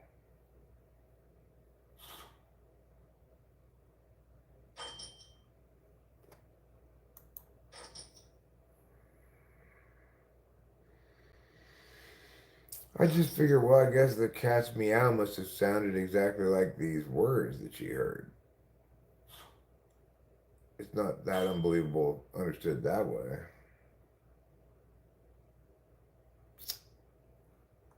Final fold my ace king.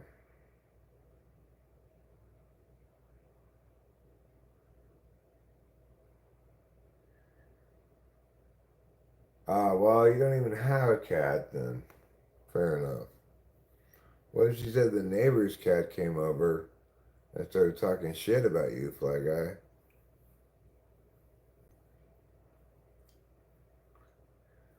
Apparently, the neighbor cat claimed that you are a serial litterer. You quit drinking and smoking 2 years ago? I quit drinking 11 years ago. But,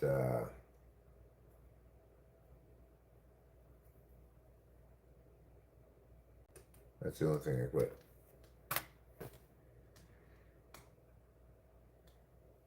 You quit vaping a week ago? You still use Zens, though. Are Zens like cheek and gum stuff? Yes, but what if the cat says things unflattering about you, Eric, and is threatening to leave? Would you demand this cat talk to you about what he's saying, or would you open the door and say leave?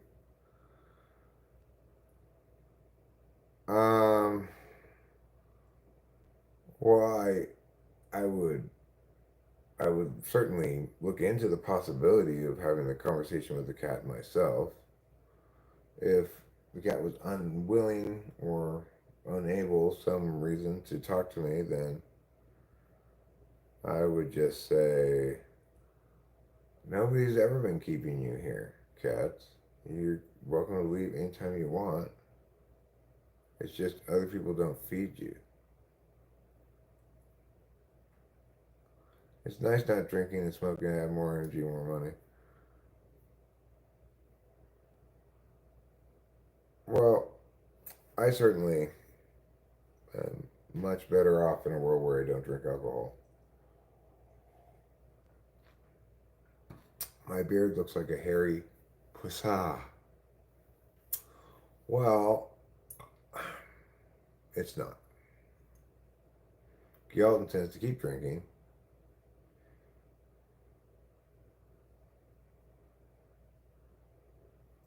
And quitting nicotine to show a force of will as a power move. Good luck with that.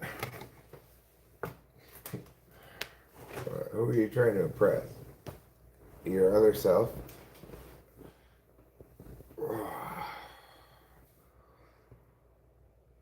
Oh, I get you. Nicotine's kind of a weird one.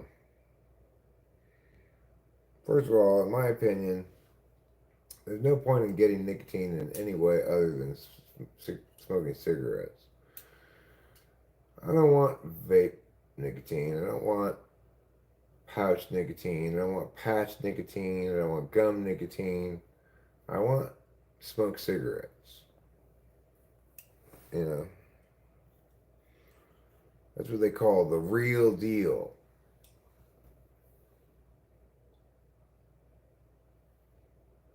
Yeah, it's true that at first nicotine will give you a buzz, but then that stops pretty quickly.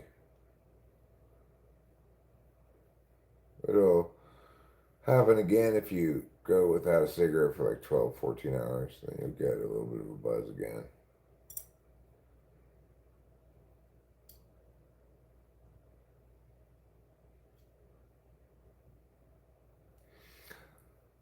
I mean, I do it because it's a habit, sure. Yes, I'm addicted to cigarettes, but I did quit smoking cigarettes and replace it with vaping for like, I don't know, like 6 months, not that long ago. And I just, I just didn't like vaping at all. It was totally unsatisfactory. You seen a roach? Well, good for you, Scotty Johnson. Was it in your kitchen? There's a saying, if a person stare into a cat's eyes for too long, there's a chance the cat would put you in a trance. Careful, I say that's when the talking starts. Huh.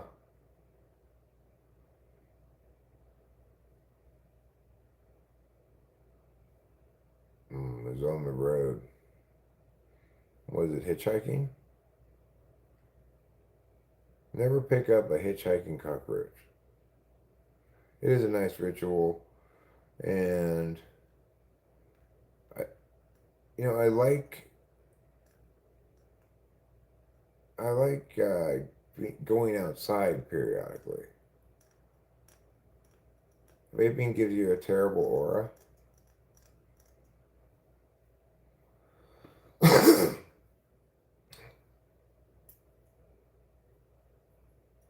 I live in some place where it's very nice outside a lot of the time, and when I smoke cigarettes, I end up going outside more often, spending more time outside, because once I go outside for a cigarette, I might get distracted into doing meow or meow.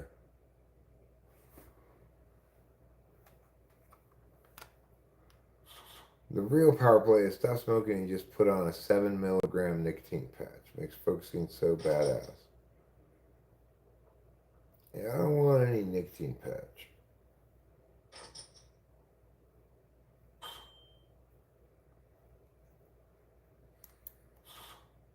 I should have like a methamphetamine patch. It just steadily releases methamphetamine into your blood throughout the day.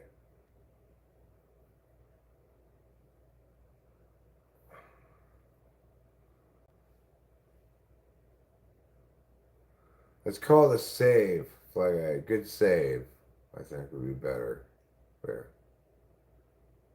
As long as that is having no sunlight. 15 minutes a day early. Hmm.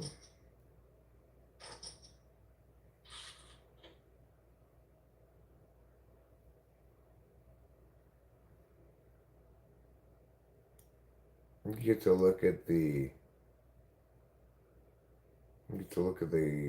plants and animals, while you're outside. If you've seen the write up about how the cat was considered sacred and guardians of the Egyptian gods, is it possible that cats are deeply mysterious?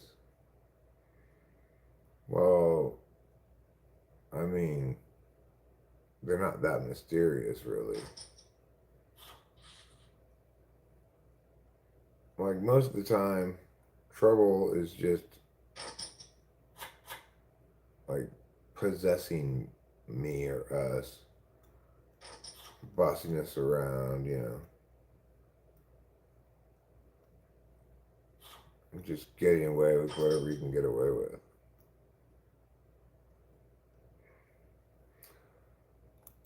Well, I tell you what's a lot worse than smoking. Complaining about smoking.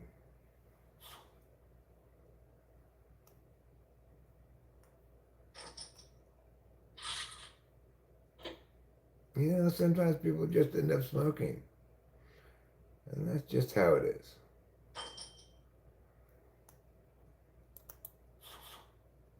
My brother lives with us and is like a crazy gardening god that works at a nursery as an English major, but ultimately found solace in plants. Going out back is always nice vibes. Cats shit in a box. Well, we shit in a bowl. People shit in a bowl. What makes a bowl so much less desirable to shit in? I mean, so much more desirable to shit in than a box. Just the squareness of the box makes it bad? Or is it perhaps the fact that it doesn't flush? Listen, until people invented plumbing, we didn't shit in flushable toilets either.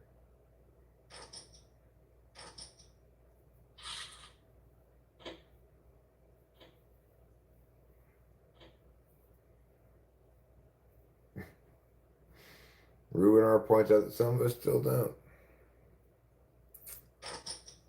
Yeah.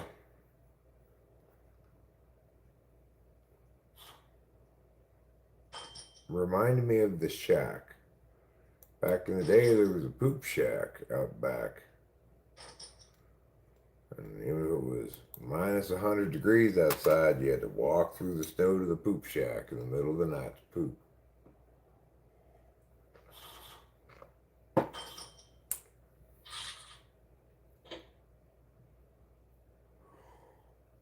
Well, Fly Guy, you win at that point.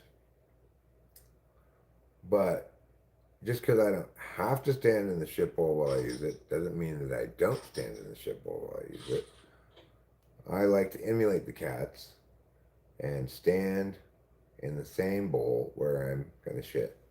So let's say you got a pet monkey and the cat did not get along with it. Which would you make sleep outside? I wouldn't make either of them sleep outside. I'd make them get along well enough they could both sleep inside.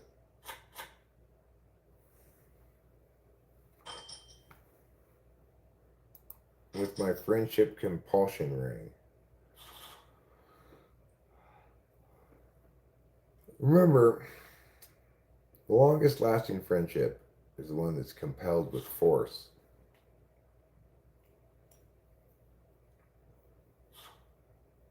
I mean, the cats go outside at night all the time.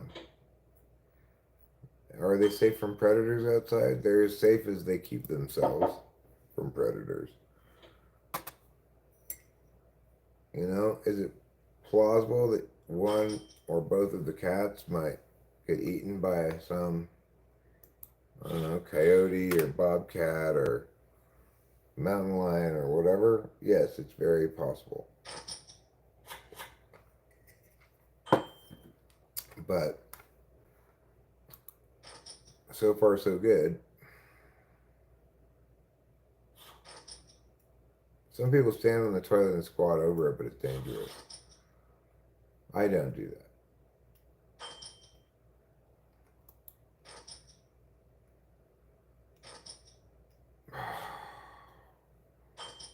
God damn it.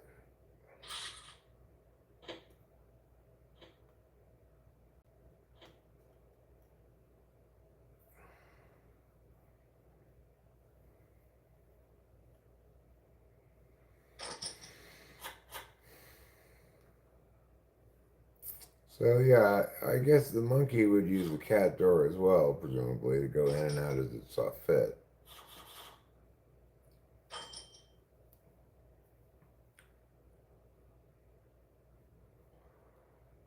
The monkey is going to tell me what the cat said about me,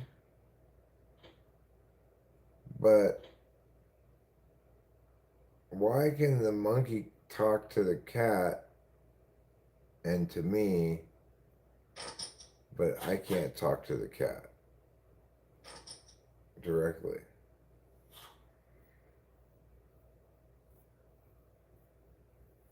I would not get a pet monkey, by the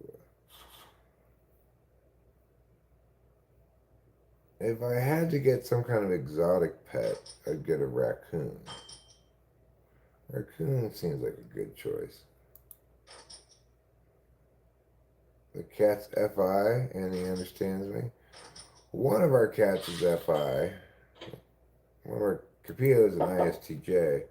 The other cat is an ENFJ. He's not FI.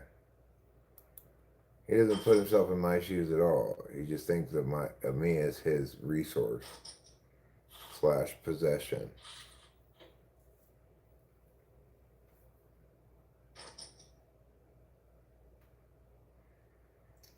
I mean, I'm not really worried about either the cat or the monkey talking shit about me, because what could they possibly tell Rachel about me that Rachel doesn't already know?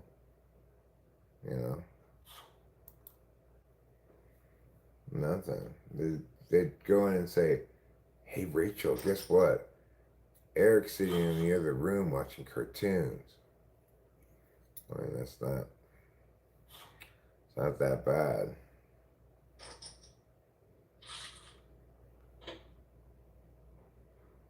No, not you, Ruben. Trouble. Trouble the cat. Okay. Did you ever compare the cats to the TWFE chatters? I don't do that, no. No. Trouble is, I guess what you'd say, he went through the Great Depression. You know, people went through the Great Depression, they hoard cans of vegetables and stuff. Well, that's what Trouble's doing with me. Is he lived much of his life without somebody taking care of him. Now he just doesn't trust the reliability of me or Rachel. He also thinks that he has to compete against Capillo for ownership of me. So he tries to push her away as much as possible. Because he's a dick. Don't worry, Ruben, you're not toxic like Trouble.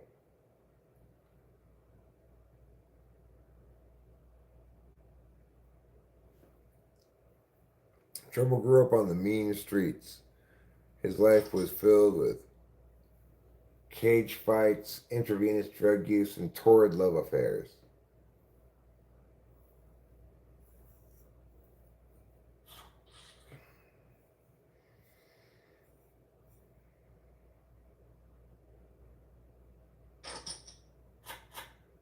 Yeah. Well, you know, he thought he was invincible like Charlie Sheen, and then just like Charlie Sheen, he got AIDS. So that's what happens sometimes.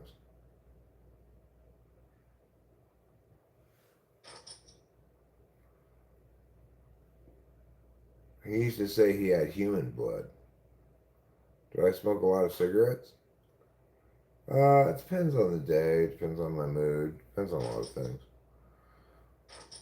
But less than a pack a day. Maybe more than half a pack a day on average. I don't know.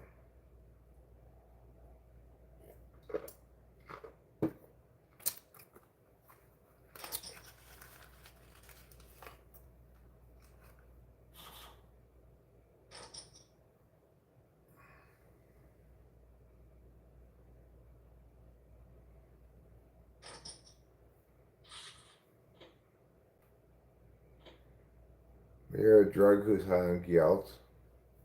Good for you. Me if I was Charlie Sheen. I see.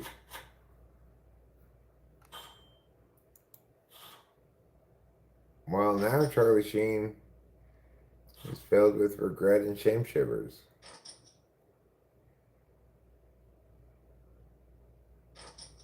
Pride cometh before the fall. That's what they say. Don't forget to change your AC filters this week. Maybe I will do that. I do have some new ones, I believe, ready to be put in. I gotta remember where I put those. We changed them last year, so thanks for the reminder, Code Man. I don't know if it'll end up happening or not, but I appreciate it nevertheless. Buy cheapest, replace often. All right, I'll take that advice to heart. I think I don't need to buy any. I think we already have some spares here, like extra ones. How much marijuana do I smoke a day? Again, it depends on the day, but probably about an eighth, I guess.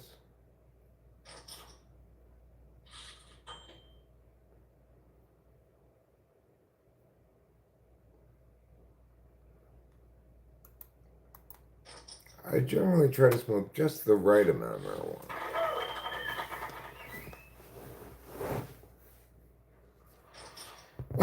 Now, do keep in mind that I've been smoking marijuana now for 40 years. I haven't been smoking cigarettes quite as long because I quit for about 10 years from age 21 to 31. But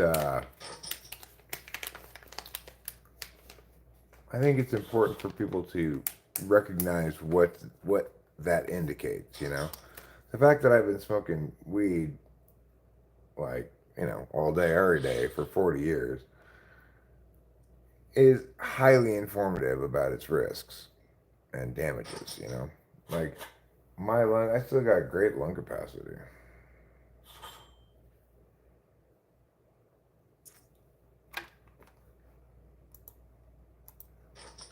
Good morning, good morning. Good morning, Jonathan Day. It's not morning, but good morning anyway.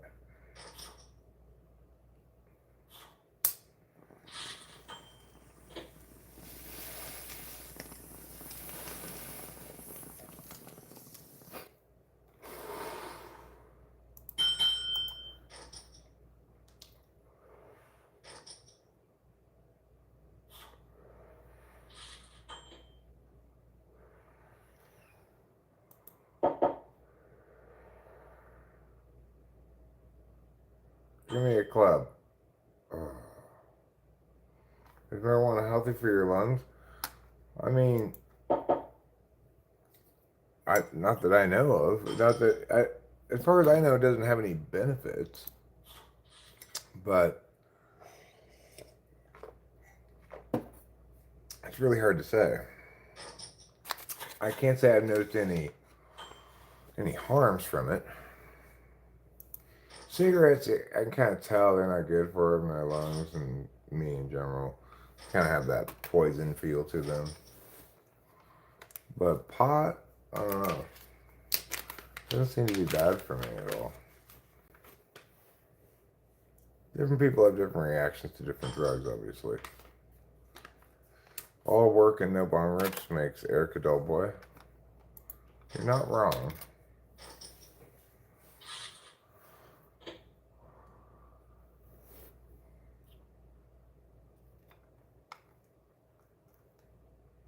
All smoke is bad for your lungs. Yeah, I think marijuana is safer for your lungs than cigarettes. That's just my personal opinion. I don't think I can substantiate that claim. What about the ganja god smoke? It's Irie.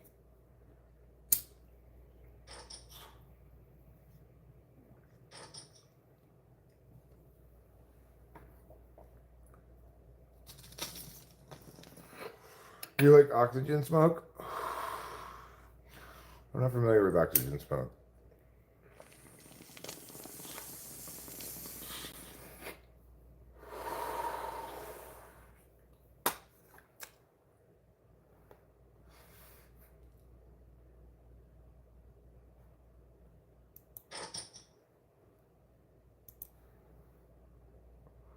Peyote mushrooms are best for you.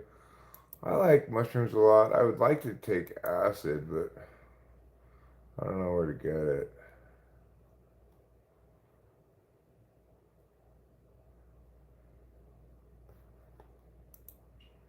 If you know what I'm saying.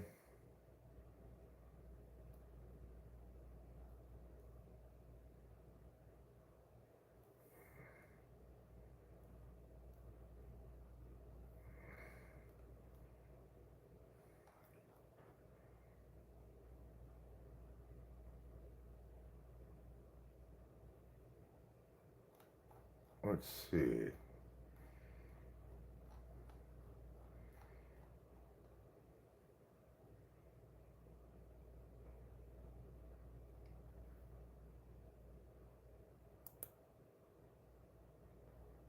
There we go.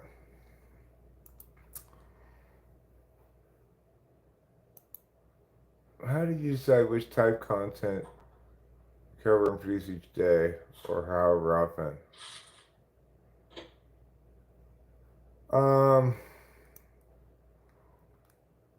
That topic was chosen because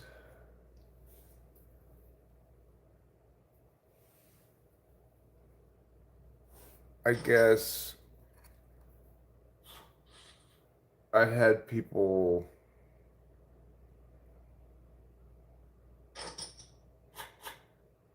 Well, I'm not sure exactly why.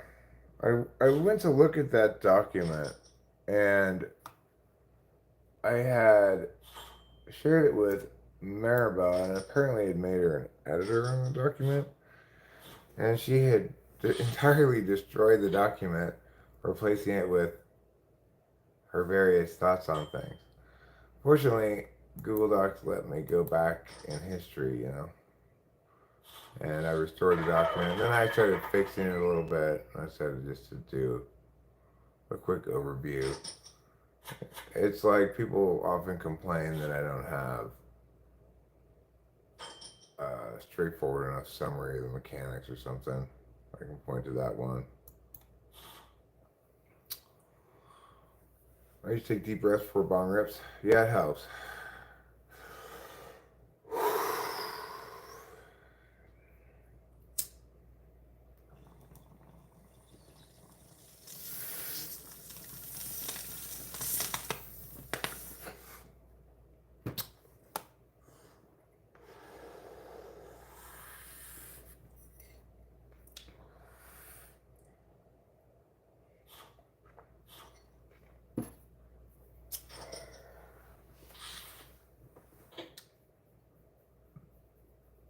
I could talk about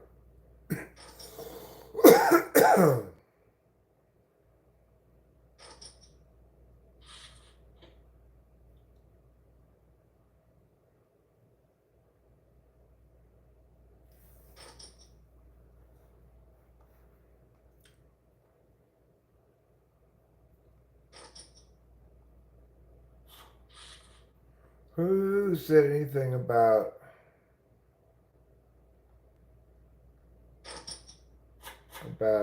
COVID. Everyone's been so hard to reach lately. Sorry to hear that. What does it taste like? What does wood taste like? Marijuana? It depends on the marijuana. Different marijuana tastes different. But mostly it tastes like smoke.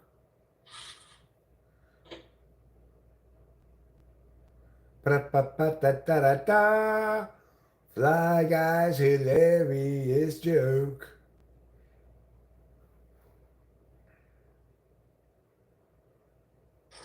Does all marijuana give you the same high? It's not that substantially different. But the important thing to remember about COVID-19 is that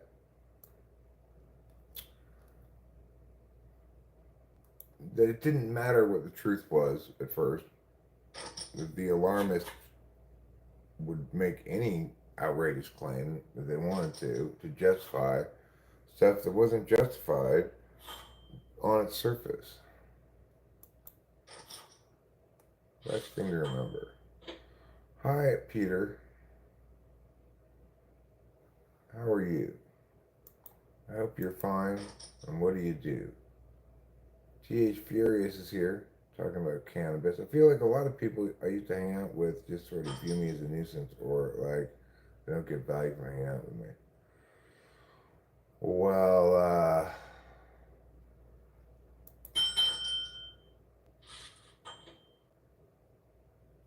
how do you, I mean, like, what do you see as yourself as offering?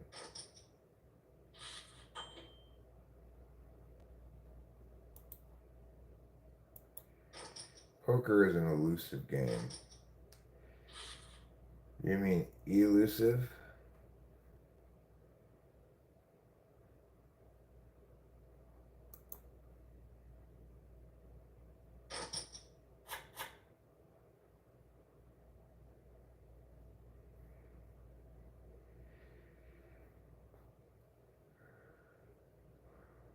Well, Fly Guy, that's fine enough advice, I suppose. Don't make yourself available, then people will seek your rare contact. But a lot of times people reach out to others because they are in a place where they feel the need for some human contact, you know?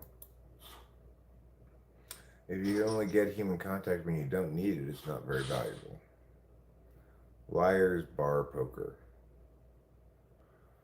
I play fairly often, but I don't play for a lot of money. Like, this is a $10 tournament I'm in. So, it's fine.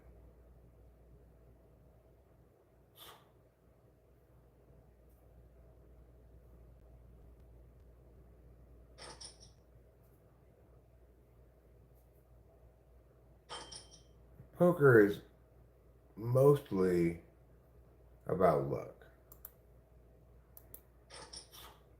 You know, you got to get good cards.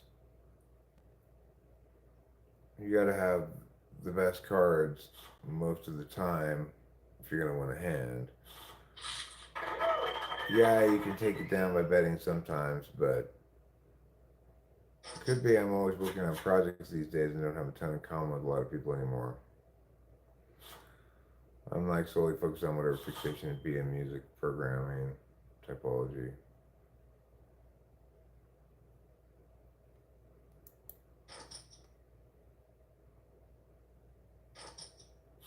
Eric, would you ever drink like that when you were alcoholic? Drink like what?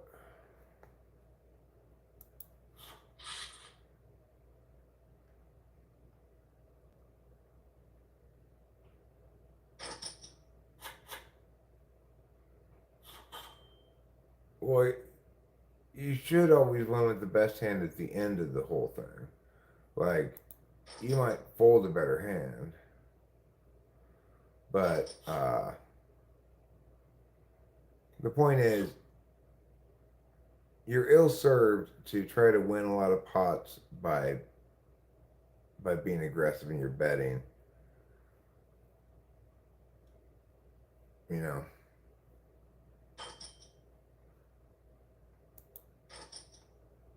you will just end up punting off your chips, as they say.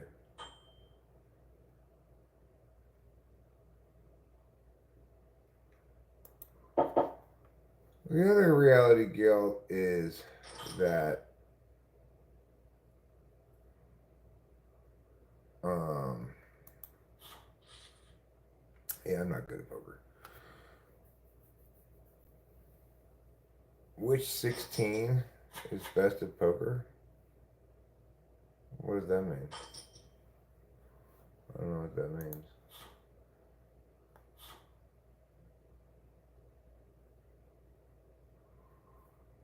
But I mean, the thing is about, you know, playing weak hands and such.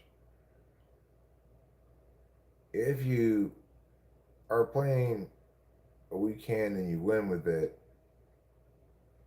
it means the following thing. It means that you made a poor decision to play the weak hand in the first place, almost for sure, unless you're in the big blind and it folds to you or something. And then, having made that poor decision, you've got your eyes open for weakness, and you sense the other person or people in the hand are displaying weakness, then you can bet through and take it down. But that's a lot of ifs, you know. If you're holding 2-7 and the flop comes ace queen 4, you know, people tend to play those big hands, ace king, ace queen. Probably somebody's got one, and they're probably not going to fold.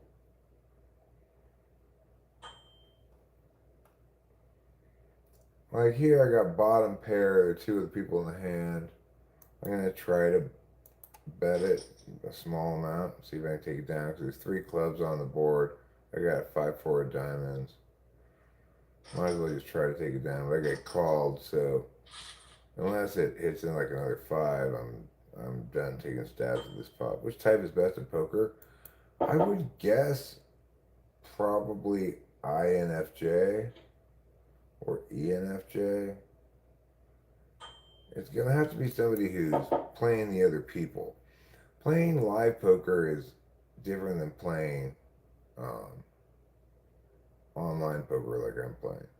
If you're playing live poker, then if you're good at reading people and you're playing the people, not the cards, then you can be successful. But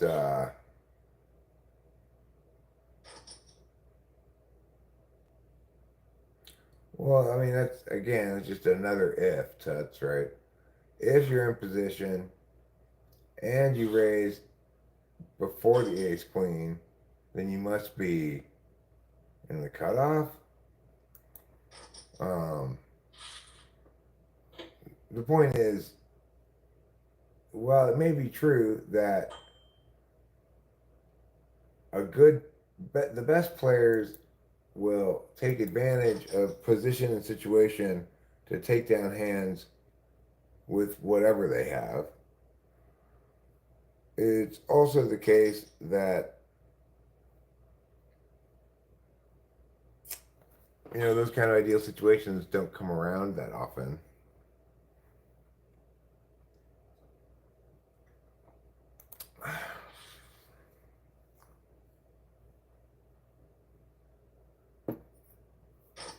I mean, you're seeing bet patterns won't help you at all if you're betting before the ace queen.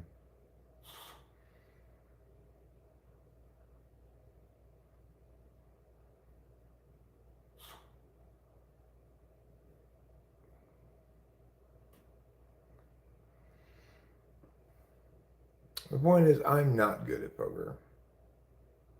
It does require one to be extremely precise to get all your reads right, etc. And that's not me.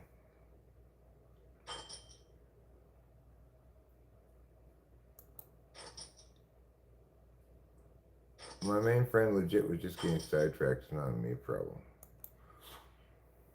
Well, that's good, Guilt. Glad to hear it.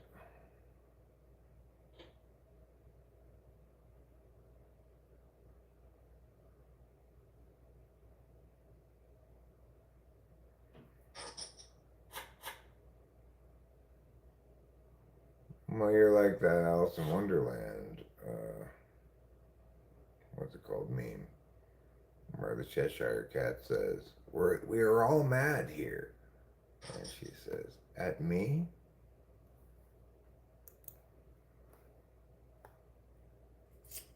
It's called extroverted feeling. Meow, meow, meow.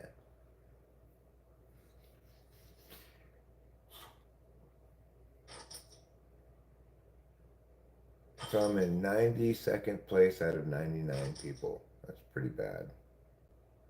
I'm doing poorly in this game of poker. I will go outside and have this good luck cigarette.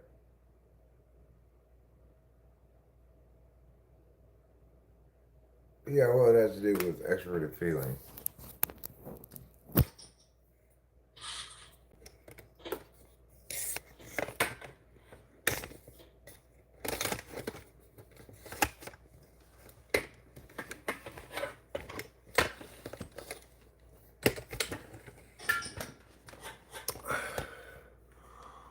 Well, sure, but if you're, in your example, you bet before the ace queen, so they wouldn't have limped in that instance, and you wouldn't know anything about what they were going to do yet. And most of the time, you're not at a table where there's a lot of limping going on. So, if there's always three bets, you know, then in this instance, I did limp in this hand with my 6-5, and I was able to limp, and the flop came 8-4-7, so I got it straight. There are two hearts on the board, but I'm not gonna try to slow play this. There's four other people in the hand. I'm gonna bet it. Well, the thing is, if they've been limping a lot, that means they've been playing a lot of hands, right? Which means they've been playing mostly garbage. Therefore, they're not going to fold to your raise with ace queen, because if they're willing to limp with garbage, then they're going to call with an ace queen, or maybe even four bet you. So you got to be realistic about that, I guess.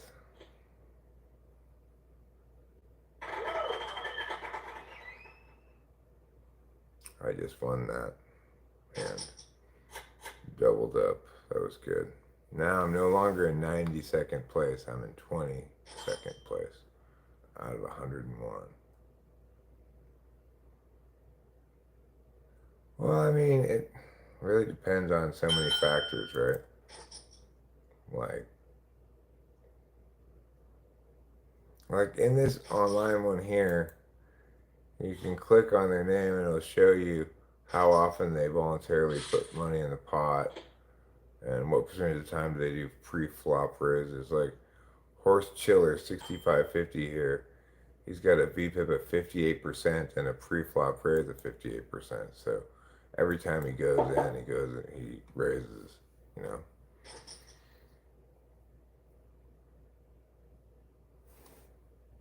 And in fact, he just went all in. Yeah, I'm gonna head out for the moment. Got the music making bug in my head again. Gonna work a bit on my industrial tech week. Good for you, y'all. You go ahead and do that.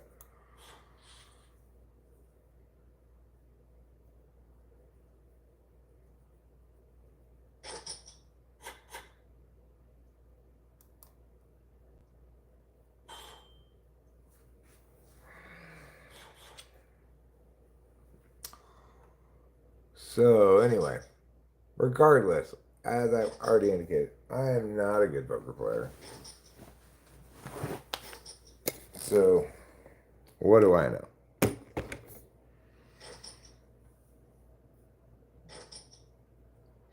I'm also not a big believer that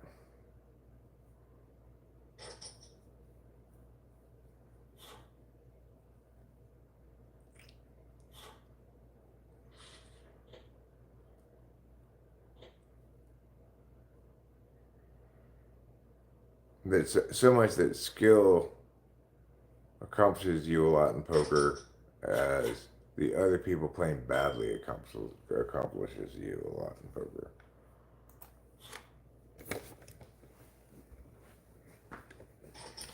Of course, poker often comes down to a single critical decision or two, so it really depends on making the right reads in the right moments, I guess. And also not getting tired. Like, I hate playing ring games. I much prefer tournaments, but also, if you do well in tournaments, they can take a long time.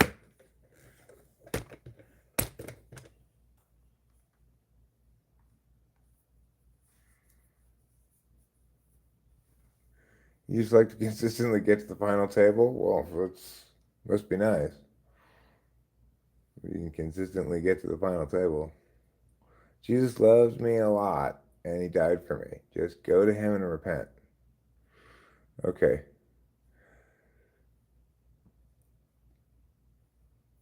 I already do that.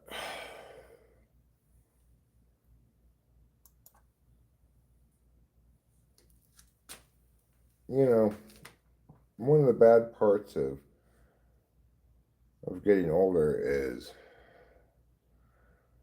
you have increased clarity with which to regret your younger mistakes.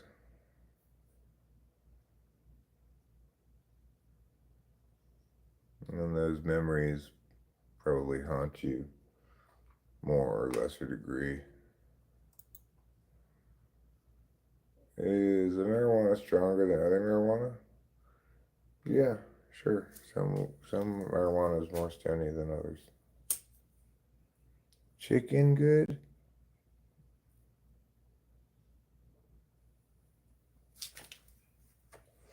I suspect Justin's a kid.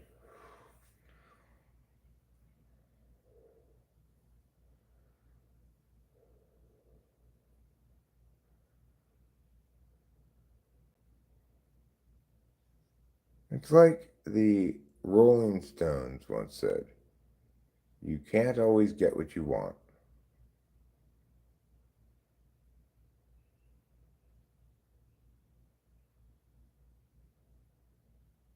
I used to play a lot, never online. Made a living at Other for a while, but ran into a new generation of players that disregarded pot odds. Huh.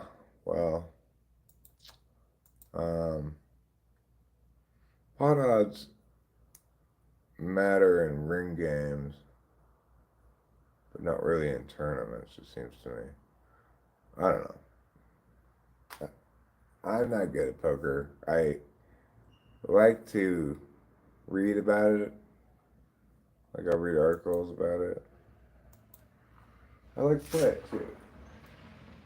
But I don't like to gamble very much money on it because I always lose. Not always, always, but pretty much.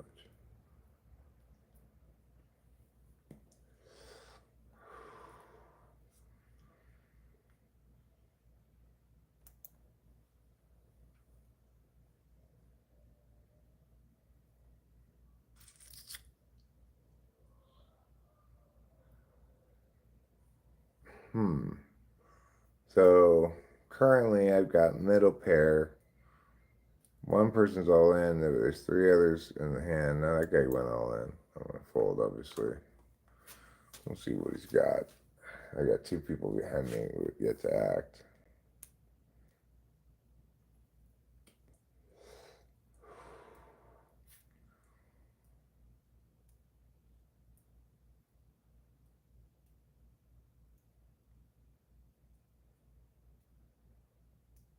Well, the thing is, I can't play live at all because I'm so easy to read. It's impossible for me to hide on my face what, like, basically, somehow my wrinkles, like, will spell out King Jack suited or something. Other people know exactly what I have. In this hand, I got a pair of nines. I'm going to raise it up, assuming it folds to me, which it might. No, that guy raised it ahead of me. He raised it by so much, too. God damn it. Fine, I'll fold my nines. Even though I probably have a better hand than that guy, but all those people who act behind me, just say goodbye to your nines. Let's see if I made the right decision. I folded against fives and then ace six. I would have won. My nines would have won. Well, Ball guy was pretty good at cleaning out his idiot friends in poker. He likes playing dice online, huh?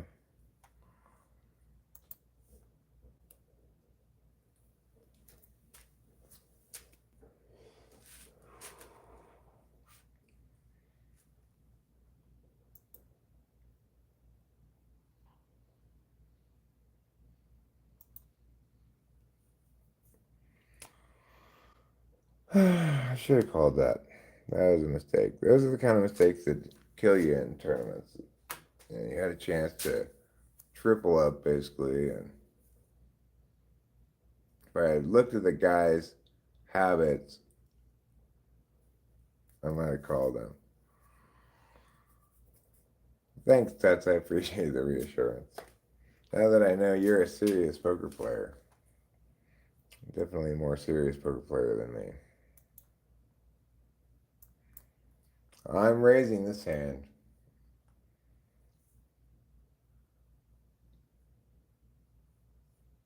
And I got one caller, two callers,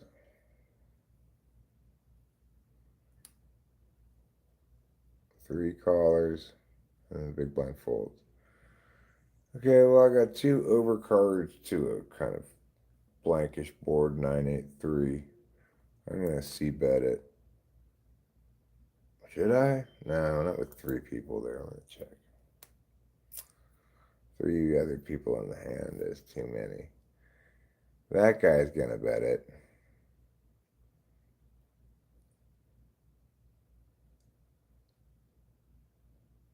Let's see what this guy does. Maybe I'll check raise if that guy made a small bet. He's only got 20 behind. That guy called him. I'm going to fold.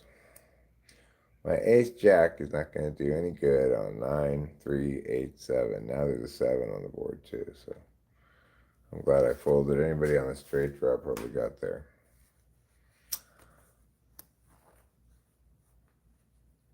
And then there's another 8. Now there's also 3 hearts on the board. My ace high was assuredly not going to win, so I'm glad I folded. Nines, you have to fold. You did the right thing. I'm sure there were overcards on the board. There were. It was like every overcard but the ace, pretty much, which the ace 6 had. There's a king, a queen, a 10.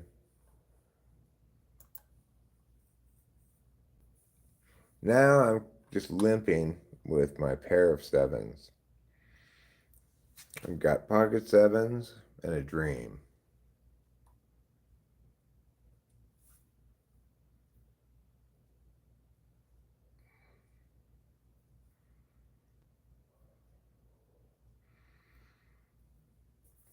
All right, you. I'm gonna look see what your thing is. So this guy, his VPIP is 66%, and he's 27% pre-flop raise. So I'm gonna call his raise. Now this guy, just call or fold. He folded good. Just me heads up against this aggressive guy. However, of course, an ace comes out on the board. His sizing is suspect. I should go. He only bet 10.6 big blinds into a pot. It's like less. I'm gonna fold. Well, I just failed to act in time, but probably should have gone all in there, and I would have. I would have.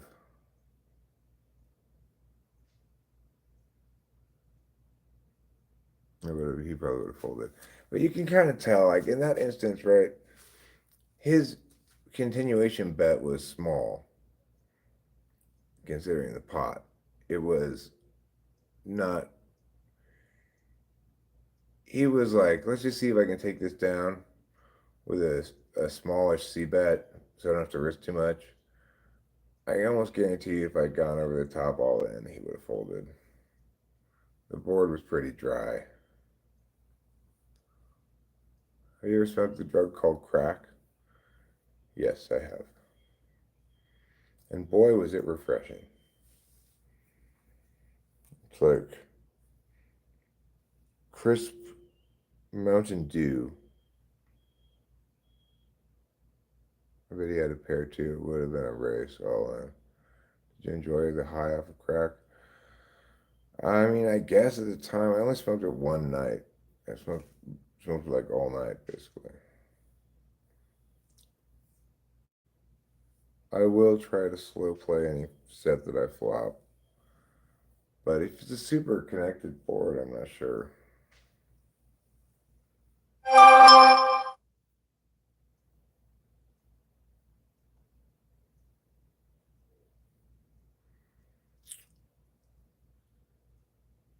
So anyway, this evening we are aiming for and hopefully attaining a good portion of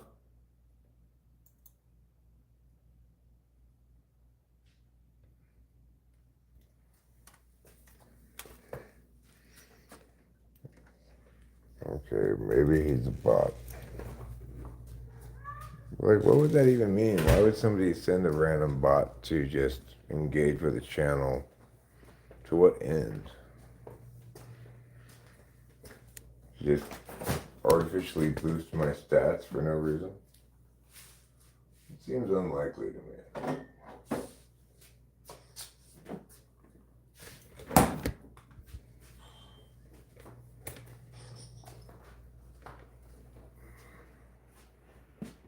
It seems like if Justin were a bot, he'd be more convincing. Kind of like the anti-Turing test. If you seem too much like a bot, you must not be, because bots are more sophisticated than that.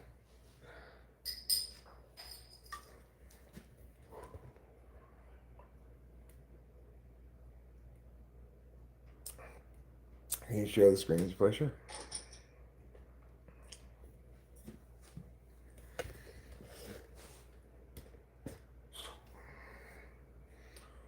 What's my favorite college football team? USC Trojans. The University of Southern California.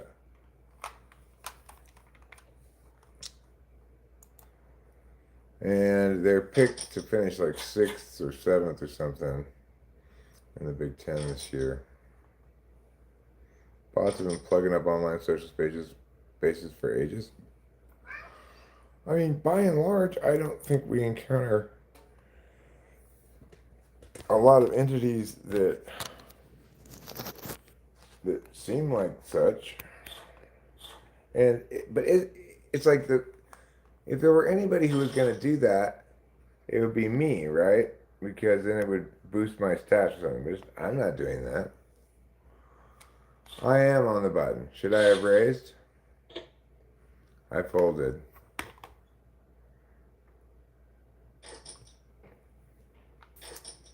Who is your favorite NFL team? Well, I guess living up here now, it's the 49ers is our closest team to us, so go for the 49ers.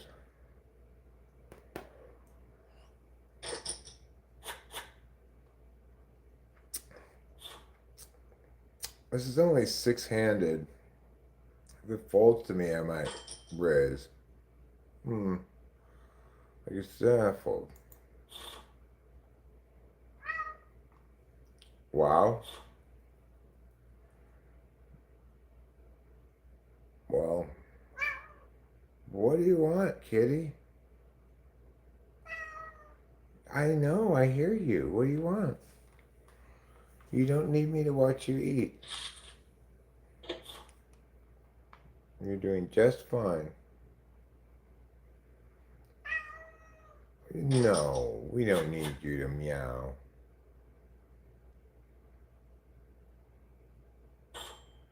Okay, I'm gonna play this hand. I bet 3. I had folded. I folded before the flop.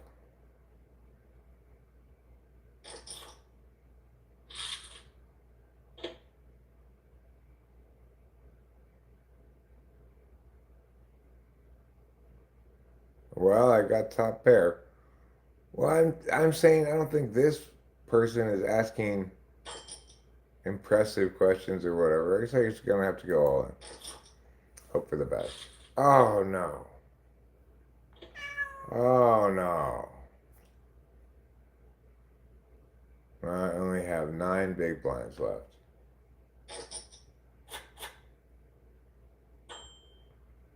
Fold. Well, you know what they say. Never give up in a tournament. Because comeback is just a few double ups away. Oops. There's the cat.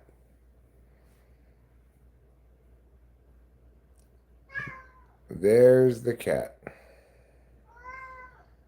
Meow. What are you meowing about, kitty cat? Alright, well I've got under 10 big blinds, so I'm gonna go all in when I get a hand. I'm not gonna defend with a blind here with King 5 offsuit though. That's what he's saying, you're my possession. Yes. I found out. Meow. What do you got that thing on your neck again? Looks like he's got some kind of a cut on his neck, maybe. He had this before. Good night, Danger. Don't let the bread bugs bite.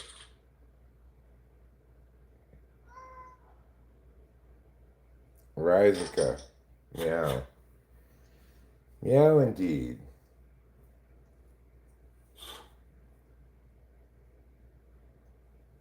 I had top pair, Tuts. I had top pair, I just had a weak kicker. He had a better kicker. It was dumb to play that 10-7 in the first place. That's why I got in trouble. I expanded my range and I got in trouble. Well, I'll fold. Welcome to Jamaica. I should have just gone all in. I would have had a flush draw. Oh well. This one's going to be a bit of a challenging one to come back on. I only have 7 big blinds left and I'm out of this hand.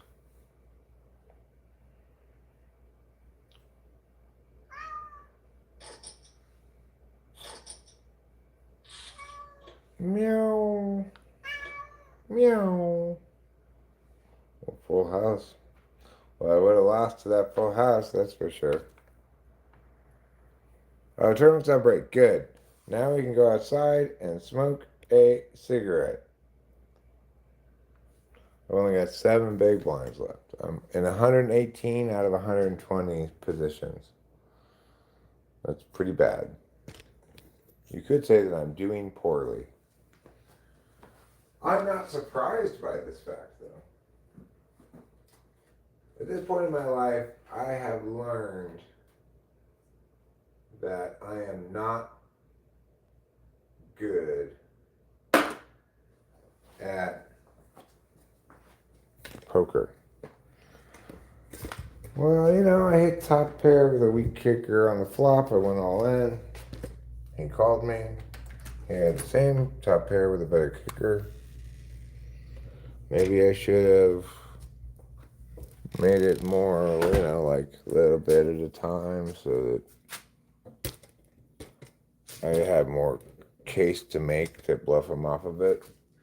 But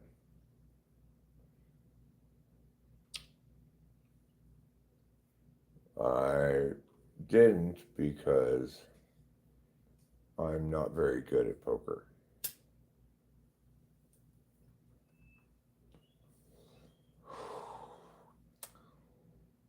What are you good at, Eric? Well, I'm good at being pleasant. Hopefully, on some occasions anyway. Hopefully today I'm good at being pleasant.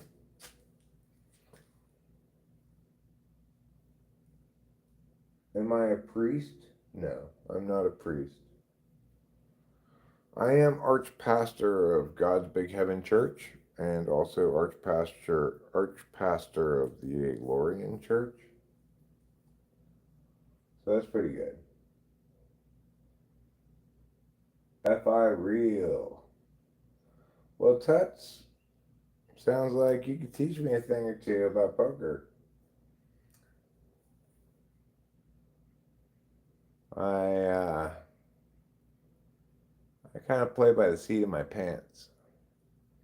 Maybe that's not the recommended strategy. I'm not sure.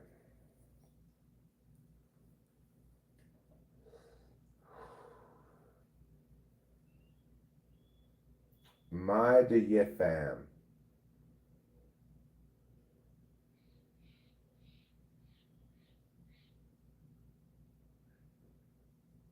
You don't think I'm the archpastor of the churches? I am, though. I'm the founder and archpastor of God's Big Heaven Church. Church that promises you the biggest, most modern heaven after you die. You don't want to go to Catholic heaven. It's old, it's crowded, there's no Wi Fi. Alright, you go to bed, Raizaka, and I want you to dream of Ivy. I want you to dream of Ivy. Either the plant or a girl named Ivy, whichever you prefer.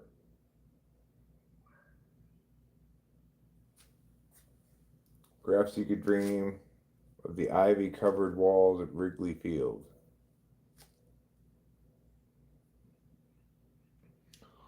One of my jobs as the only YouTube channel on the internet is to give people instructions on what to dream when they go to sleep. Dream of Ivy. Ivy. Ivy. Could be either a plant or somebody named Ivy. It's up to you.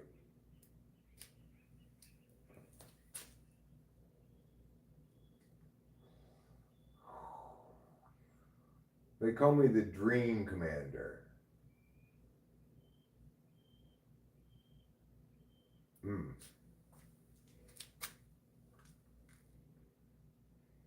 Yeah, well, I try to not make too many mistakes. Hope to get some good cards here and there, you know.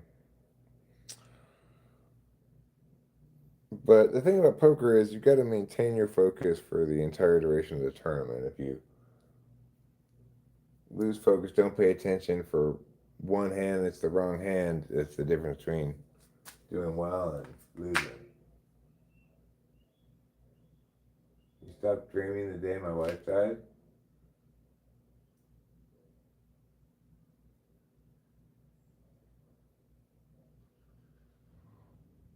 That's terrible. It's a wonderful sentence, though, but it's a terrible reality. Not the stopping dreaming part, really. I don't know what I'd do without my wife.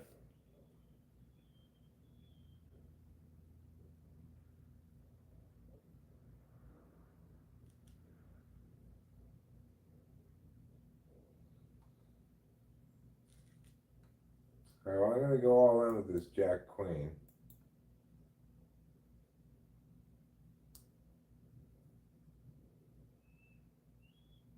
That's horrible.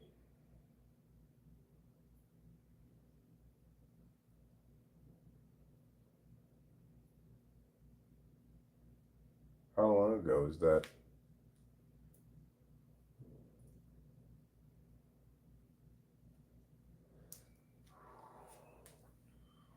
She would have been 48. That's very, very young.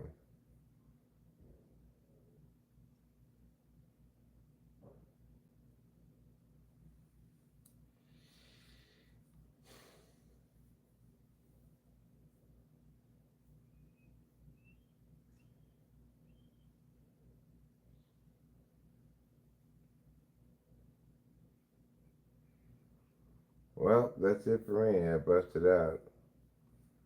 Home fries had aces and hit an ace as well.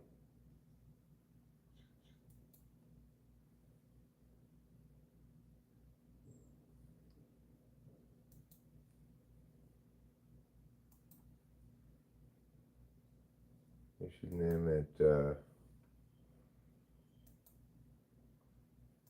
Cranberry. Or possibly Cranberries. One of those two should be fine.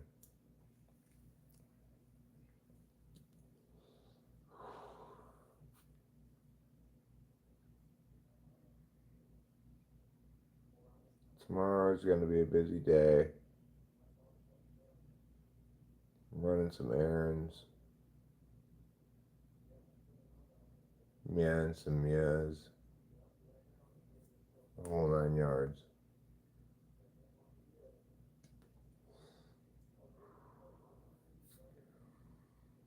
Cranberries? Alfred? Alfred's a good name for a fish.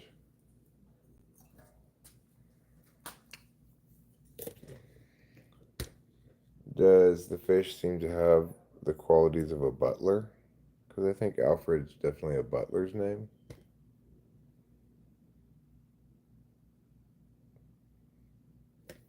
Cranberries is a very, very different name from Alfred.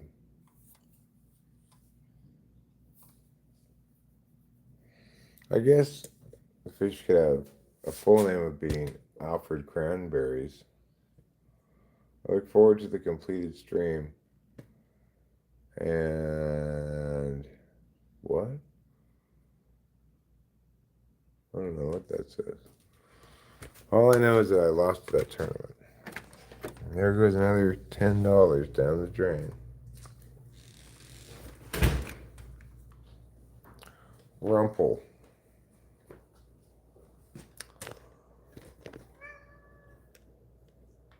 Oh, cool. Yeah. Thanks, Tets. I'm looking forward to it too.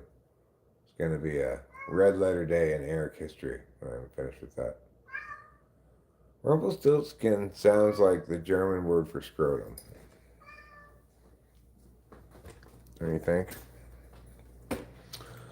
Okay. God. I'm going to comb the shit out of these because I'm annoyed. This fucking cat.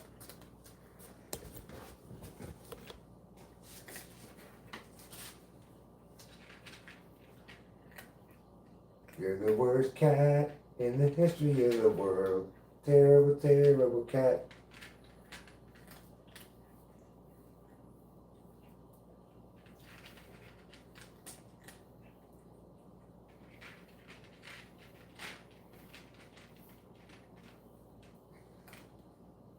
Well, this is the cost that you must pay. This is the price of admission. Well,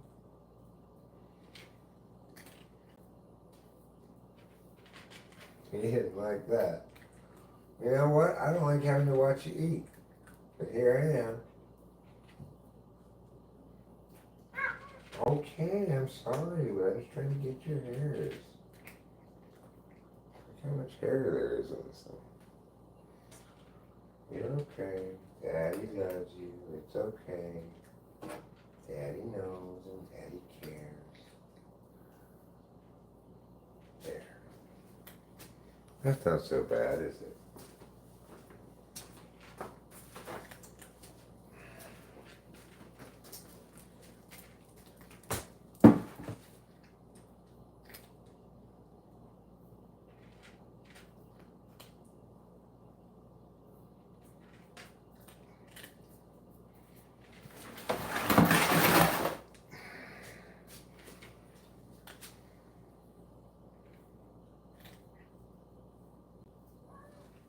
What? I'm just trying to get it. Just let me.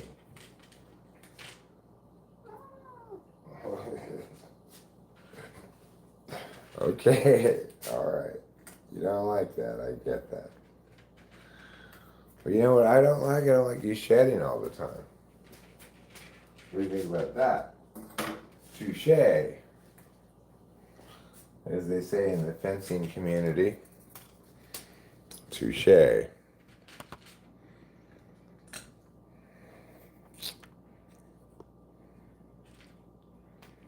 goes in the trash can.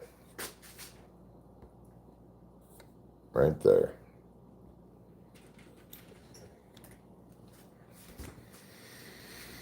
All right. So now, I think it's about time for a very pleasant song. Rumpelstiltskin is German, god of testes and male vulnerability.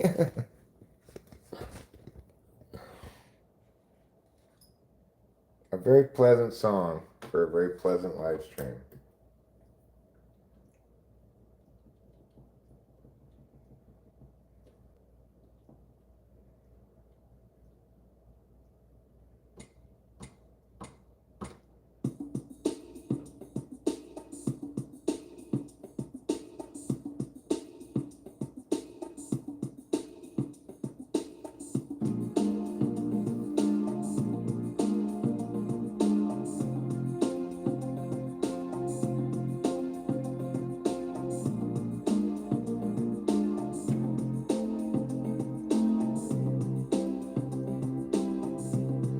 It's a very pleasant live stream today. A very pleasant live streaming way to go with your live stream today. I think I know what's good and how.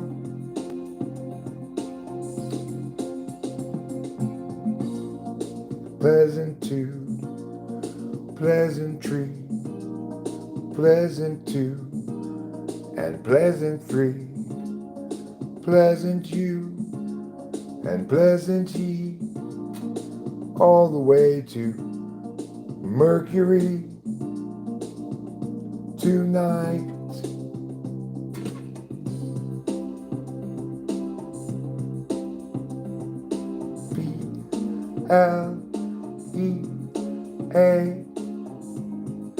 PLEASANT, PLEASANT,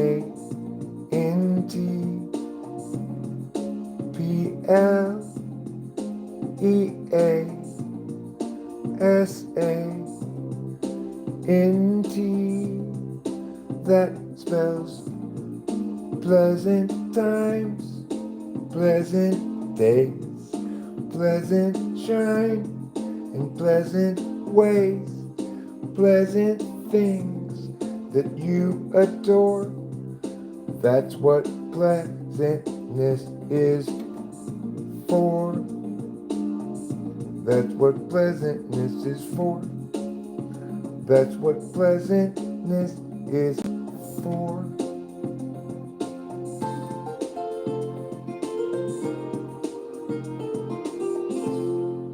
Well, that was really pleasant.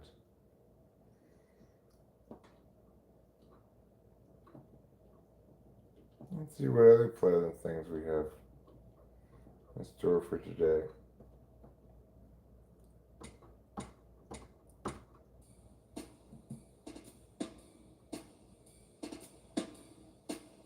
Trade.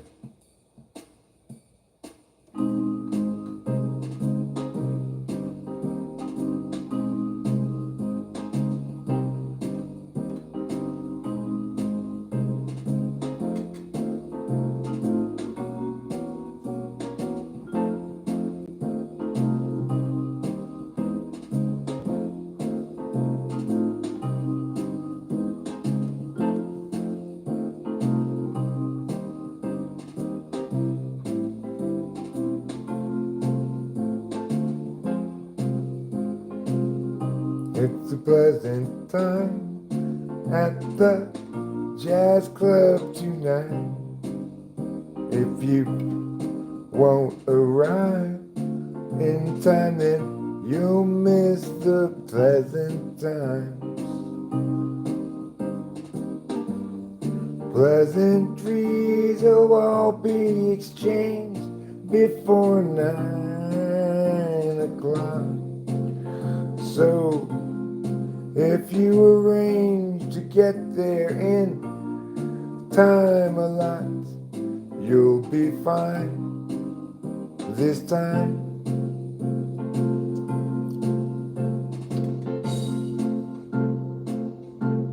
And if you bring an overcoat, that'll be fine, 'cause there's a coat room and I know how to shine. There's a bathroom with the guy inside, and he'll hand you a towel to make sure your hands are dry. Yeah. So have a good time at the Pleasant Jazz Club. Hey there, baby. It's me, Jazzy Sam. What you doing around here? Did you come to see the jazz club and enjoy all the pleasant sights and sounds? Like the sound of the jazz singer talking in a husky voice.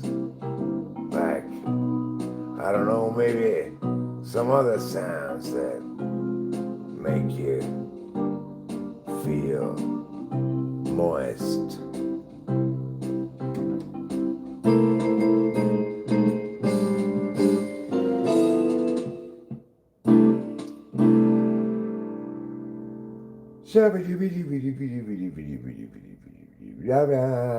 Jazz hands. Alright, well that was pretty jazzy. No doubt about that. How about we go down south for a bit?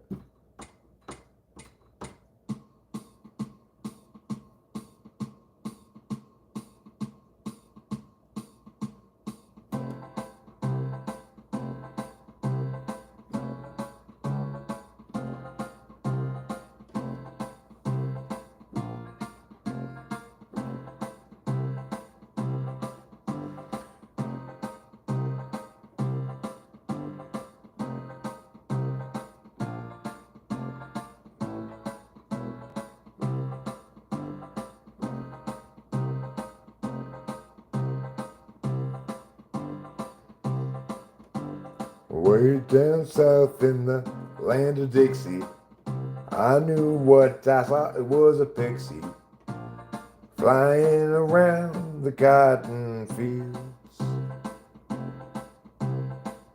Tuesday afternoon I saw it. It had on a nice bonnet, as blue as the bluebells in the spring. And I said, bring me here your pixie dust. I'd like to have a bunch of it, please. If you do not mind, then these wreath laurels for you. I'm sure you'll know what to do with all of these wondrous things. This doesn't sound a whole lot like a kind of song from the deep south where cotton is picked and everybody celebrates that because it's so great. In fact, it doesn't sound like the South attack. It sounds more like a quack. But if you disagree, then that's okay. And if you can't see what I see, don't you say that. Then the South will go and ride the Nile, except it's the Mississippi River all the while.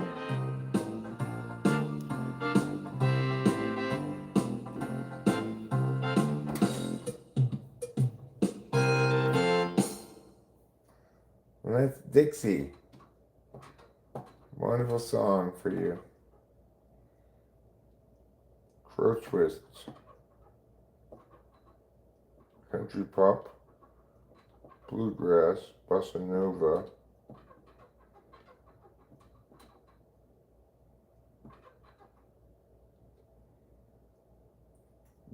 Wiener waltz.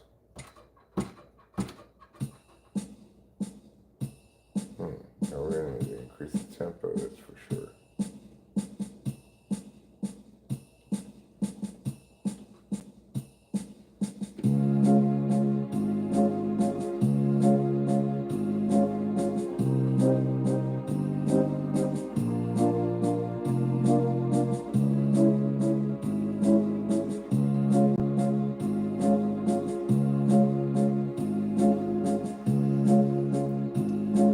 Grab your partner's hand and sing. Oh, look what we bring to our dancing party. Boy, this is a slow song. I'm sorry, Waltz. At 140, you're just way too slow. Try a different waltz.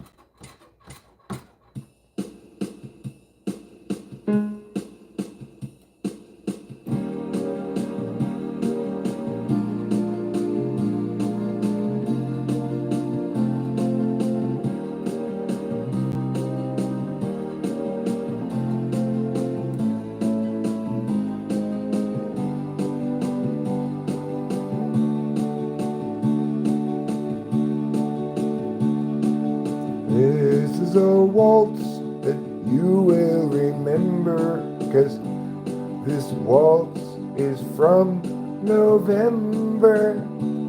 It celebrates the giving of thanks, and the French call them francs, but I call them hot dogs. The Belgians call them Belgians, I presume.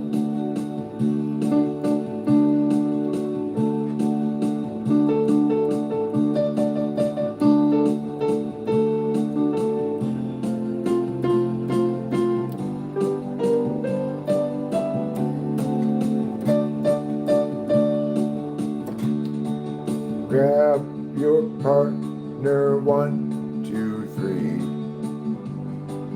Dance with her, then me. Celebrate the season of giving by dancing with Kevin. Kevin needs a dance partner too, and he really wants to dance with you. He says that he could have that, it would be the pleasantest thing he'd have seen in his lifetime, even though he's 100 years old.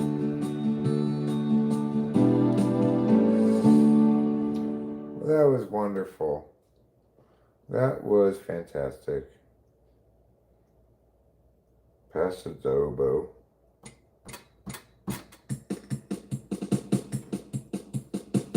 Okay.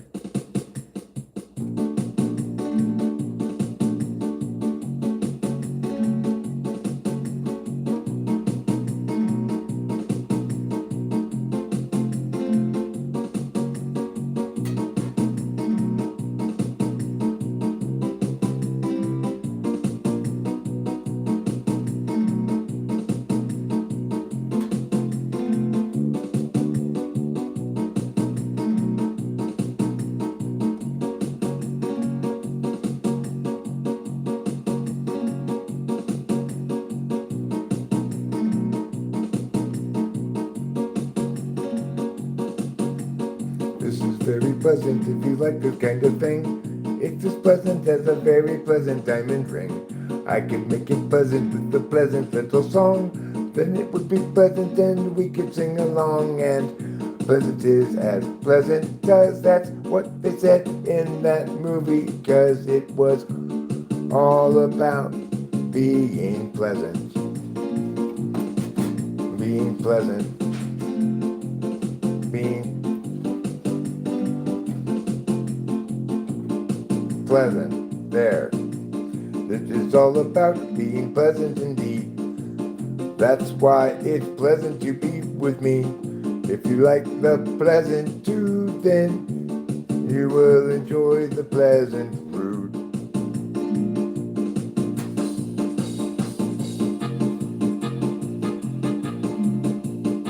Now the song is really going crazy.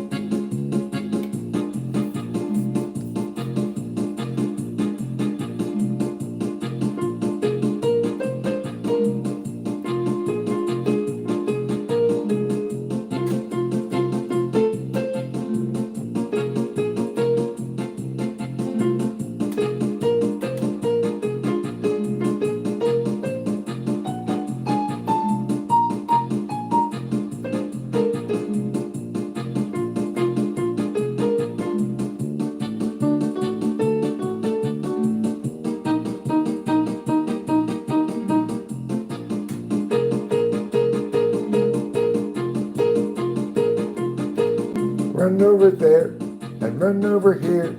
We've got a lot to do now, dear. We've got to get those things and get that too. And then when we're done with that, when other things will ensue.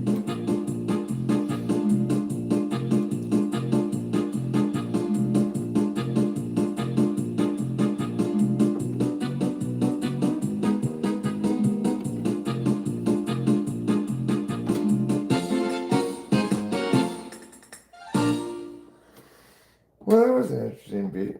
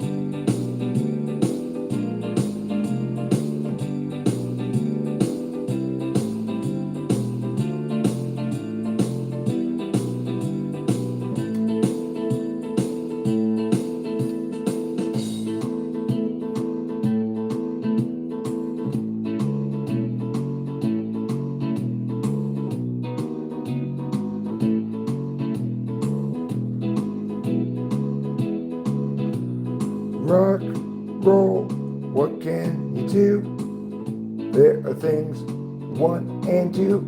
You can rock, roll, or rock and roll. You could rock or roll, or rock and or roll.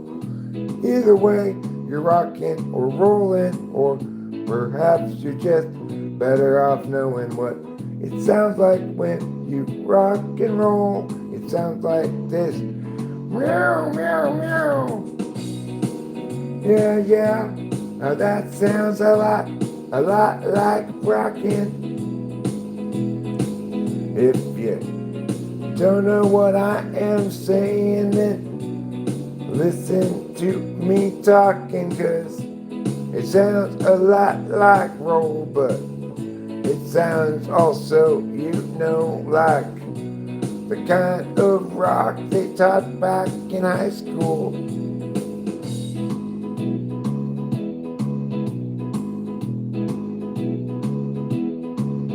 Well, I learned this kind of rock and roll from the old people by the Delta. They said Eric, you can inherit our craft. Just get a keyboard that plays it for you at last, and then you will be able to rock and roll. Rock and roll.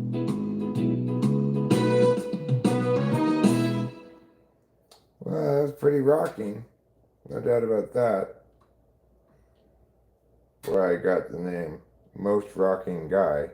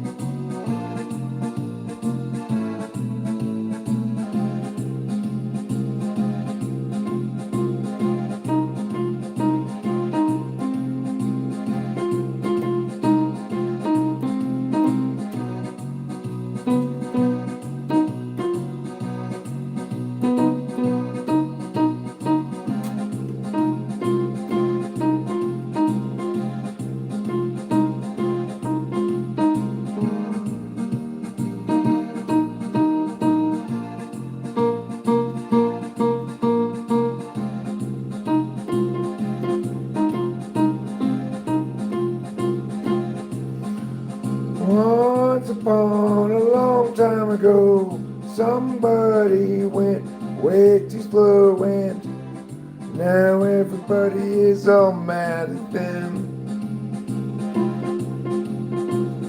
Hey you, speed up won't you? You're going way too slow, and I would like you to move along. Well, I would speed up, said the man, but I just don't think I can, and I'll tell you why in a little bit. Listen, you, I don't want to wait. What do you think? That's why I hate it when I'm behind you at the intersection. You're like a vivisection, and I don't want to be vivisized at all. I don't want a vivisection in the fall. And if you insist on vivisecting me, then I'll have to count 1, 2, 3, and boom.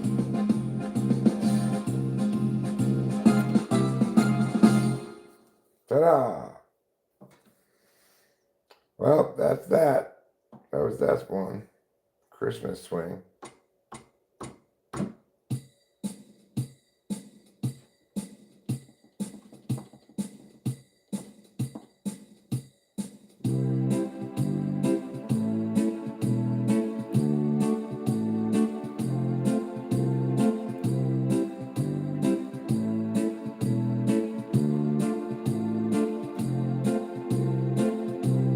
It's Christmas time, and it's rhyme for rhyme. And if you leave cookies, then Santa will help you go to Hawaii this year for Christmas.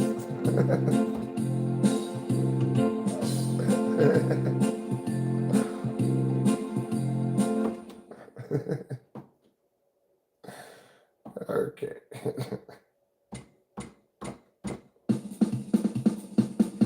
Well, that's quite a drum beat there.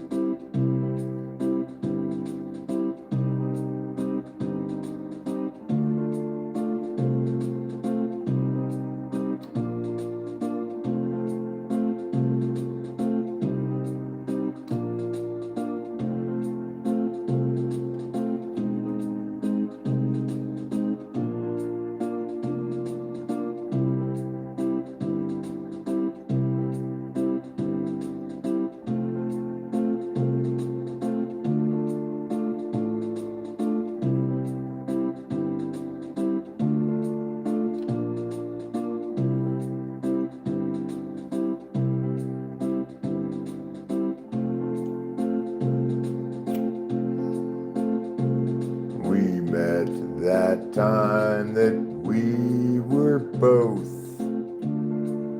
at the place where they had boats. You wanted to sail. I said, no thank you, ma'am. If you wanna go sailing, go find another man. Boats and I don't get along.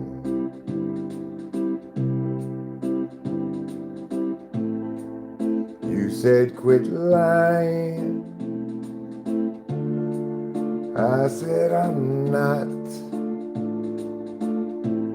And you said you're trying to get out of going sailing with me, are you not? Well, yes, I am.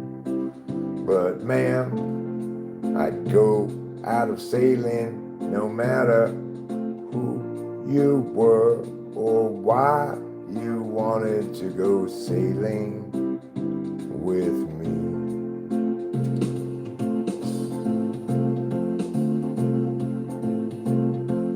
Well, I want to go sailing with you because I hear you're really true with your navigational skills and you never get lost. Well, that's true, I suppose, but anyway, anyone knows that I don't want to navigate. No, I don't want to navigate.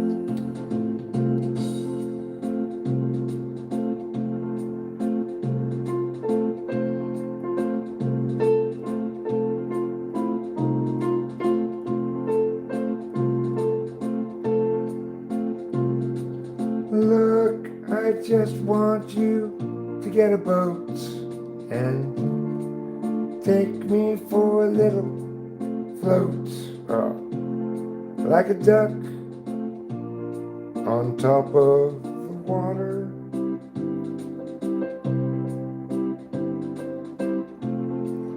I'm not trying to trouble you, but Jesus, man, can't you do me this one little solid and take me on a boat? No, I'm not a goat, and I won't go on a boat with you anymore. I never did before, but I still won't go boating with you ever, ever, no matter what, never. The song is called I'll Never Go Boating With You.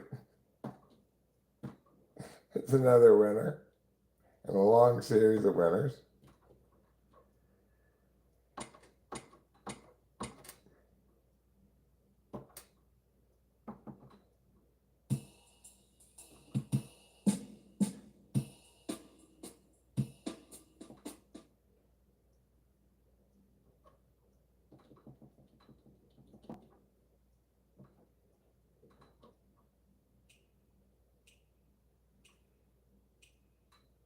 Piano swing.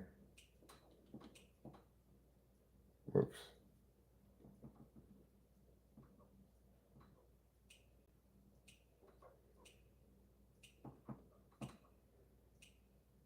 Hmm.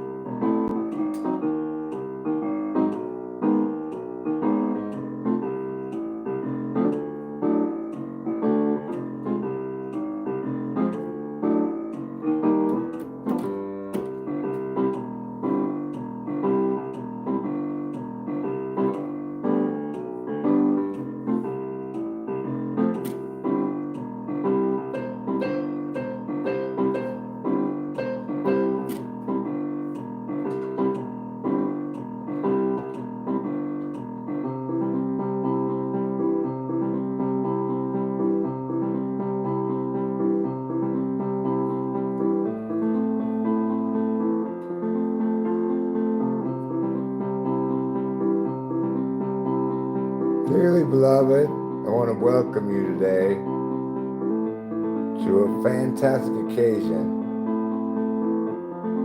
where Julie and Greg will be joined in holy matrimony. First we're going to walk them up the aisle,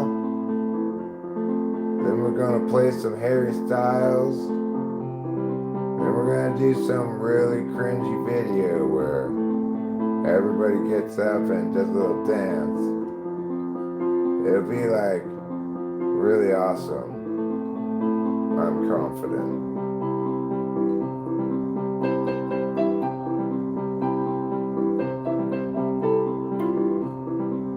Okay, try something else. What about this one? Habanero.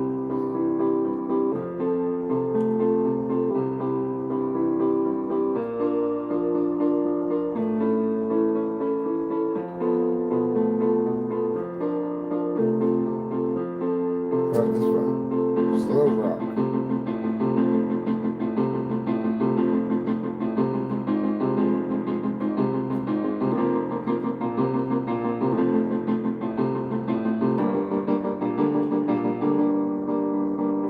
Piano Bill 6/8.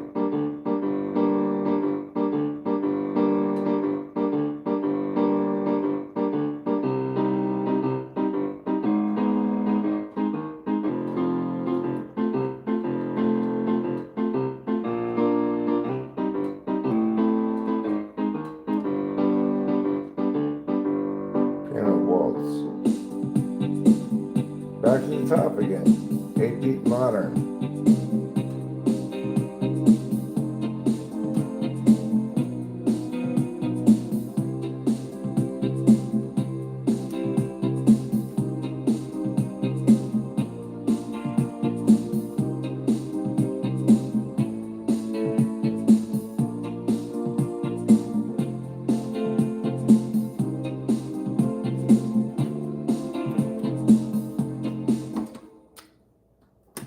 Well, that was a fun exploration of the piano.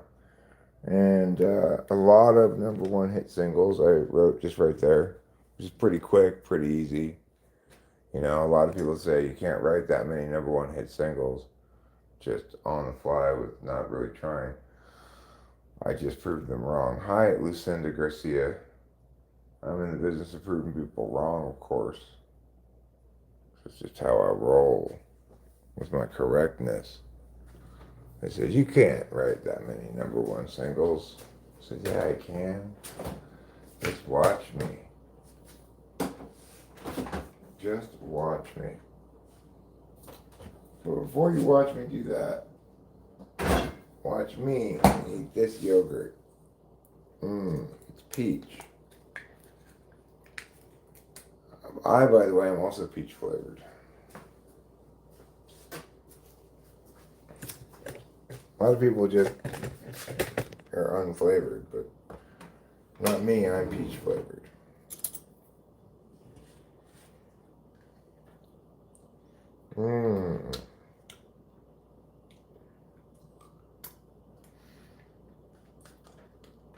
And boy, there ain't no flavor I'd rather be than the wonderful flavor of a Georgia peach.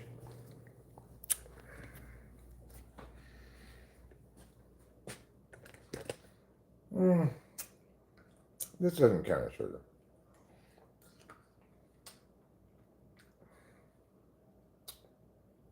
Hi, Milk Crotch. Milk Crotch 69 is back. When I'm talking about sugar, I mean like don't eat so much candy, you know?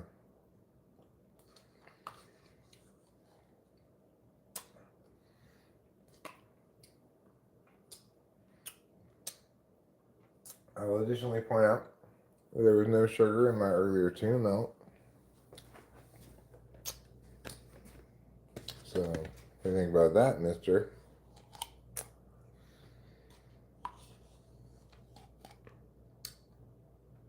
Yogurt's not candy.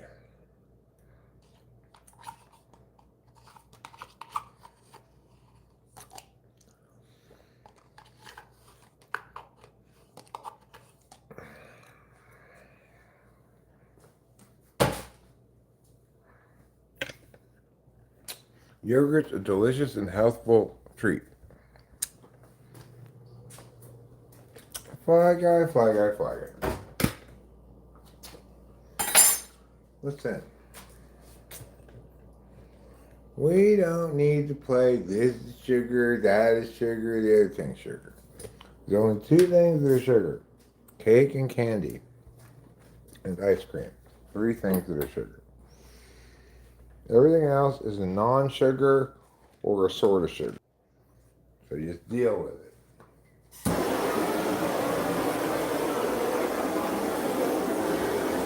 Got you, motherfucker. Got that fly, and now it's dead. I killed it with my fire. You can't trust those labels, Fly Guy. They're always trying to trick you into thinking things that aren't sugar or sugar.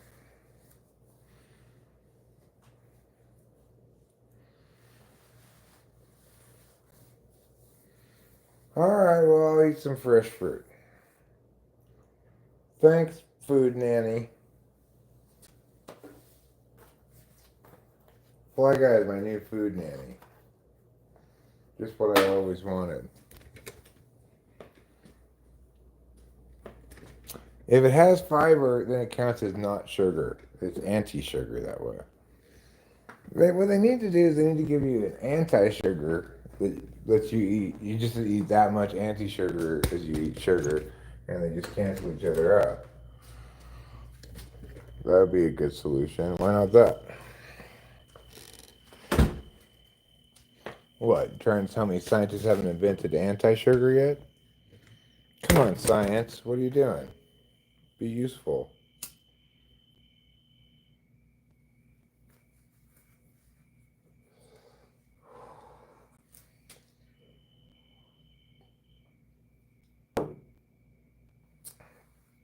So, when we go back inside, I'm going to show everybody, and there's only a few people here.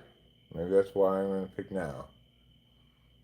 For the special people who are here, I'm going to show you something that you've been waiting to see for a long time, that I've been waiting to see. We've all been waiting to see. It's going to be pretty exciting. Yeah, I think you're going to like it. In fact, I think you're going to love it more than you love your own mother. If you don't love your mother, then insert someone you do love.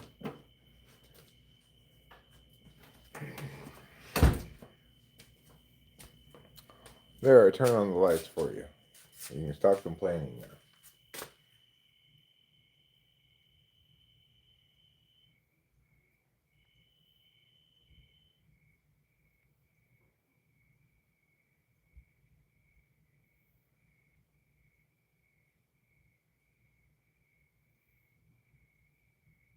What's an insulin sensitivity buff? Greek yogurt. Okay, well, I wonder if I could just boof the candy, maybe.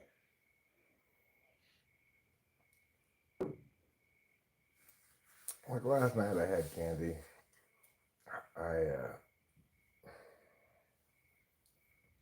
was going to bed and I felt restless and I just wanted to eat something, and there was no doubt about what I wanted to eat. I wanted to eat candy. And I did eat some candy. But, before I acknowledged that this might be a problem, I used to just gorge on the shit. So I'm a lot better than I used to be.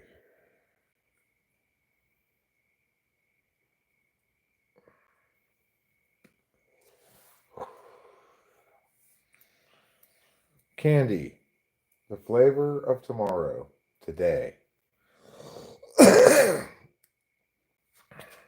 Of course, Rachel and I refined our taste to so that we only get the finest of candies.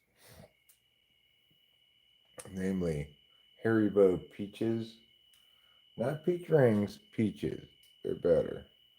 And raisins, which are these like chocolatey German things. We go great together. Peaches and raisins are like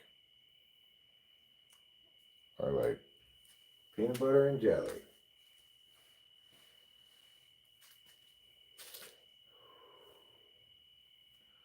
The brain runs on sugar, so you must think a lot. You want me to shake? Shake some ass. Shake, shake, shake. Shake some ass. Shake, shake. Like that. How will I know when it's shaken enough? Will it start to fizz over like a carbonated beverage?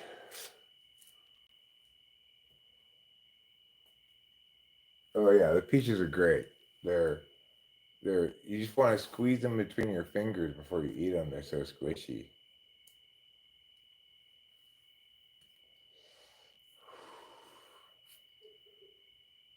But I can do that. Sugar, not that big of a deal. I have to quit something. Sugar seems like a relatively easy thing to at least cut way down on.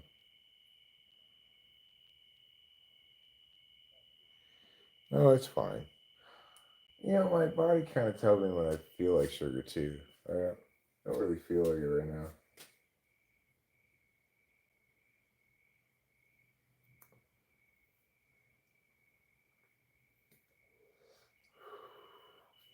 I could start eating some real peaches actually. I could get peaches at the store. It's still probably peach season right now. Get some fresh peaches. I could even go peaches and cream. I kind of want to get a Cuisinart.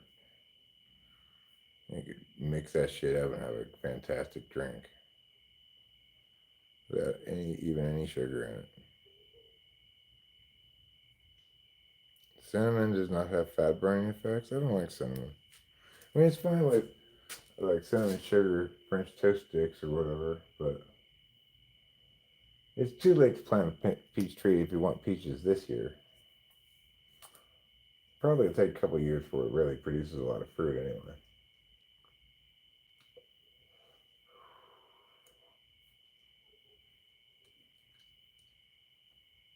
Just like a pride festival. It takes a lot of years to produce fruit.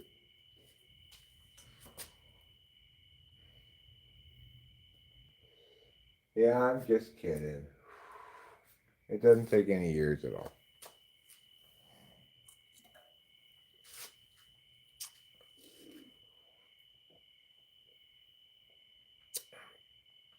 Well,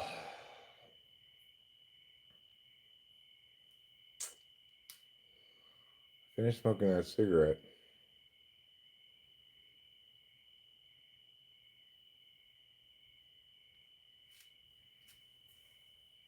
I guess it's time to go inside and think about possibly wrapping the stream up and watching some cartoons and getting ready for bed. We've got errands to run tomorrow. At least I do, but she doesn't have to go. She doesn't want it. I gotta go to Mercy.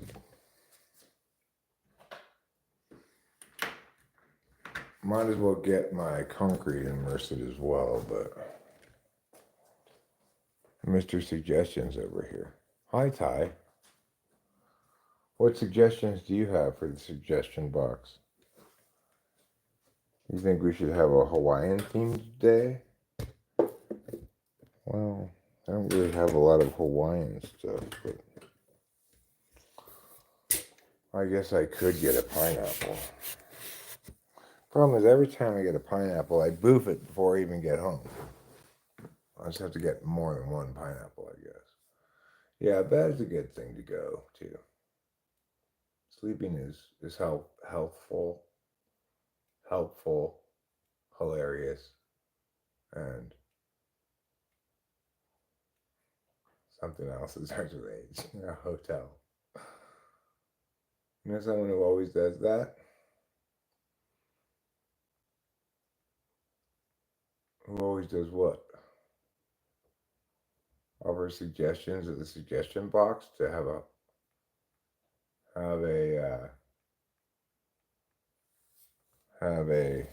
Hawaiian day. I was gonna show you guys something, and I'm gonna show it to you now. Oh, blue pineapple. Yeah.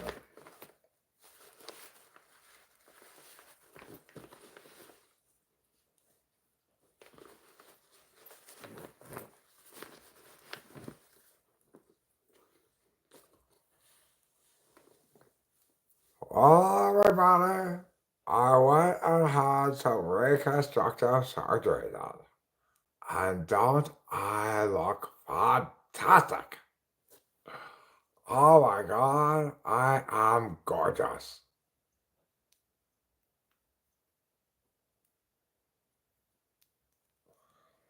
Unfortunately, that's copy, baby. Come on, copy, baby. Hi, I'm Tiffany with an I. I'm Tiffany with an I. Tiffani. That's 2 eyes, you baby. She's glistening, right? And where's the other one? There she is.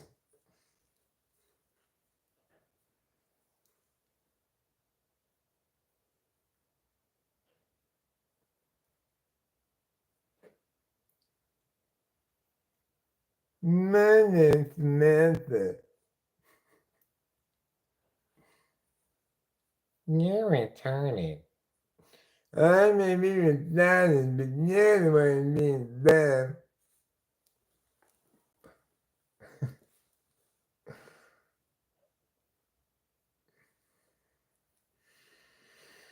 So I got all 3 of these in the deal.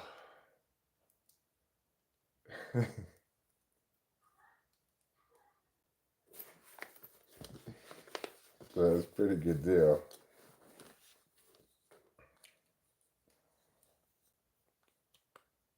What's wrong with brown-haired girl? Says what Tana is, Squash God. I'm not retarded. I'm special. Okay. Well, she just looks kind of retarded, right? My hair is kind of messed up. Like, look at her hair. My mom tried to do my hair, but said, Mom, no, I want like this.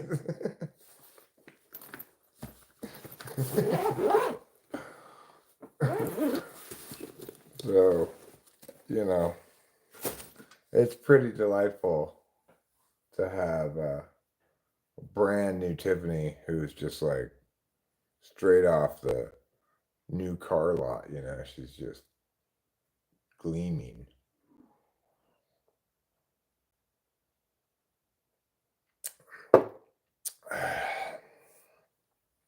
Yeah. But, you know, I think Tiffany's basic claim is that she didn't get any work done. She just rested for a few weeks. And that's how she got in so much better shape, how her arm grew back and stuff.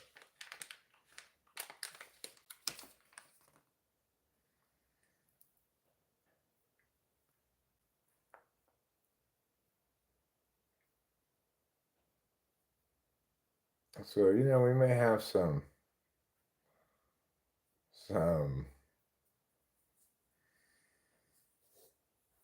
Mindy's Club videos coming up pretty soon.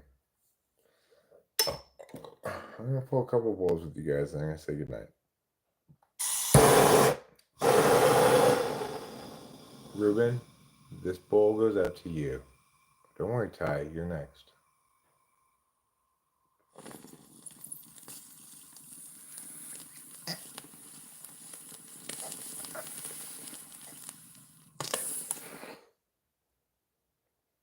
Well, then you should make your bong rip go to me, and we'll be even.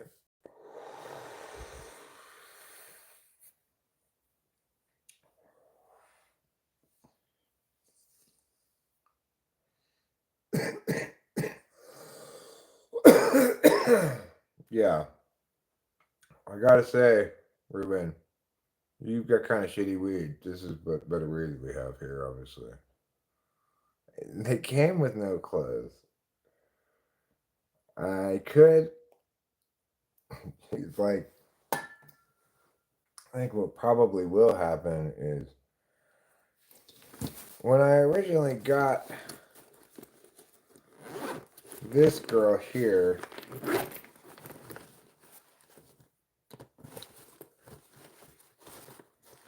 she had on a dress, right? That Tiffany stole.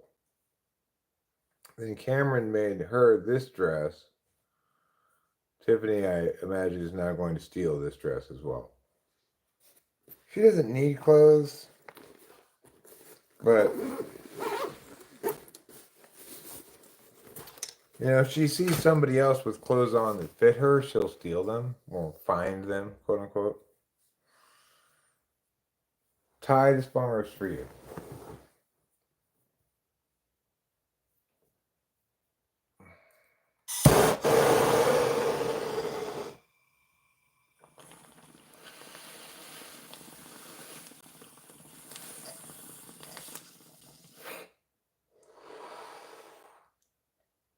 I gotta say, opening up that box and seeing this pristine Tiffany, it really made me happy. Oh God, Joe. 2,347,212 times now I've heard that. If you're going for least original thing ever, then you win.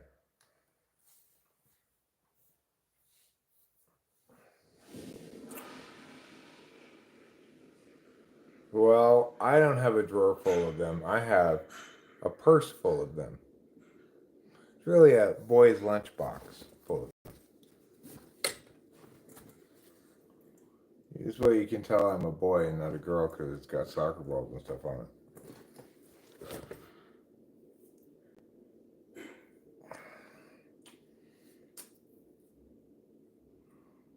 Okay. Now, Fly Guy, this third bone rip is dedicated to you. And while I'm pulling it, I'd like you to imagine that the song Can You Feel the Love Tonight is playing in the background.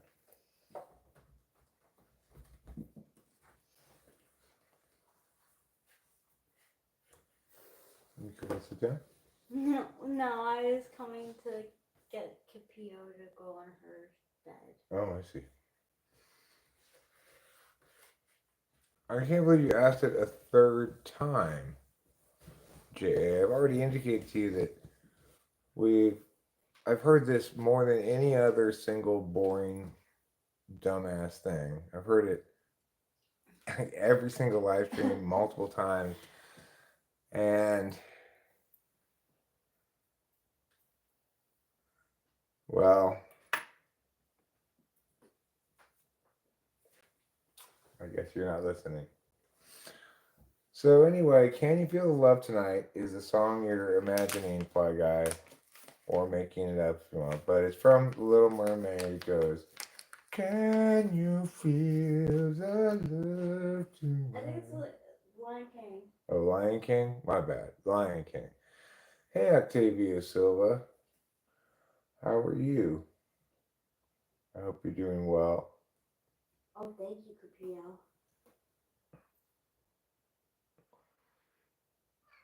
Well, I guess what he's saying is he may be trying to raise awareness about shrinking knee syndrome, where a person's knees get smaller and smaller until they can no longer walk.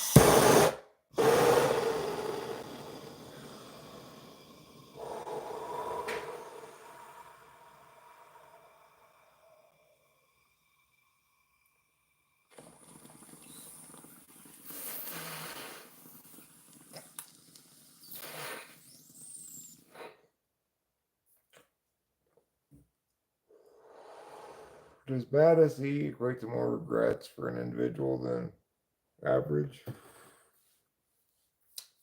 Maybe. I don't know.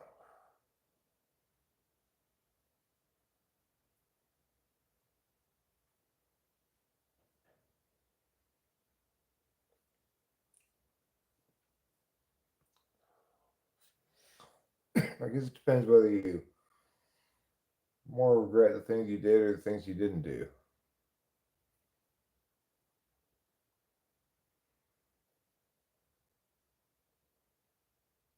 I'm glad, Fly Guy. I'm glad.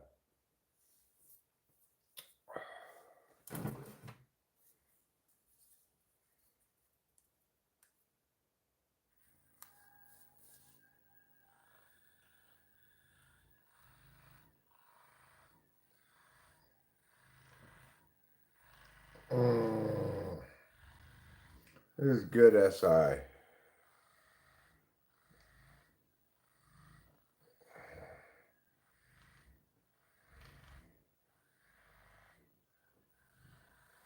I get all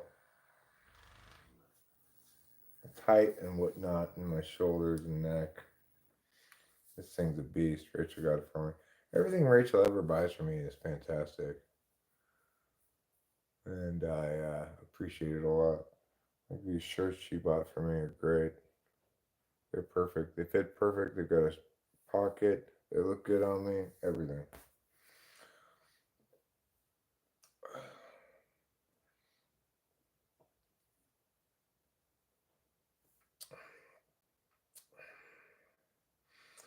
I mean,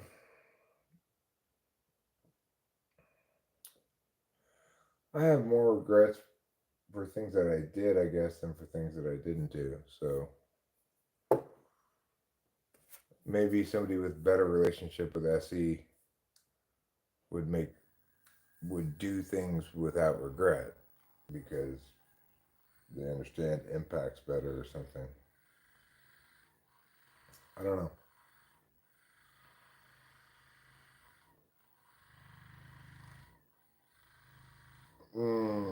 That's a juicy juice, sir.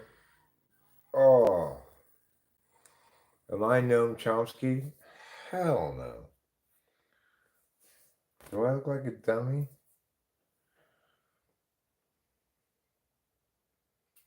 Noam Chomsky, Bum Blomsky. That's what I have to say about him.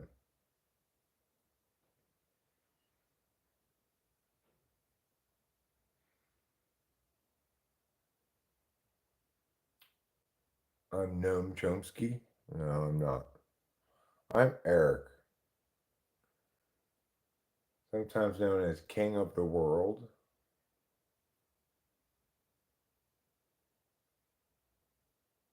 Earth King Eric, they sometimes call me.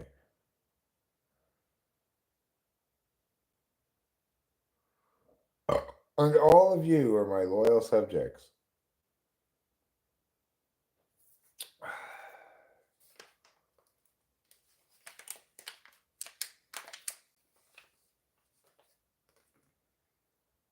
You're welcome. You're welcome for my kind and beneficent rule. Oh, King Eric, thank you for ruling over the world. Make a song about Rachel's gifts. Like, hey, I really like these shirts. It's better than if you gave me clouds of dirts. No, I'm literal Earth King, like, my word is law for everybody in the entire world. And I got that title because I'm the internet's only YouTube channel.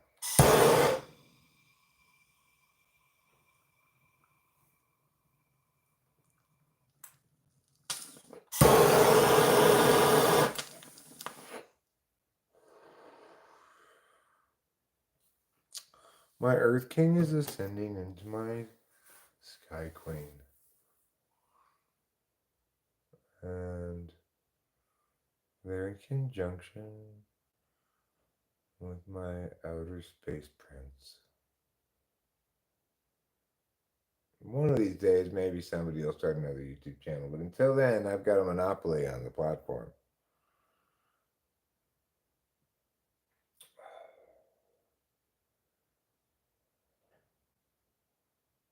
I must say I take some satisfaction in sitting in these pants here.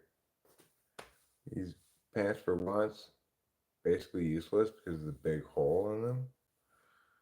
Until Eric sewed this repair job. And now they're perfectly good pants. They're as good as your pants, her pants, anybody's pants. Can an ENFP be exceptionally articulate? Yeah, I mean, ENFPs are likely to be quite articulate. They're just not likely to be correct.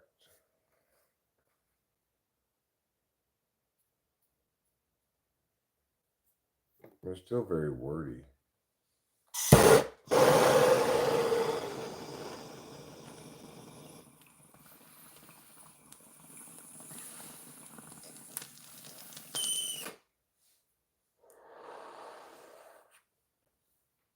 Hi, Winston's mom.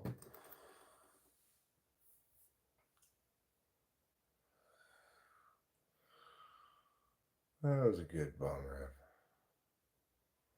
Ah.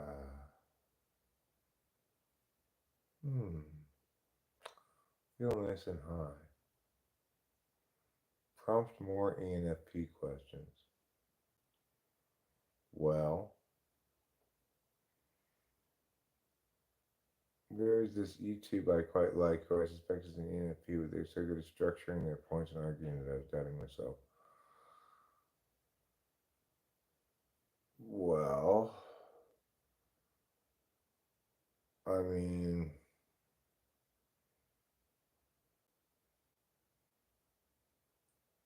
I'm not sure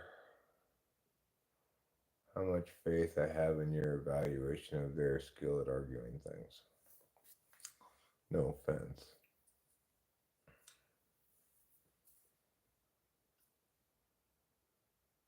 Eureka. Eureka. I mean, I had an ENFP debate coach before, so it's not unheard of. But,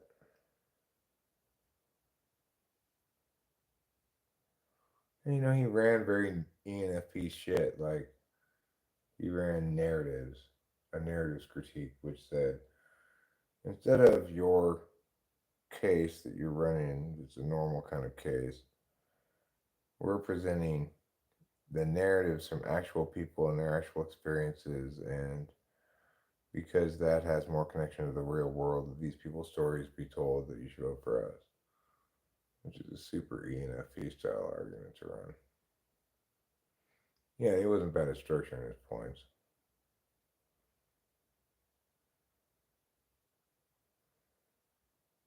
Huh. Interesting, Fly Guy. I didn't know that. I hadn't thought about it.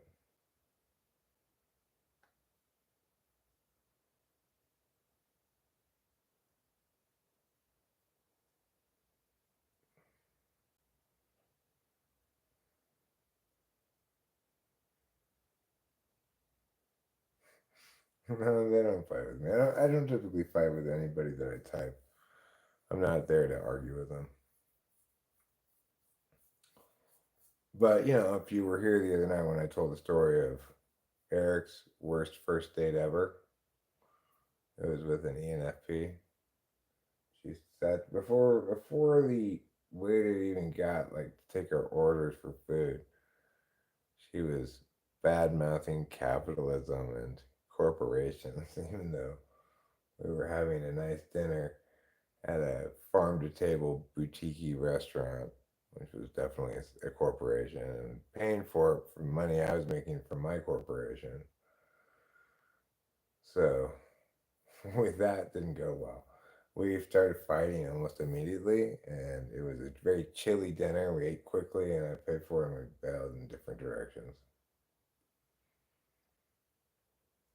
Your girlfriend does not need my number.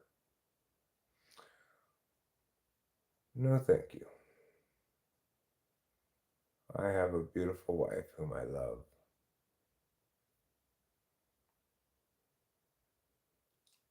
Yeah, it was terrible. Talk about a waste of like $100 or whatever the dinner cost in total. But we both toughed it out, ate food, tried to be cordial-ish, I guess. Till you guys like to look at the dessert? Nope, we do not want to look at the dessert menu. We just want to get the funk out of Dodge as quickly as possible. Oak Lloyd was somebody who I made videos with on a few occasions.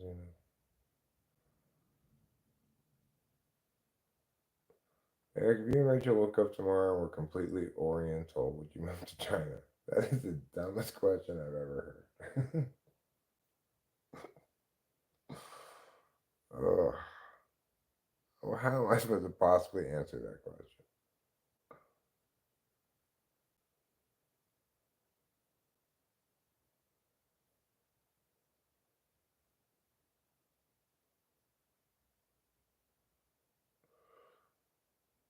Well, it's fine. We all ask an occasional dumb question. You know how they say there are no dumb questions? They're wrong. There are dumb questions. Matthew O'Day, hello. How are you doing this fine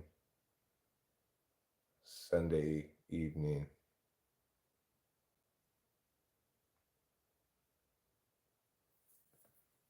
I swear you act like your comments appear without any involvement from you. That's a good observation, Octavius Silva.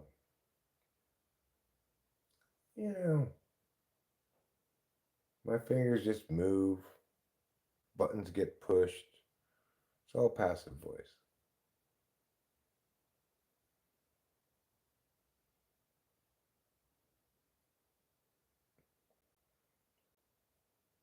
Completely Oriental meaning they can speak some kind of Chinese.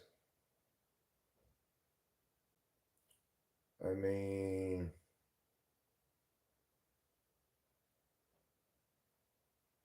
it could be we just are completely Oriental like furniture in our design.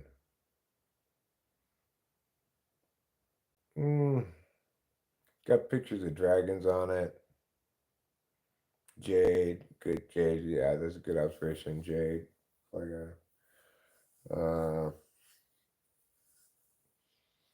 it's got guys with that mustachy thing coming down, sitting near some rocks, some water and stuff, that kind of stuff.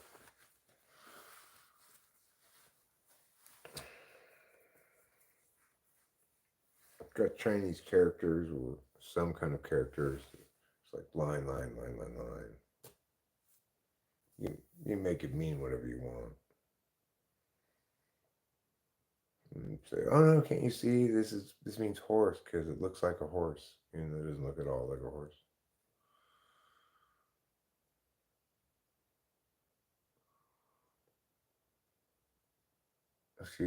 She'd become Derira.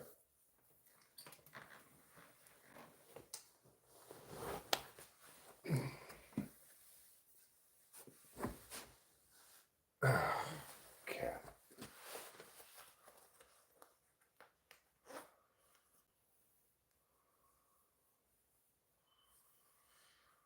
My friend June was Asian, and no matter how hard she spun the circle, she was never disoriented. That's the magic of the Orient right there. I still remember that time you argued some Chinese principles about pay in 2016. Oh, how time flies. Yeah, that was a long time ago. Those scoundrels.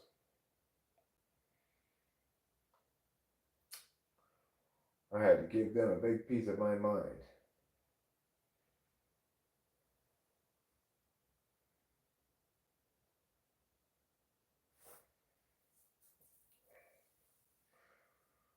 Yes, presumably. Show media, that would be the case. What's the paper towel roll for?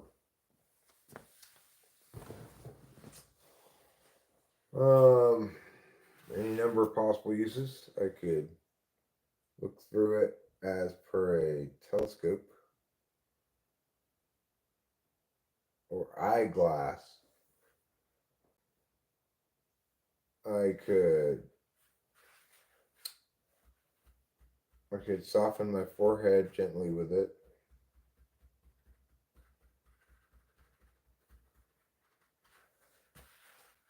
I could use it to keep my hands this far apart if I have a problem with putting my hands too close together. This will prevent that from happening. I could wipe things up with it, sure. It was here because we were having dinner. We needed napkins. You see how much more successfully I'm keeping my hands apart than I otherwise would? So all thanks to this roll of paper towels. I could also use it to make a curtain that slowly raises up to reveal it's me. Like that. I could make Tiffany a wedding dress. So many things I could do with this paper towel.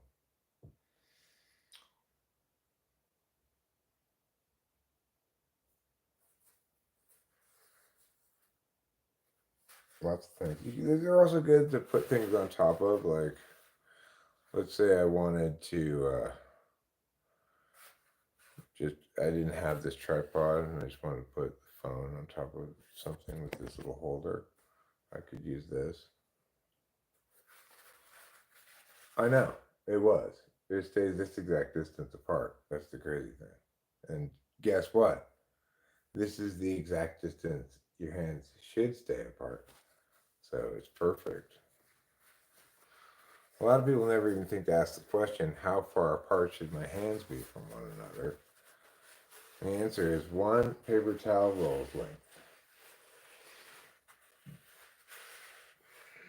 Asking a question does not equal not being able to imagine what the answer might be.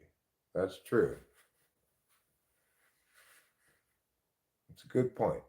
You can use it as a pillow. That's true.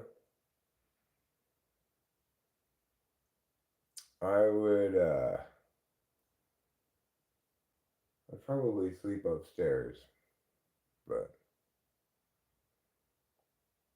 that kind of thing doesn't happen between me and Rachel.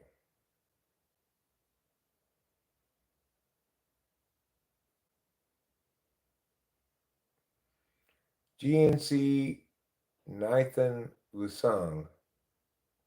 Hello. Hello, although I'm not your grandfather.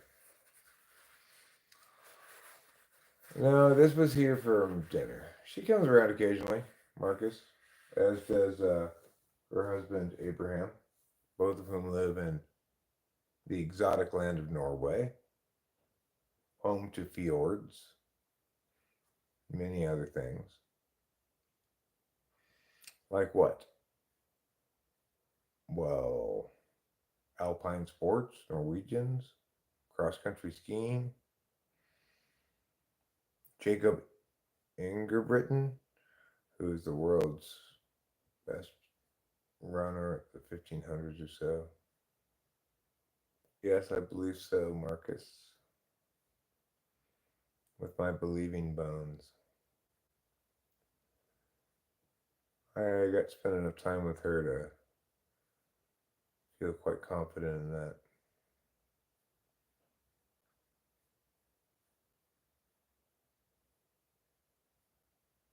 What's the deal with Norway?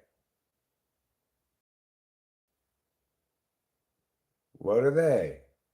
Fjords? That's like a Norwegian stand-up comedy routine. Norwegian. Well, you know, Abraham is a Nor-Mexican. A Norwexican?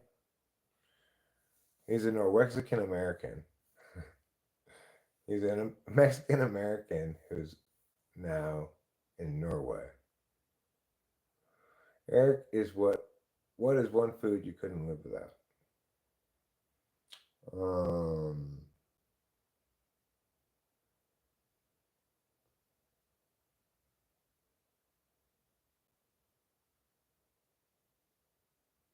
what's that sound? Did I leave some water on? I guess, meat.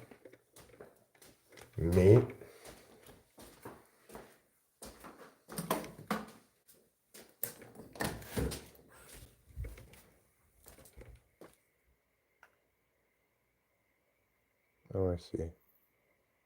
That's the sound of the neighbor's air conditioner. It's fine, everybody. I didn't leave any water on or anything.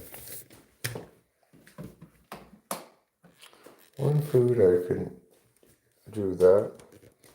Like, I guess beef or chicken would be the obvious choice. Susie married a Mexican American. And with the kind of unbelievable name of Abraham Lincoln. Rincoln. Pronounced Rincon. But, spelled Abraham Lincoln.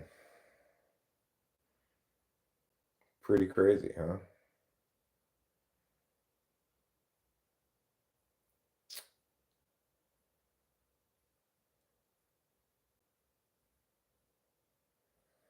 Yeah, I consume a lot of coffee. I would miss coffee a lot if I couldn't have it. But it's not the only thing that I consume regularly. I would miss non-alcoholic beer. Yeah, crazy, huh? His name's Abraham Lincoln. Oh, yeah, my bad. No L. Is there no L? Are you sure? Well, there should be an L. That'd be better if it was Lincoln like that. But regardless, his name is Abraham Lincoln, which is a funny name to have. Where's Rachel? That's the eternal question. Where has she gone? I think she's in bed. And I will probably be heading there pretty soon myself. The light's on. Let me peek my head in and see if she's decent. Hi, Rachel. Hi, Eric. Are you decent? Yes. Let me turn off the. Oh, are we gonna have a? I just came in to visit you with the people. Oh, thanks. But I don't have to show you on camera if you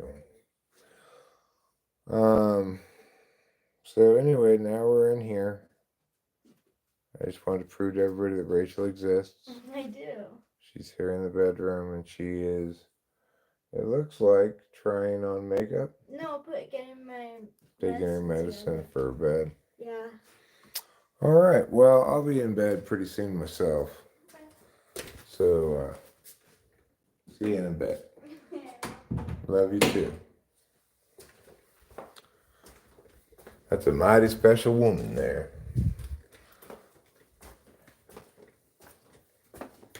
That's the kind of woman that you have to get normally have to get at the most expensive boutique woman store.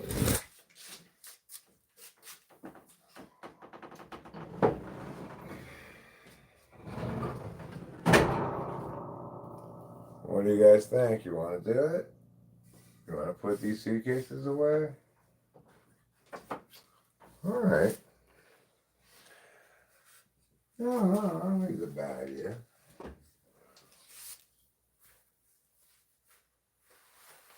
I think it's quite responsible of you to suggest that, frankly. I'm impressed. You've really grown up a lot. You should be proud of yourself. All right. Now, this may be a little bit butt heavy in your viewing experience. You're just gonna have to deal with that.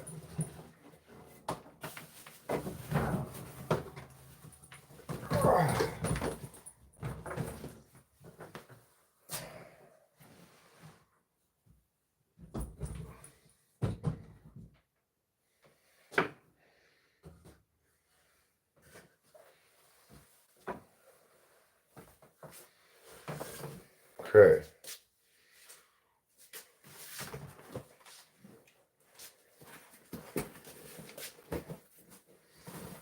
Get a load of these buttocks. I got 2 cheeks on them.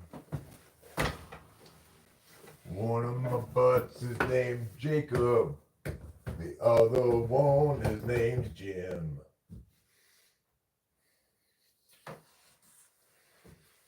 Well, I tell you what, I'm not gonna bother super putting these away right now because I got 2 more to put away. This is a good spot right here, actually.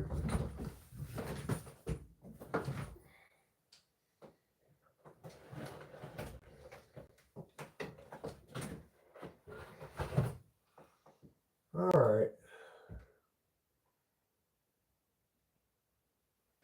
Good job, everybody. Good job. You can all give yourselves a pat on the back. You've earned it. Except for you, Barbara. You don't get a pat on the back. Why? Because you suck. I hate to be blunt, but that's just how it is. Okay. Now that we put Barbara in her place, I wonder if one of these would fit in there. Let's go see if it fits. Shall we? We've got a burned out light bulb. Breaker. We got a burned out light bulb. Yeah, that's code 42. Right, in the kitchen, that's right. Check it out. This light bulb will go in what the Spanish call la basura. This light bulb will screw into here as per Mia and not work.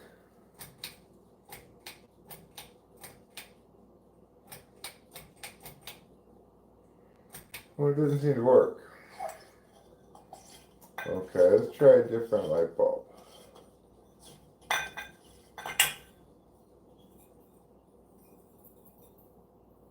I guess this is broken. Sounds broken.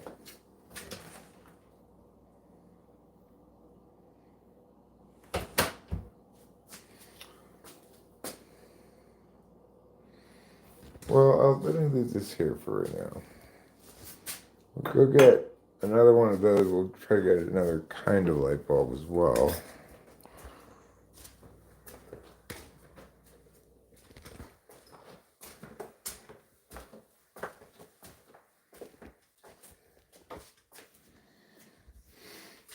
You are the light bulb of my life.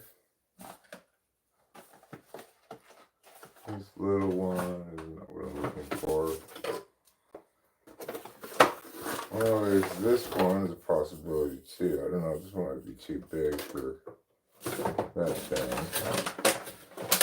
I should try another one of these ones. Alright, this is different than the other one anyway. I'll just try this one, I guess.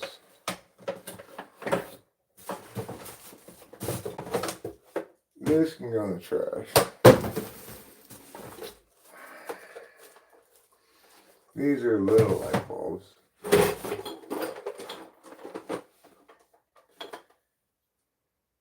25 watts. That's a pretty small light bulb.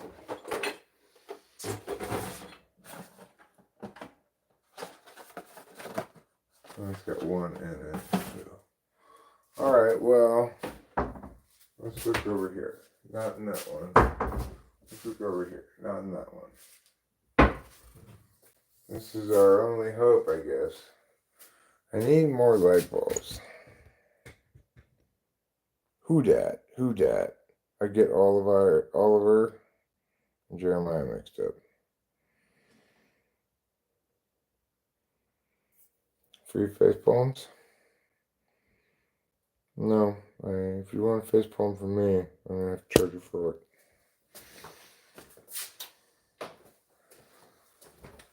And I charge a lot for face palms. Because they're in such high demand.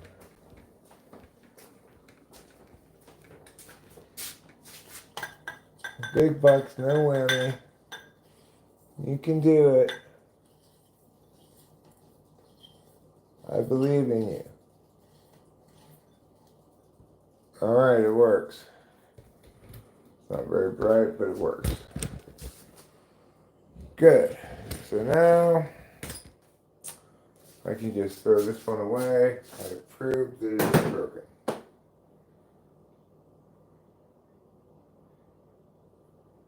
I get Andrew Ryan and Mr. House mixed up.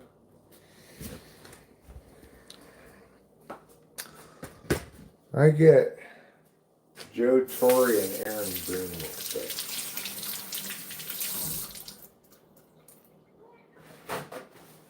Yeah, they look so similar.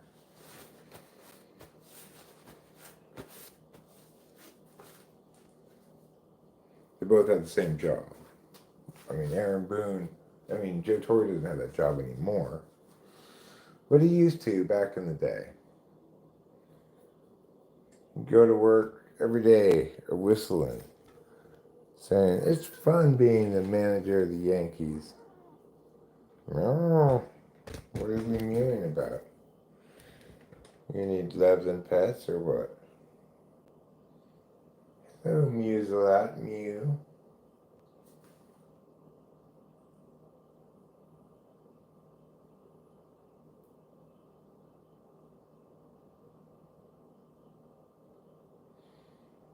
You remind me of getting ice cream down at the thrifty drug on a warm summer's afternoon. Back in 1978.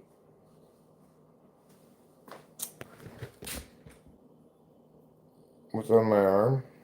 It's a watch. That's what's on my arm.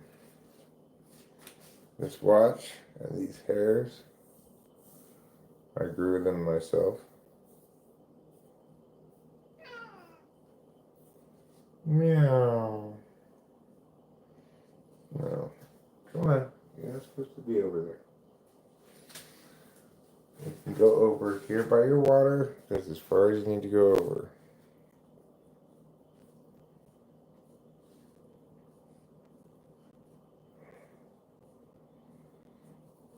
And you're saying that Kapila thinks my arm smells bad? Well, maybe. Maybe she does think that. I don't know.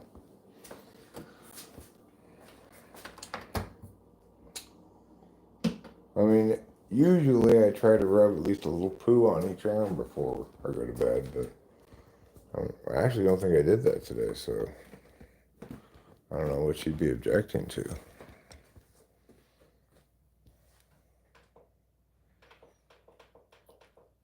Usually it's a mix of poo and pepper spray.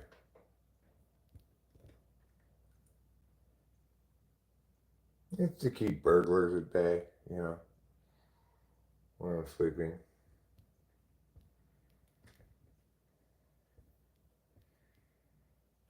She was smiling? I don't know if she was smiling. Oh, I think what that was actually, Octavia, is static electricity. Because when she went to smell me, she got a little shock. That's what I think that was. 2 counts called G. Gotta keep that in mind. I'm going to go to bed and or watch cartoon and then go to bed. So thanks a lot for being here. It's been a long and very pleasant, deeply, deeply pleasant live stream. It's not just my pleasantitude that makes it so pleasant. It's all of you and your pleasantnesses as well. Just as critical, if not more critical, than my own pleasantness.